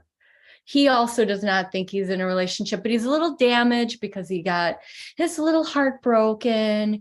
And so to keep the ladies at bay, because he's a sports agent, you know, he's fabulous. He needs to keep the ladies at bay so he can just do his job and focus on his job. And when he's out in public, he doesn't want to have to fend them off with a stick. You know, this is his ego talking. And so instead of a wing man, he uses her as a wing woman to kind of just, instead of reel them in, to fend them off. Yeah. That's how it starts anyways, right? Best laid plans. Right. Yeah. What's going to happen? So this released August the 9th of 2022. There is a meet cute, friends to lovers, sports romance, and it is a slow burn between the two of them. Yeah. But you kind of like a slow burn. I do. I love the fact that my dog right now is playing with the loudest squeaky toy. I do really love a slow burn because I think my goal is usually to tell a love story, like the progression of it, where they catch feelings before they bang. Because there's not a lot of banging before there's feels. So either she falls hard. Well, usually the guys fall first, I would think, in my stories. And yeah, to me, it's more realism. Especially like my college romance series, people always go, oh, I could totally picture myself because she's wearing an ugly brown sweater and she goes to a party with a cold and she just wants to be home. So there's a lot of that kind of thing going on. So yeah, love a slow burn. I love a feel before a bang. Yeah. That should be a tagline. Totally, right? You need stickers that say there should be feels before there's a bang. In our world, we call it a pop. It's the put out percentage. It's the percentage of the book you have to read before. Like cop a feel before the full. Yeah. Right. Yeah. Yeah. We're like a think tank. We are. We're like got all the ideas. It's not because we're tired. It's because we just got ideas. You've been doing this since 8 a.m. And I've been writing 12:30. We came in at 12:30. Like, thanks, you know. It's still a really long day. I've been probably writing since 10. And I was, you know, I messaged Natasha and Corinne Michaels and I'm just like, I can't write. Like I can't, sex scenes are really difficult, especially when you're tired and not in a sex mood, because you're usually not in a sexy mood when you're writing. Because like, look, I'm wearing the same outfit I had on yesterday, but I'm hungry and there's no food in the house. I'm just like, I have to finish this. I have to get the bang. I have to get it done before I can move on with my life. So yeah, I'm so hungry. What was the question? I don't even remember. I don't know. Listen. Not important. Not important. It's fair. I get it. Like no food in the house and being hungry. I get that. Yeah. Who was it? I think we had Kim Loraine on. Was she who said she had to pour some wine and turn down the lights to write the sex scenes? Was that Kim? It's been a long day. No, I don't think it was Kim. That's what I should do. And then, you know, my boyfriend lives like 35 minutes away. So you don't want to get too hot. Worked up. Yeah. Well, okay. Yeah. We're going to talk about the boyfriend because he bought you a tree and Heather needs to know all the things about the tree. But read us your excerpt and then we'll talk about the tree. Okay. From here? Mm-hmm. Yeah. The makeout artist. Okay. How long? Just a quickie? Okay. Basically, they're at this house party. It is at her house, but she is down by the food, putting together a plate. She's going back up to her office and doesn't want to be bothered. Her roommate loves having these little gatherings. Her roommate rents a room. She owns the house. She's pulling her plate together. goes back upstairs. Okay. So my little excerpt is basically, he needs to find the girl with the sweatpants to get away from the other women that are down at the party. Okay. So he's looking for the girl in the sweatpants. He's like, I'm not a creep, not really, although I am curious and bored and in need of a temporary reprieve before jetting out the front door. My excuse for being curious enough to come upstairs is self-preservation and not wanting to get roped into the drama unfolding downstairs. There are 3 closed doors, 1 half bathroom. Which door do I choose? Eeny, meeny, miny, mo. So I'm just gonna skip to the next page. This is how I read to my daughter when she was little. Excuse you, a voice from behind me asked, startling me. Turning, I see the door across the hallway cracked open a hair. The young woman from the dining room peering out at me with a scowl. Can I help you with something? Are you lost? I smile. I'm just exploring, she deadpans, not smiling back even though I'm charming. Meaning what? You're being nosy? Nosy? Hardly. The door inches open and she crosses her arms. Oh, what are we calling this then? I'm hiding. From who? The blonde.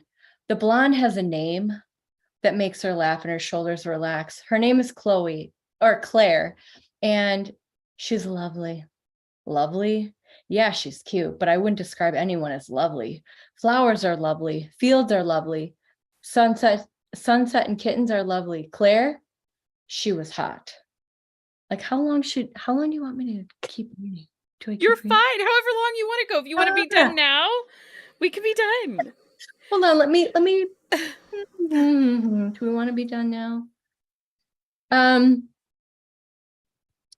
She says, I don't know why I'd introduce you to Claire. And by the way, this isn't like a hookup bar. This is my house and it's a Thursday.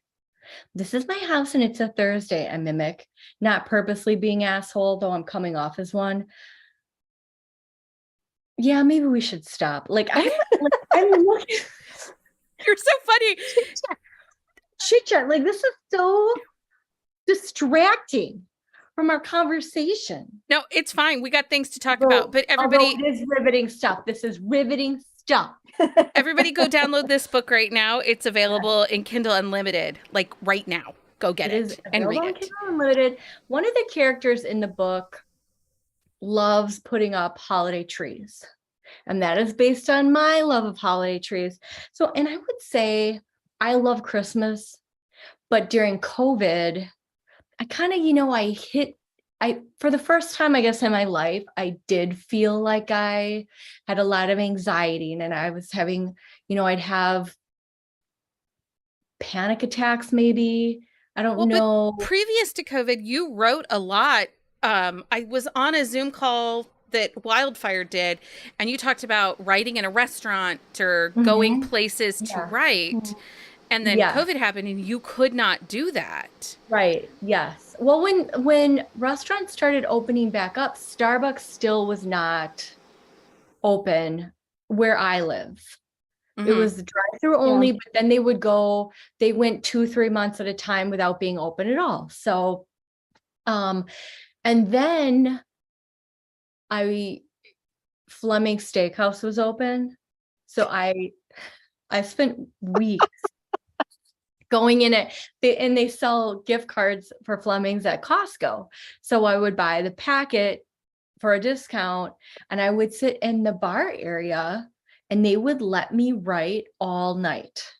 And people would come in after they were playing golf, and people would come in for date nights, and I would sit there in my sweats and my hoodie at Fleming Steakhouse where people were having dates, and I would just kind of sit and watch people, and they would bring me bread baskets, and then I would go home and I would sit on my couch and look at my holiday tree. And that's my boyfriend, bless his heart. He got me a 12-footer. Now, part of me is like, where the fuck am I going to put? Like, that's ambitious. 12 feet. That's a lot of tree. That's a big that tree. That is a lot of tree. I was like, oh. But okay, like, all right. Yeah, I and then one of the things was during COVID, I started putting up these trees. I just kept the tree up, decorated it for Valentine's Day. And then after Valentine's Day came and went, I put up St. Patrick's Day decoration, like decorated the whole thing. I made pots of gold. I went and bought these plastic pots at the Dollar Tree and filled them with coins. And I mean, I'm hot gluing. I mean, it was ridiculous. But this is one of the things that like helped with my anxiety and helped being home all the time. And it was crazy. I think it's great. Kind of, Liz stalked your IG. She Mhm. said your Valentine's Day tree was awesome. And Heather says you're going to need a big ladder to decorate your 12 feet. For that 12 foot. I actually have a really big ladder because I dated this guy for like 3 months, very briefly. And I needed something, I think it was during the holiday, and he dropped off a ladder. And then when I told him, I was like, dude, this isn't gonna work out. But I have your ladder. Do you want to come get it? No, keep it. Like it's the nicest ladder. It's got a scoop. It's got like a platform. Platform? Yeah, kind of like literally I could fit multiple people up on this platform. Nice. So it's a little shorter than I need for this 12-foot tree. But yeah, he left me the ladder because he never wanted to see me again. My game. I was going to say, a nice ladder is hard to come by. Totally. You know, jerky dudes are a dime a dozen. A lot of use out of that ladder. I mean, yeah. Go for it. That's what I'm saying. Gretchen thinks you should write some holiday novellas where she's a decorator and he's a grumpy homeowner. That's a great idea. I have two holiday novellas. I wrote them with M.E. Carter. We're actually going to talk about those tomorrow because I think we're putting them in KU, or they are in KU. The first one's called Christmas Eve. Her name is Meg, and she loves Halloween. I mean, not Halloween. She loves Christmas. Okay. And the love interest is Bah Humbug, total Grinch. And then the book after that is called New Year's Steve. I think we thought we were hilarious when we gave these books titles. Yeah, they're so cute. They actually, fun fact about Christmas Eve, we actually optioned it to Hallmark, but then COVID hit and the contract expired because they weren't filming. But it's a really cute book. Sort of totally like The Lover of Christmas and The Grinch. So super cute. It's an office romance. Yeah. I love that. That's adorable.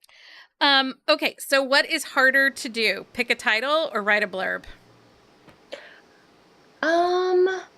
I usually have my titles picked out before I even start the book because my titles kind of give me a little bit of a zhuzh. Like I feel like they motivate me. It's kind of like my titles are a vibe. Mm-hmm. How to Date a Douchebag, those were all set in stone. My new series, the one I'll start after I'm done with The Secret Roommate. So I would say blurbs, because I get super wordy and I get help with my blurbs because I'm not that great at them. It's a community. It takes a village to write the blurb. It's a crowdsourcing expenditure. It's stressful. I hear that a lot. One time did I literally woke up in the middle of the night. I was like, the blurb. And I was like, blah, blah, blah, blah, blah. Like I wrote the whole blurb and then I passed back out. I was like, oh. And I had my blurb. I wrote it like 2 a.m. That's only happened to me one time. Yeah. Gloria would like that to be a scene in a book. So like wakes up, writes out the blurb, and then goes passes her out. Totally. So bad boy or cinnamon roll? What's a cinnamon roll?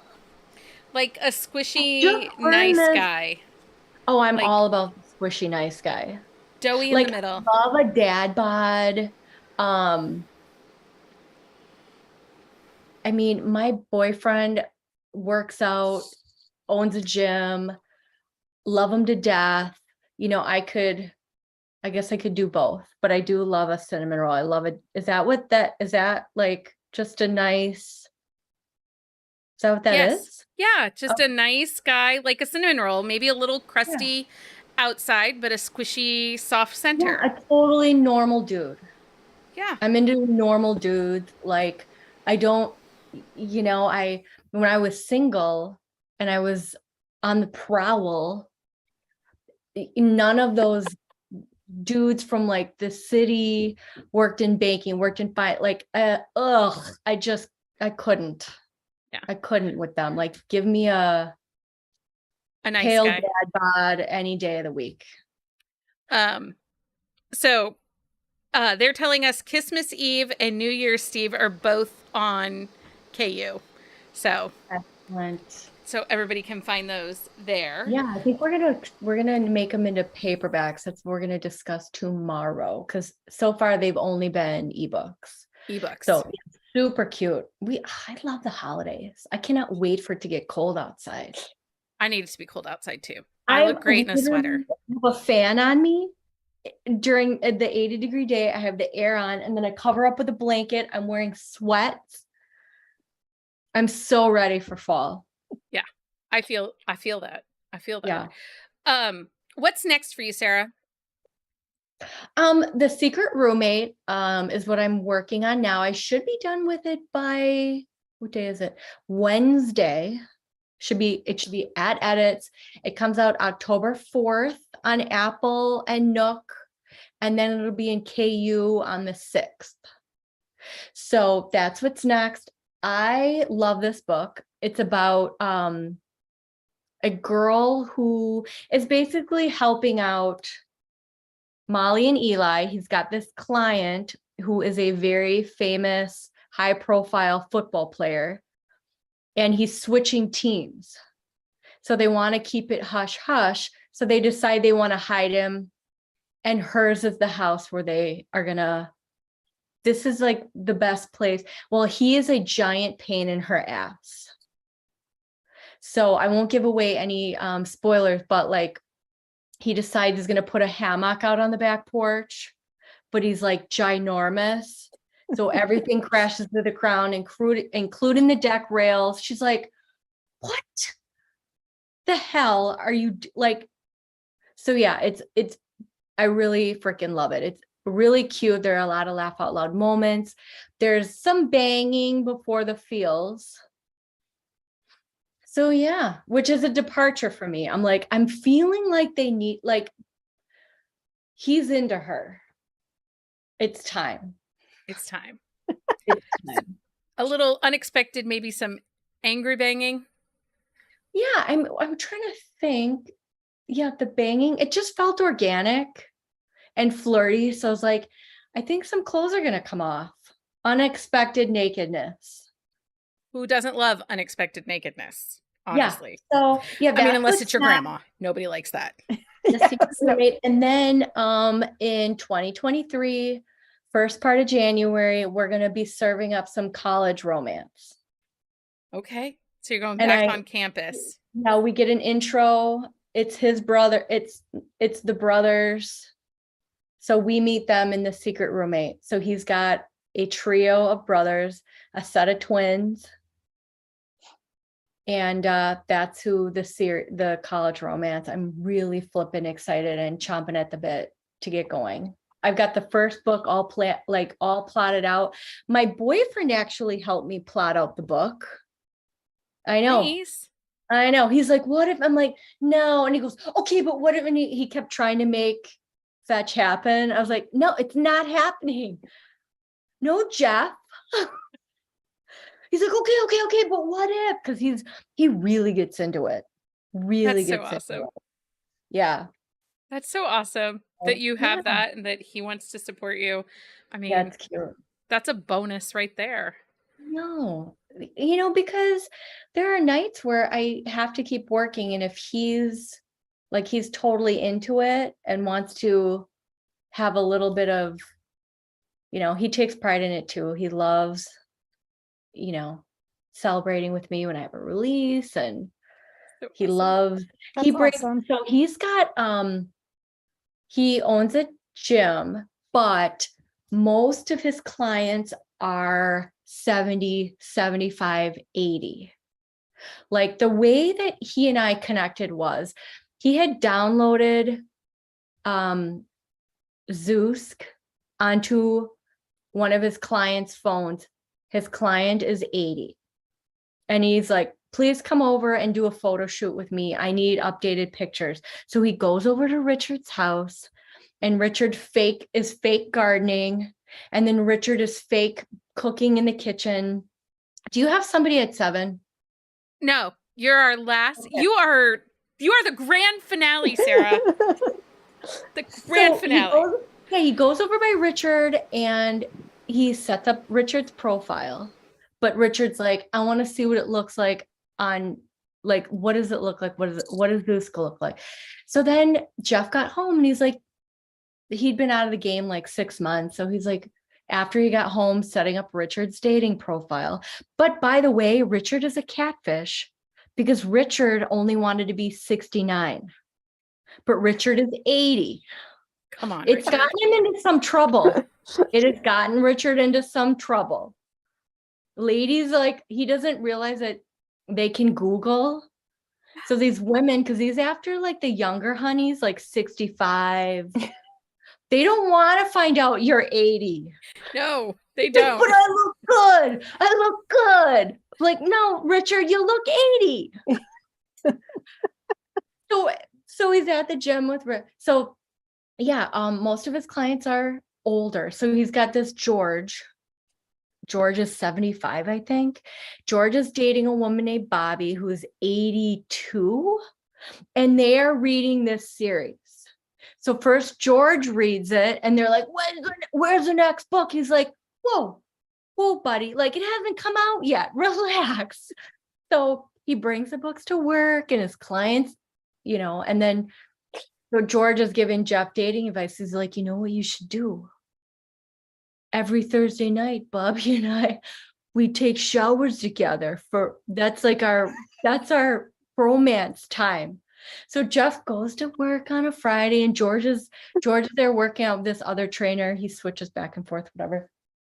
Did you take a shower with Sarah last night? Like, so it's just like, it's chaotic. That's so great. I was in there one day and this little woman, she's maybe 4'9". She's like, oh, you're the romance writer. I'm like, yeah. She goes, it's a shame that people are into that sort of thing. I'm like, okay, time for me to go. Like, yeah, thanks. That keeps the lights on. They either really love it or they're, it's hilarious. Yeah. So he loves it. Everybody would like the gym population to be some short stories or make appearances in some stories. So freaking funny. And by the way, Richard works out. He rides the little, the stationary bike. Yeah. He wears a fishing hat, like the kind with the thing. And he wears a red plaid shirt. I've seen this outfit multiple times, and cargo pants. Like he's outdoors. Yes. And he drives an orange Camaro. He's 80. Oh my God. What a hoot. He needs to be someone's grandpa in a book. And that's kind of how Jeff and I met. He's like, you know what? Richard's putting himself out there. I might as well give this a whirl. And I was actually the first match, like his first date. So, yeah. History. That's so awesome. That's hilarious. Let Richard live. Richard has lived. Listen, I get Richard stories. Jeff will come over and be like, you'll never believe this. I'm like, I'm ready. I'm ready for this story. Give it to me. My mother says good for George. Mm-hmm. George just probably gets laid way more than Jeff does. Oh yeah. Good stuff. My my mother. She's like, good for George. Great, Mom. How old's your mom? Like he's a retired doctor. 75. My mother is 75. But she does not like to sit still. Like, she is a lady on the go. Like, she's been home for a month from Texas. She went and stayed with my sister for 2 months in Texas. She was home for a month. She leaves tomorrow for Pennsylvania for, I think, 5 weeks. She's gone. She's not sit still. Well, hopefully we'll be running around like that when we're 75. Hope so. I'm sorry, I lied. My mother is 76. I lied. Oh, okay. Sorry, she had a birthday. Sorry, she had a birthday. Sorry, Lynn. Happy birthday. Sarah, thank you so much for joining us today for Read-a-thon. We really Thanks for all appreciate my listening to all my wacky tales. Anytime, reach out. Tell Shauna to reach out to us. Come back. We would love to have you. I will. Maybe you could do the first exclusive interview with me and my boyfriend. Yes, please. Then you could interview him on what it's like. I'm something, let me tell you. We are there for it. We could do rapid fire Q&A. Love it. We can be like, name the trope. Name the trope. We'll get him. Oh, everybody would like you to come to book club. I'll be reaching out. Apparently, you're going to be coming to book club sometime soon. Awesome. So thank you so much. We appreciate you giving us your day. I'm going to put you back in the waiting room. Or what's in the waiting room? Nothing. You can just exit out. Oh, okay. Listen, I just got earpods, ear pals. Listen, I don't know what this waiting room is, but I'm there. Put me You're going in back it. to the room. I'll see you later. Bye, Sarah. Thank you. See you, ladies. Okay, put in waiting room. Okay, so before we end the day, I just want to say thank you to everyone who joined us throughout this day. It has been another huge success. It was a great day of romance. Carolina, thank you so much for rolling with all this chaos and fun. I appreciate it so much. It was a great day. I hope you guys added at least a few books to your TBR, but you can find a full list of books and author links on our website, bookcaseandcoffee.com. Events like Read-a-thon are made possible by our amazing Patreon community, so special thank you to all of our Patreons. If you enjoyed today and would like to see more events like this, consider hopping over and joining us over on Patreon. If you won something today, make sure you fill out the Google form that is pinned in the chat. You can also email us at thebees@bookcaseandcoffee.com. So everybody's like, had so much fun. Yay. I'm so glad everybody had a good time. Do you have a book? How many books did you add to your TBR, Carolina? Because we read quite a few coming in. We read quite a few, but I think I added probably at least during the event, I downloaded/purchased at least 5 books off of backlists and things like that. Yeah. I pre-ordered a couple of books myself. So, Anyway, what a great day. Thank you, everyone. We'll be back next year on Labor Day. I think it'll be September the 4th next year. We'll be back. Who knows how long, for how many authors? It's a crapshoot. Who knows? Thank you, everyone. And until next time, happy reading.